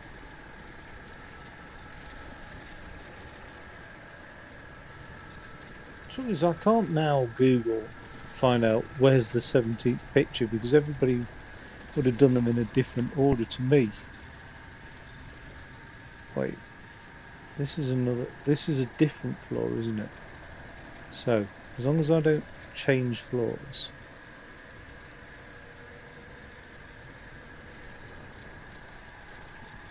Too dramatically.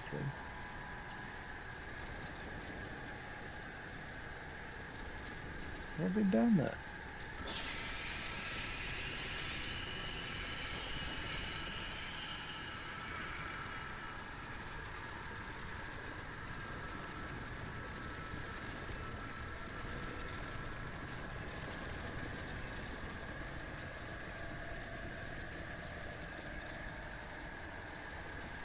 Is this the one way?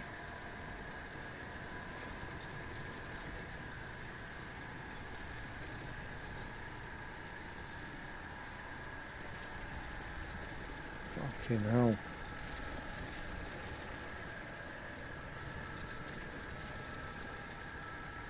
Don Gino knows everything. He speaks to God and he tells him lots of things.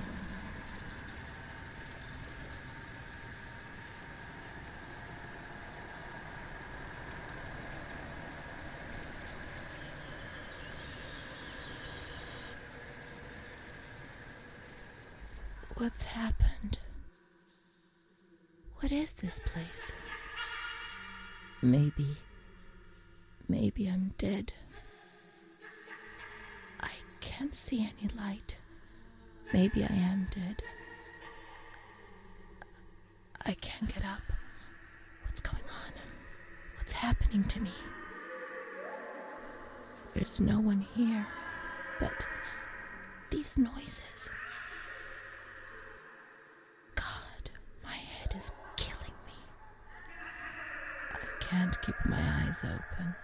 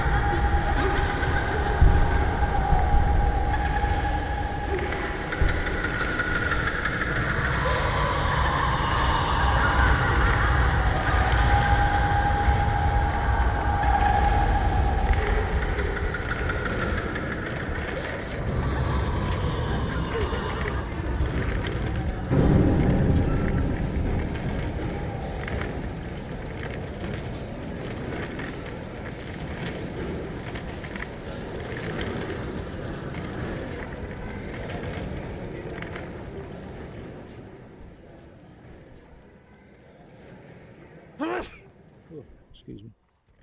I'm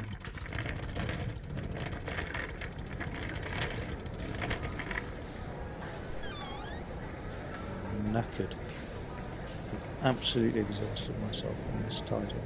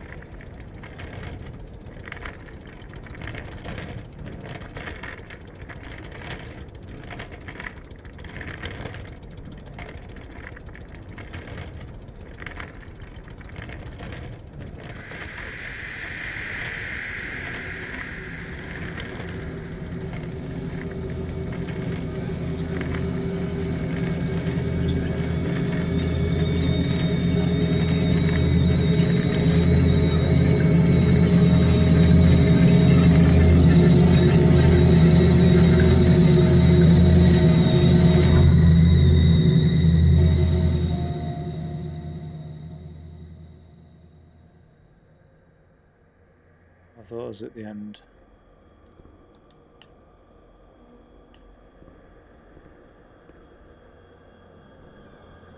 My medical file again. I don't want to know. I don't want to know anymore. There's only confusion.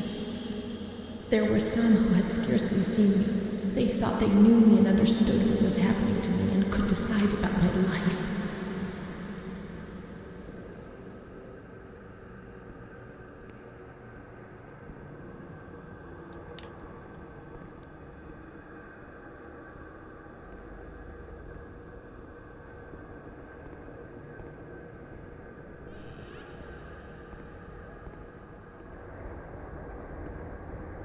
Well, this is now even more in disrepair.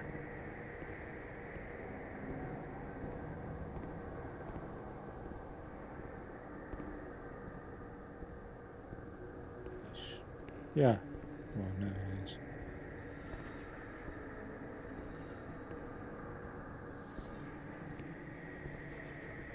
The other weird thing about memories is there's no innate chronology to memories as well.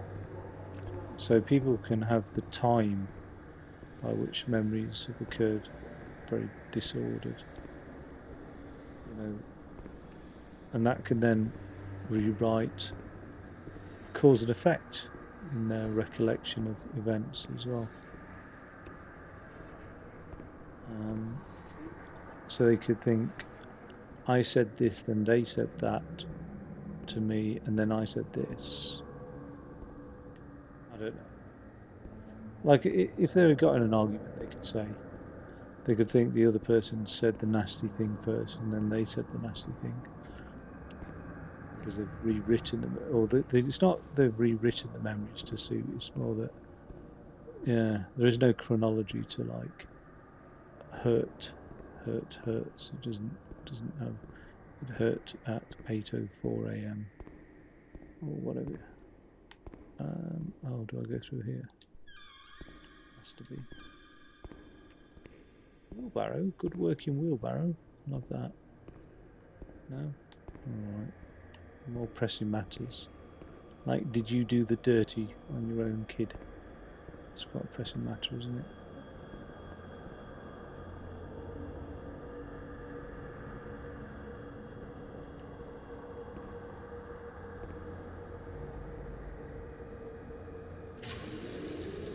Nobody laughs in here. I mean, really laughs. Not those crazy fools who laugh because people say they're mad. I don't know why they laugh out loud. They say I'm mad too, but I never feel like laughing. People used to laugh at me, but they were right, you know? You can't always cry and people laugh when they're afraid, don't they? It happened to you, not to me. It's better that way. They do that to show they're lucky. You mustn't take offense because it's true. And deep down, it's just like pity, if you see what I mean. But then you think about your own situation, and you laugh because you feel lucky that everything's gonna get better, that it's all shit.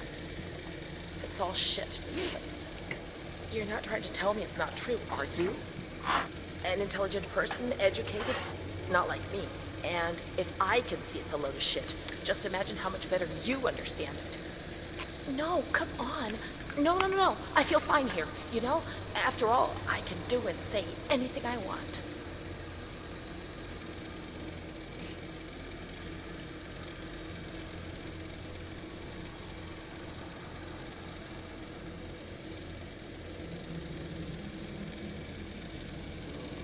Oh, that reel's done now, come on.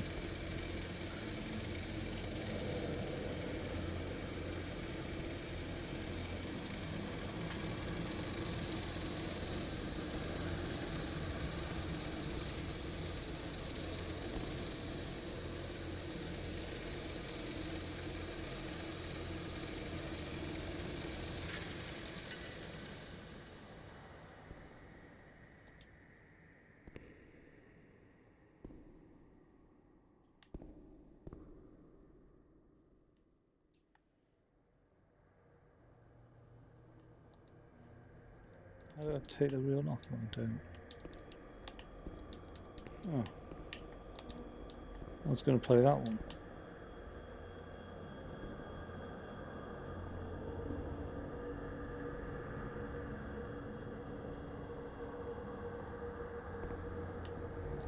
I can't interact with the damn thing.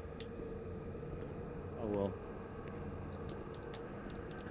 Play with my own Grundig reel-to-reel when I get opportunity. Actually, I've got 2 reel-to-reels now. Bloody hell. Need to get rid of one of them. Oh, there's another one here. Oh, this is a projector. And I've got a projector like this as well.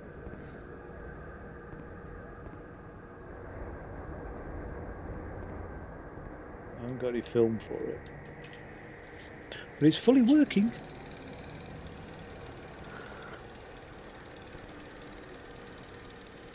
Oh god.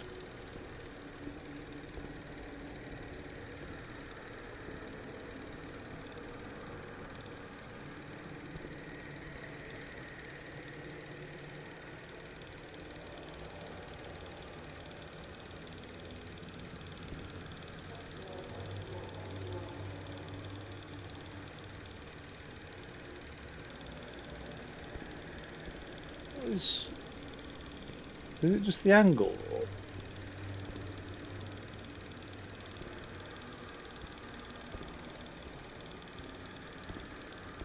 Must be. Must be the way it's angled, but her body looks a bit odd. Oh god, what's in here?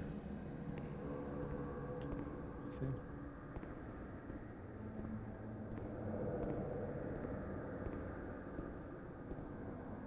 Is this asylum? Is this asylum a sort of metaphor for her mind in a way?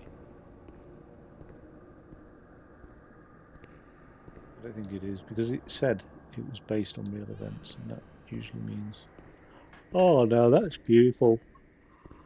I'd love one of those. A bigger one. I'd love one twice the size of that, but I'd love that. I want one. I want the one off the Harry Potter set. I'm gonna have to go back to Warner Brothers Studios and nick it out of hours. Oh, I shouldn't have said that live on the stream, because if it goes missing, then you know where I've been. I have got one of those though. I have got a beautiful one with my family crest on it. I haven't got a phrenology skull. I'd love to have one. Well, not really. Just interesting. I like pseudoscience. Come on.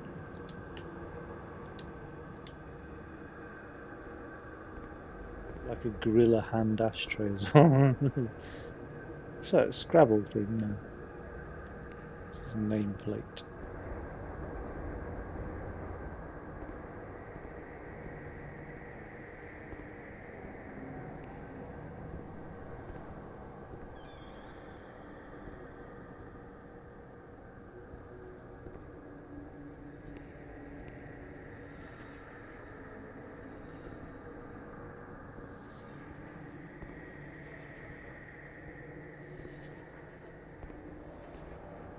Go on, let's have some lithium.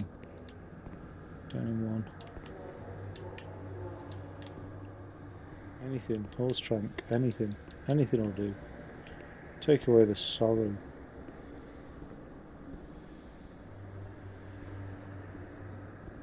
What's she up to here? She's... Can't do anything there.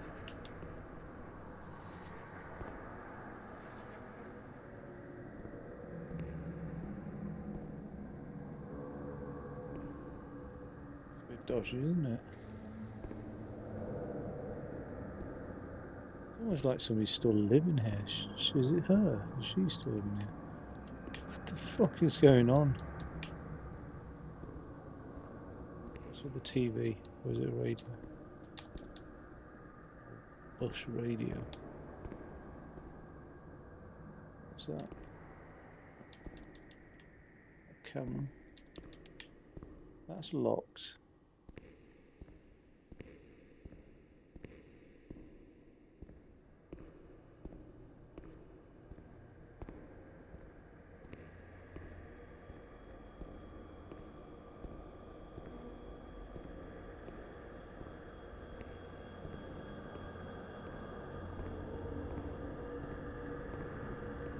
vaguely hear Wagner in the background. That's probably my own psychosis. But I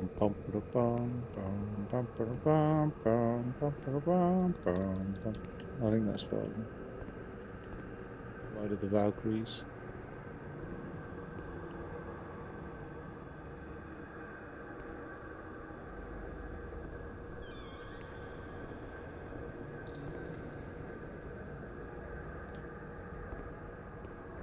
Der Ringa cycle.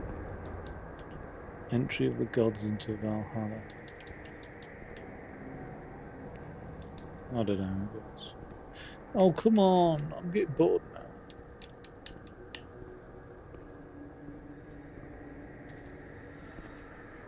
This is what annoys me.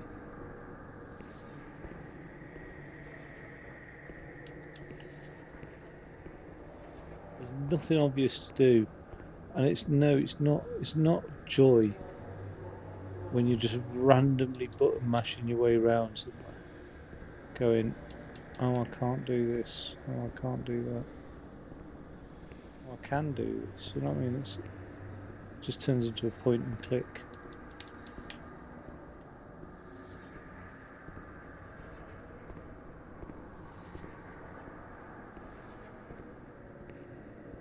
Oh, bollocks to it. Right, I'm gonna have to fucking Google it again because I've no idea what to do. It's well past my bedtime. It's like 2 hours past my bedtime.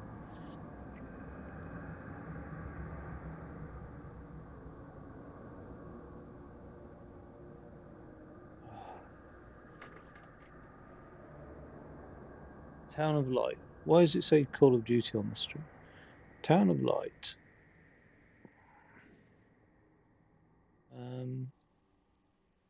Chapter 14.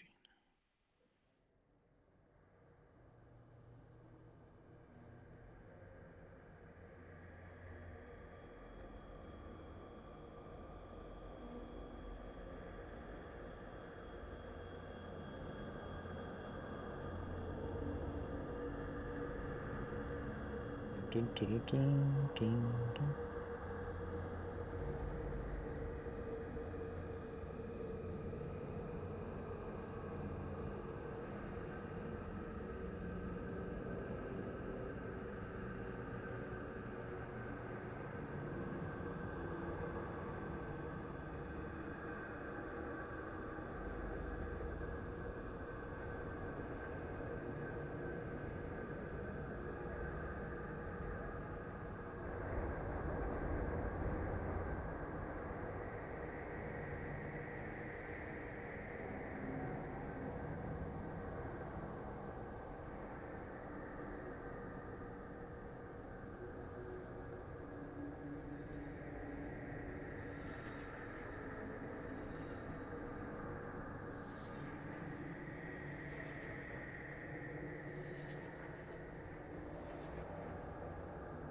I never heard no phone start to ring. That's the reality of things.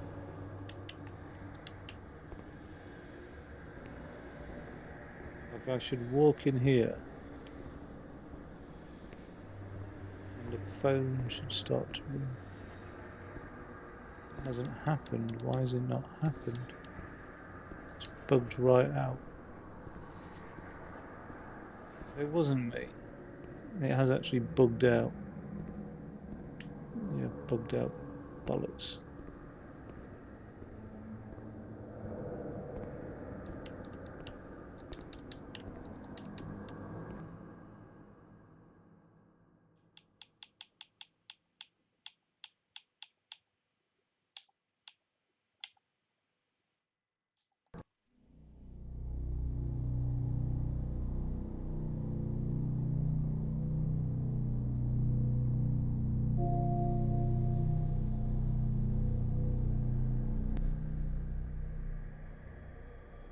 There's like chapters within chapters.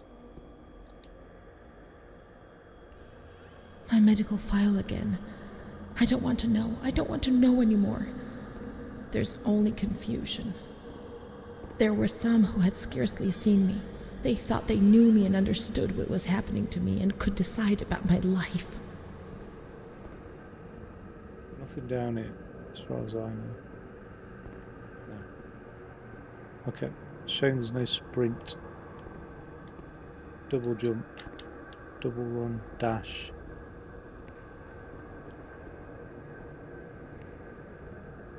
Right. Get through that door.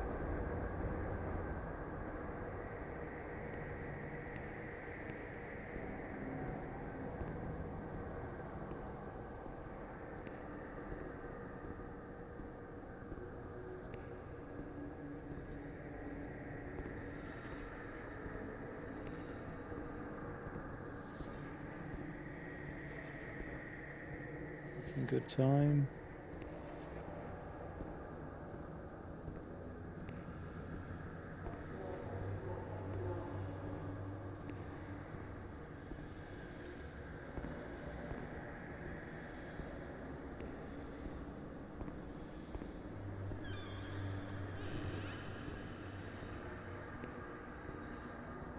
From reel to reel.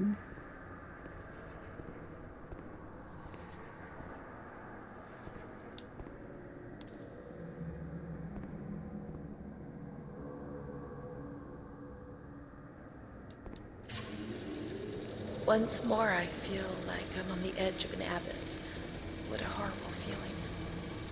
My paranoia is hammering at the gates. Everything is exploding, and in the end, I know they will enter and destroy me in a matter of seconds. I won't be here for much longer, but in my personal hell, consumed by fear, which will be directed violently outwards. When you're not well, I mean, in your head, when you're crazy. I mean, what else am I? Well, that's that. I can't speak or move anymore. I find it hard to swallow. I can't eat. Then it passes. I feel better. Like now, perhaps. Then the anxiety returns and I can't sleep. I can't stop the intrusive thoughts, one after the other, relentlessly. I suffer from memory lapses. Yes, there are periods I don't remember anything about, and I don't know what it means. It first started when I was with my fiancé, and Bruna was there. They said I did certain things, you know. I'm too embarrassed to talk about them, but I think that's the reason I'm here, isn't it? But I don't do any of those things now, do I? Please tell me, and send me home. I'm sure I'm okay, and I so want to go home, but nobody comes to visit me.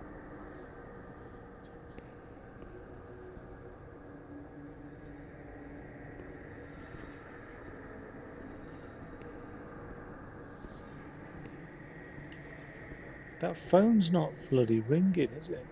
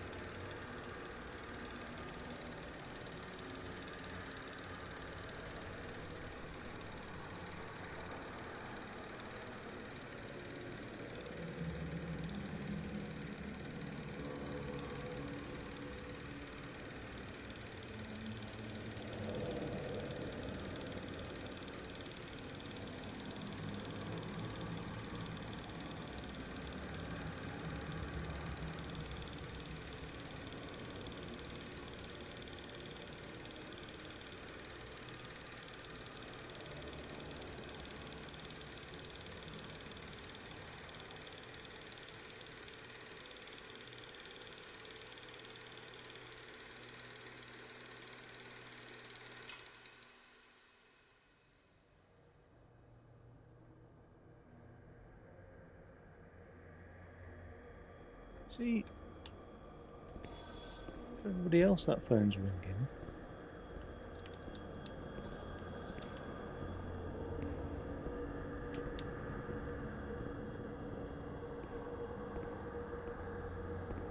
Why is it not ringing for me?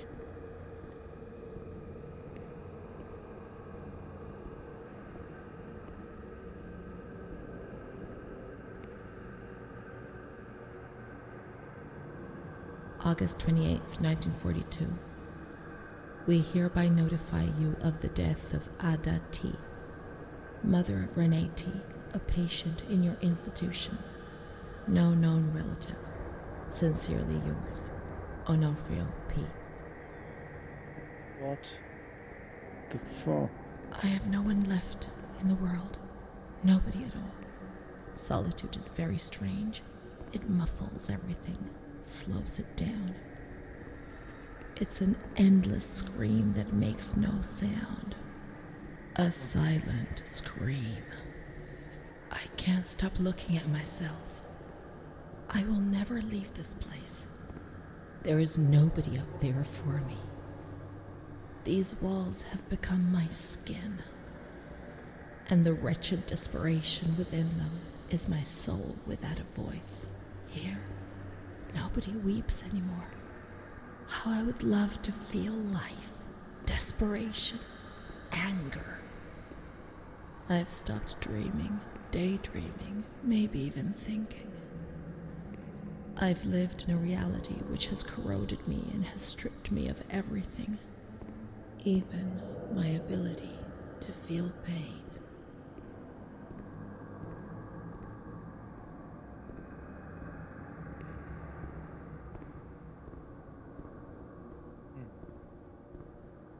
Quite poetic, really.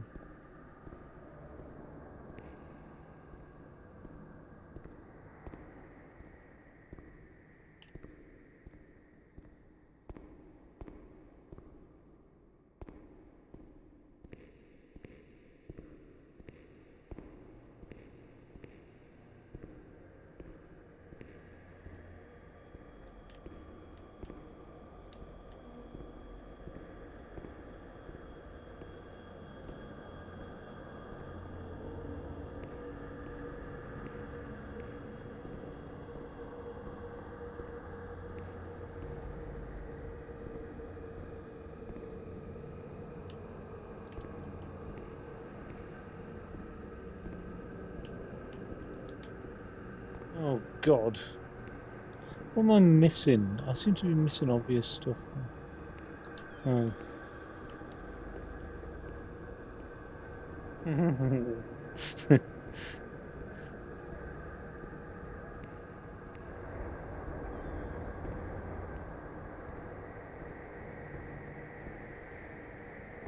think the resentment and anger for glitchy, poorly designed titles is just simmering away beneath the surface.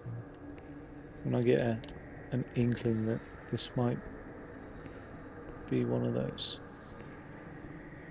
it's not been too bad. For me, it would have been impossible to finish without consulting walkthroughs. I just miss odd bits and bobs. What's happening now? Where are we going? Like this now. I haven't a clue what we should be doing. Like, where should we go now? Nothing makes sense to me now. Not nothing, but what the hell?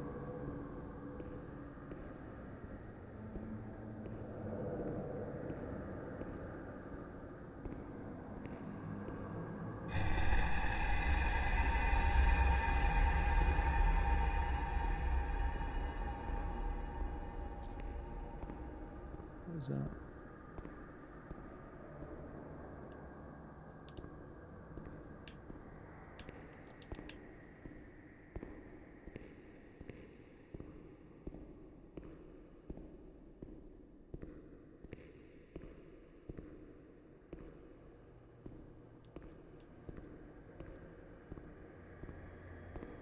Right, so I've been up there, just for the record. There's no... I am getting tired and I'm getting grumpy. It's the one speed walking. The lack of instruction.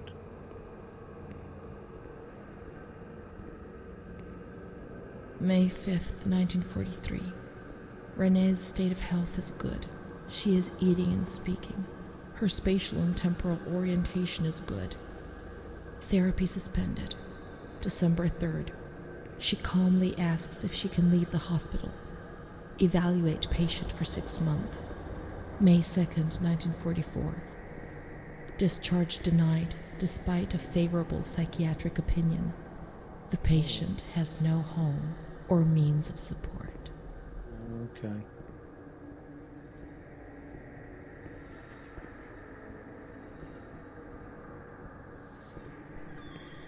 May 4th. The reasons why discharge is impossible are explained, and this is how Renee learns of her mother's death 2 years after the fact. Oh God. May 5th. She tried to kill herself in the night by hanging herself with a sheet, saved by the nurses. Okay,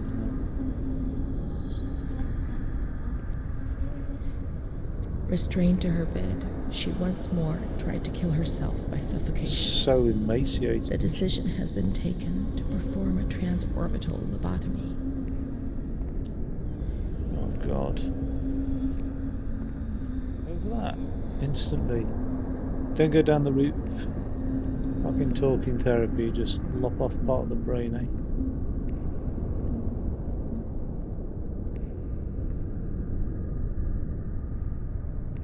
I think, is it called speaking therapy or talking therapy? Talking therapy, maybe. It's alliterative, isn't it?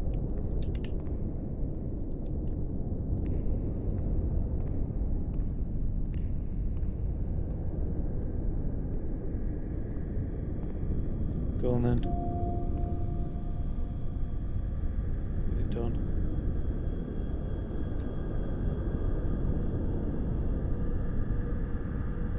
Rapidly in Italy compared to other European countries and America, the original technique pioneered by A. E. Munitz was perfected in 1937 by its Oh God. The operation involved gaining access to frontal lobe by sewing through the orbit. Then damaging the lobes by means of an alcohol or formaldehyde injection or using a special instrument. Contrary to what was often thought, patients did not always receive invalidating damage. Although this was often the case, when this was awarded the Nobel Prize for Medicine in 1949, the therapy gradually fell into disuse after the discovery of clomazepine.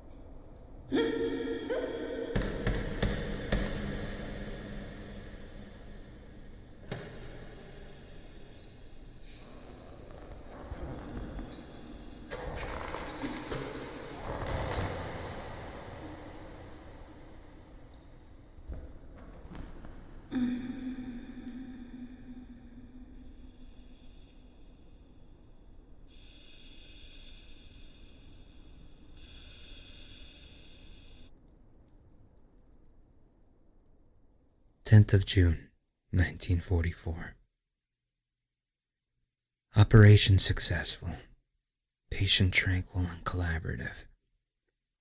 Motor coordination capacity reduced, but she's improving. Transferred to the Tranquil department in the care of Dr. B. 25th of October. Continues to talk about Amara and her doll, Charlotte.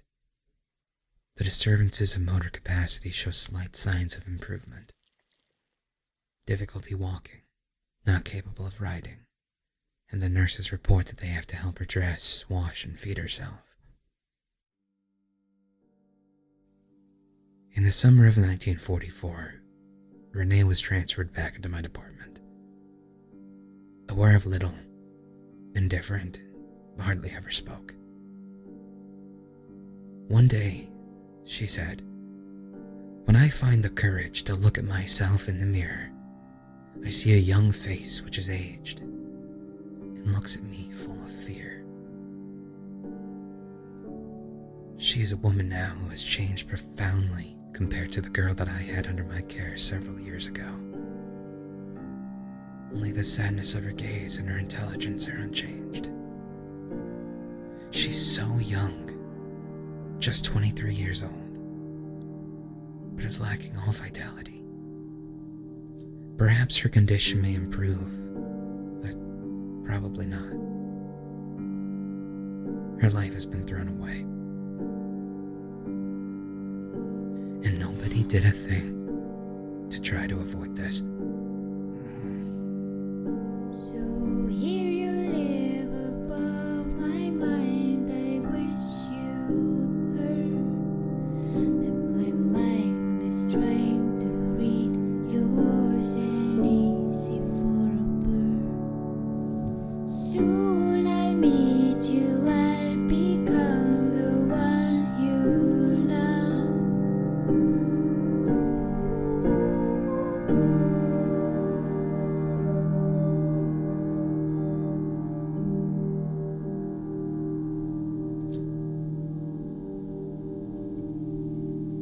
We're growing, so we'll have claws while looking for ourselves.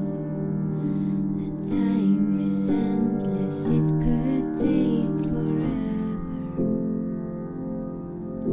I will find you. I will find you. I will find you. Sounds like Home or heart. Bjork, but it could just be. I will find you. I will find you. I will find you. Our home, our heart.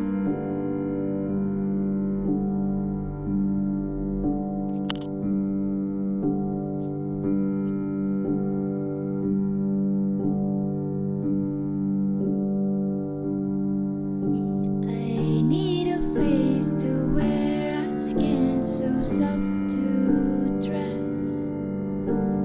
Let me try you on, I'll do it gently.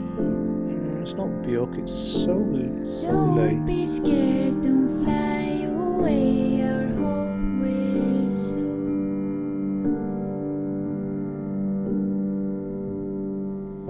Beware our heartbeats, fight this life together.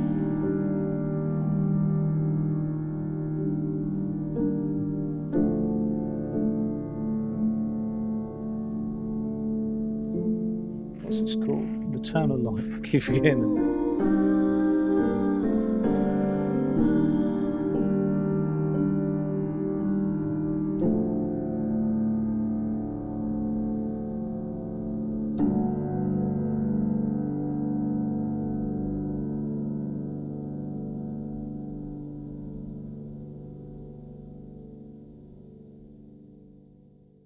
Make a note where it's come from. So when I think in a few months' time, why the hell have I bookmarked this song to download? I'll know why.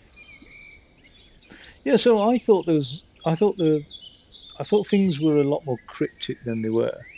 But essentially, it's a tragic story. She was admitted to a mental health asylum due to sexual abuse. She's then sexually abused in the asylum. They've covered it all up. They've made it out that like this Amira was a figment of her imagination when she was actually real. And that's because they've covered up the sexual abuse. And then they prevented the correspondence with the mother. And then they've I mean, I don't. The Charlotte thing was a bit odd, the teddy bear, but you know, I mean, she's 16, a vulnerable girl who probably had impaired, you know, like emotional development and stuff, which would be understandable as a consequence of early sexual abuse. So, you know, it's just fucking tragic, and you just think it is tragic, and you just think how many fucking cases of tragedy are like this in the world today. Probably millions right now. Millions. It's just so fucking sickening, isn't it? And how many tragedies have ever occurred like that?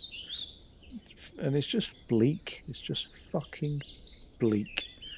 I mean, I don't know. I just don't know what to think of it. It does make me so sad. And you know, how much goodness in the world can counterbalance that? None whatsoever. That is a life wasted, isn't it? You know, a life that has been destroyed mindlessly. And that guy got the Nobel Peace Prize for frontal lobotomies. And I don't think the frontal lobotomy was. Sorry, I was just having a good old root around in my ear canal.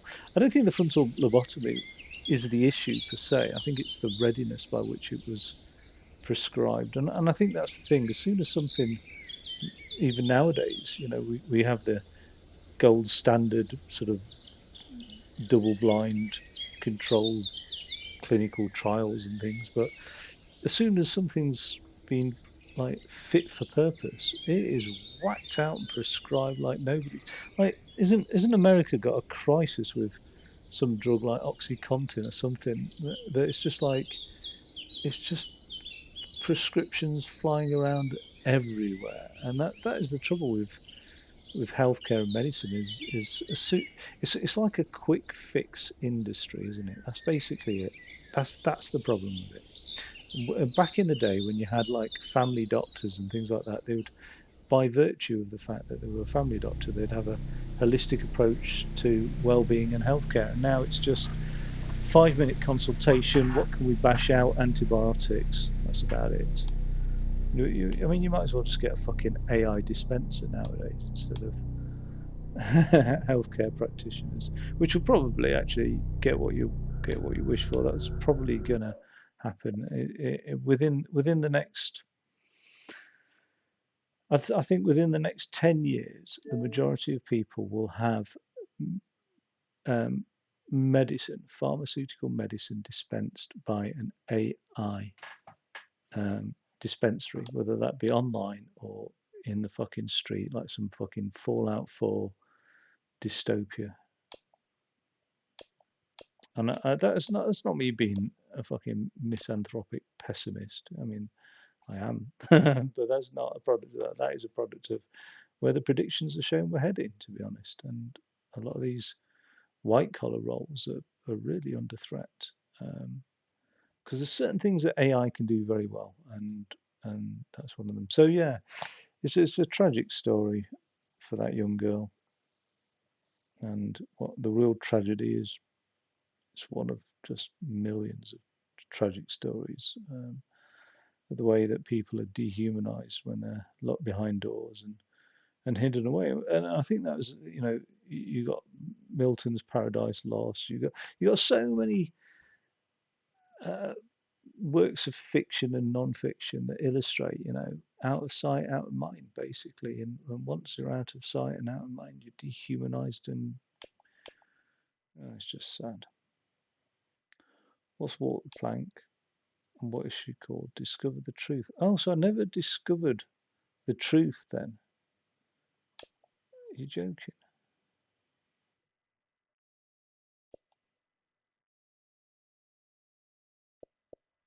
Damn it. Future playthrough then. In fact, I'll have to make a note to myself on that. So this is the best place to do it.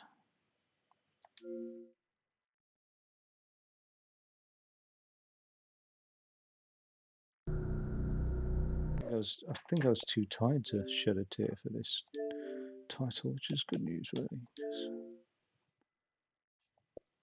Just too dehydrated, actually. If anything, I'm really hot right now. Like, it's ridiculously hot. Short but sweet. Dull, slow, and boring. Don't buy this game. The character moves around so slowly, and the storyline is bland. And the opposite, I liked the story, and I thought the graphics were shit. Well,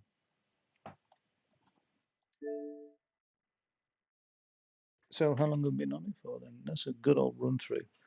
Let's get this sorted out then. So where are we at? Wrong one, wrong app. Xbox. Add a review. I can't just put awesome.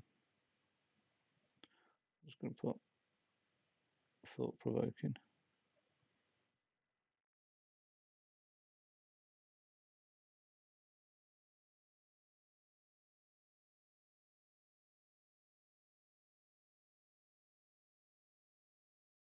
Completed in a 5-hour session, but we'll revisit to complete more fully and discover the truth.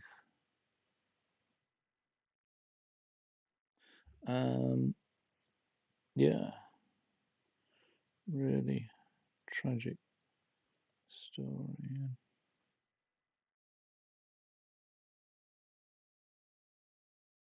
Oh, this is on millions of similar stories.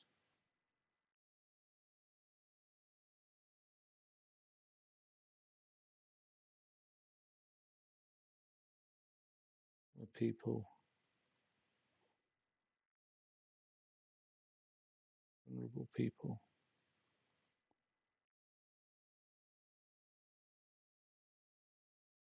abused, and their voices silenced.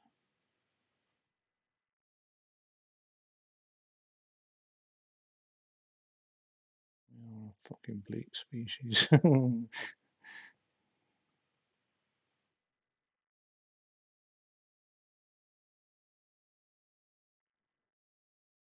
I mean, when I say vulnerable, like women aren't vulnerable, but like they're not.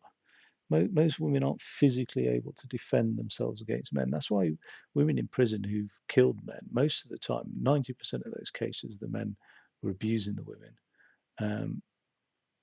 Almost all of those cases, the woman has stabbed the man, which carries a bigger prison sentence. But whereas when men kill women, they strangle them, but a woman can't generally, typically, physically strangle a man. So it's like a fucking bleak thing. So yeah, you know, in this world, there's certain characteristics you don't want to be, and me, I'm thinking like female because you're at risk from men, ethnic minorities because you're at risk from fucking fascists, racists. Do you know what I mean?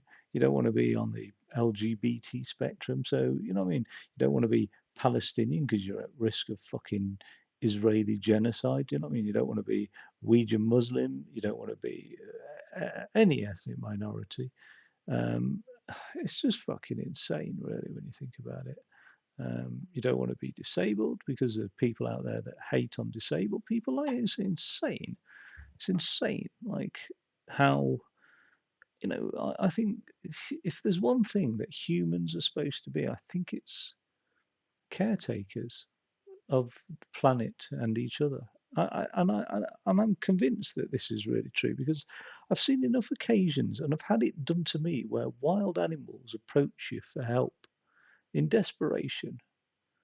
And I've had this done to me, and that's a long story, but um, I've seen it time and time again, like where there's almost we have an innate expectation, as does other life on the planet, that humans are there to take care of the planet. So what the fuck has gone awry with our species that we can cause so much harm to each other? So much tragedy. And we're becoming more and more disconnected. And she said in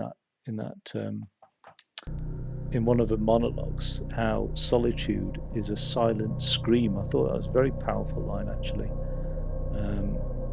But we're not a species that's designed to be disconnected, and yet disconnection and solitude, and it affects my own life. I'm very much like, just don't make the effort anymore for years now.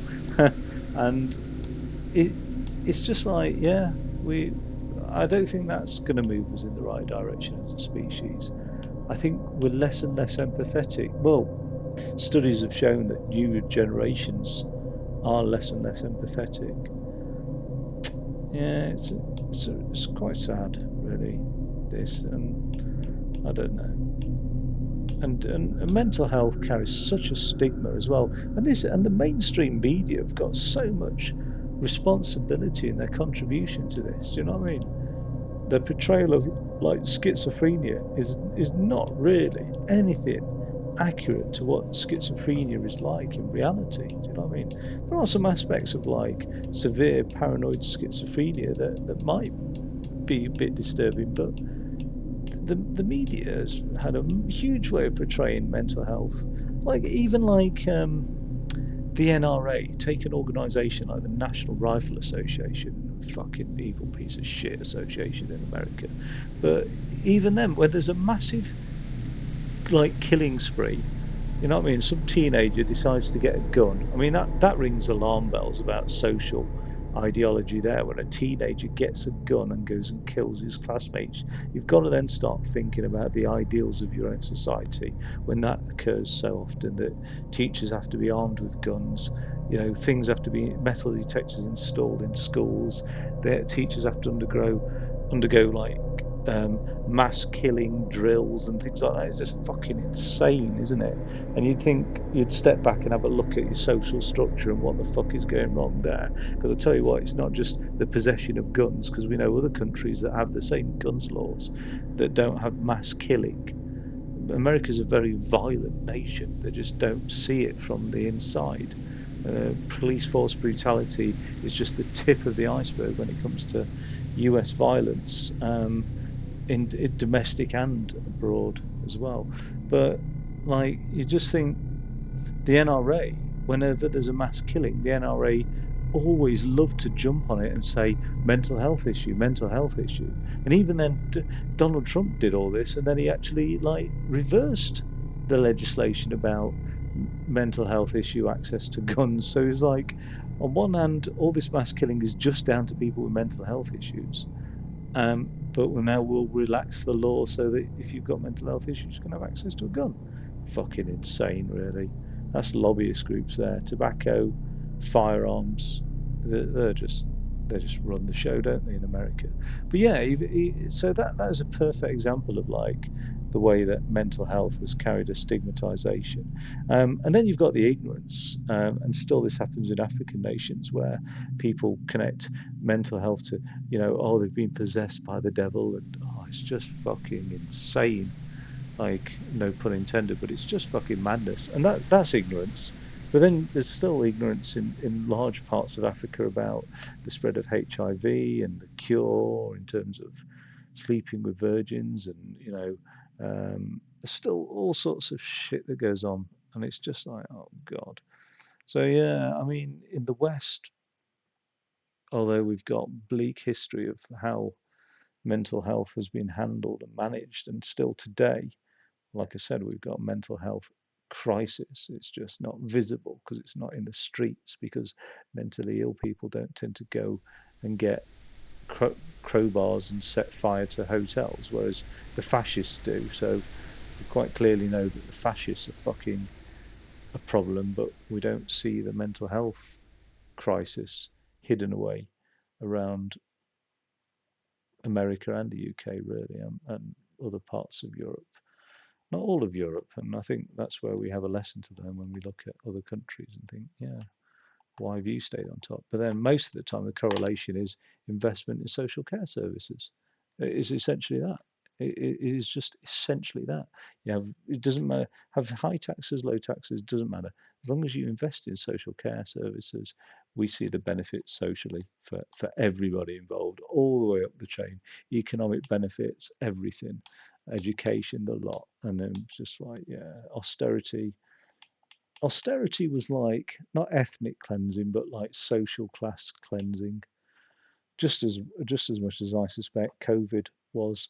No, no, I do think there was a legitimate, like COVID was a disease, a coronavirus disease epidemic. Like I've got no doubts about that, even though there are millions of people out there that actually do believe it was fake and whatever. But I think the handling of it was akin to like social cleansing, because it wasn't the middle class white collar roles that were putting themselves out day to day during the epidemic, still driving buses, still delivering parcels, do you know what I mean? Still cleaning rooms, and just fucking insane, really. It just, yeah. But anyway, I could rant all day about the ills of society. Because I think we've still got a long way to go. I think we all too readily pat ourselves on the back and go, "We've flown to the moon, well done, human civilization." But in actual reality, we have got huge levels of like inequality when it comes to like economics, healthcare, everything, just everything. And I think we've just got a hell of a long way to go. I don't think we're anywhere near the close to like utopia. You know what I mean? I think we're just really fucking, you know, if like human civilization was akin to a lifetime, I think we're like toddlers at the moment. I really do. Um, you know, we herald democracy. Democracy is fucking overrated. It doesn't really work properly. It doesn't represent A, morality and goodness, and B, it's too corrupted. It's too much of an easy game to play and win. And we see that first past the post system is just bullshit. It's absolute bullshit. You can have somebody leading a country and not actually be voted in by the majority of the people in the country. So the minority could be voted in to lead the country. It's just insane. So yeah, it's a trigger, this, for me. It just makes me angry, because it's bleak. It's tragedy. It's tragic, and it really is tragic. There's a whole universe of tragedy in that one lifetime of Renee, and it's just not one example. But anyway, I'll not rant too much. I'll go to bed, and I'll have a nightmare about something. All right. Take it easy, and if you've watched this, which I don't imagine many people would have sat there watching this for 5 hours, but if you have, nice one. I'd like to hear your thoughts. Drop a comment. And on that pathetic reaching out for a comment on YouTube, I'll say good night. Good night.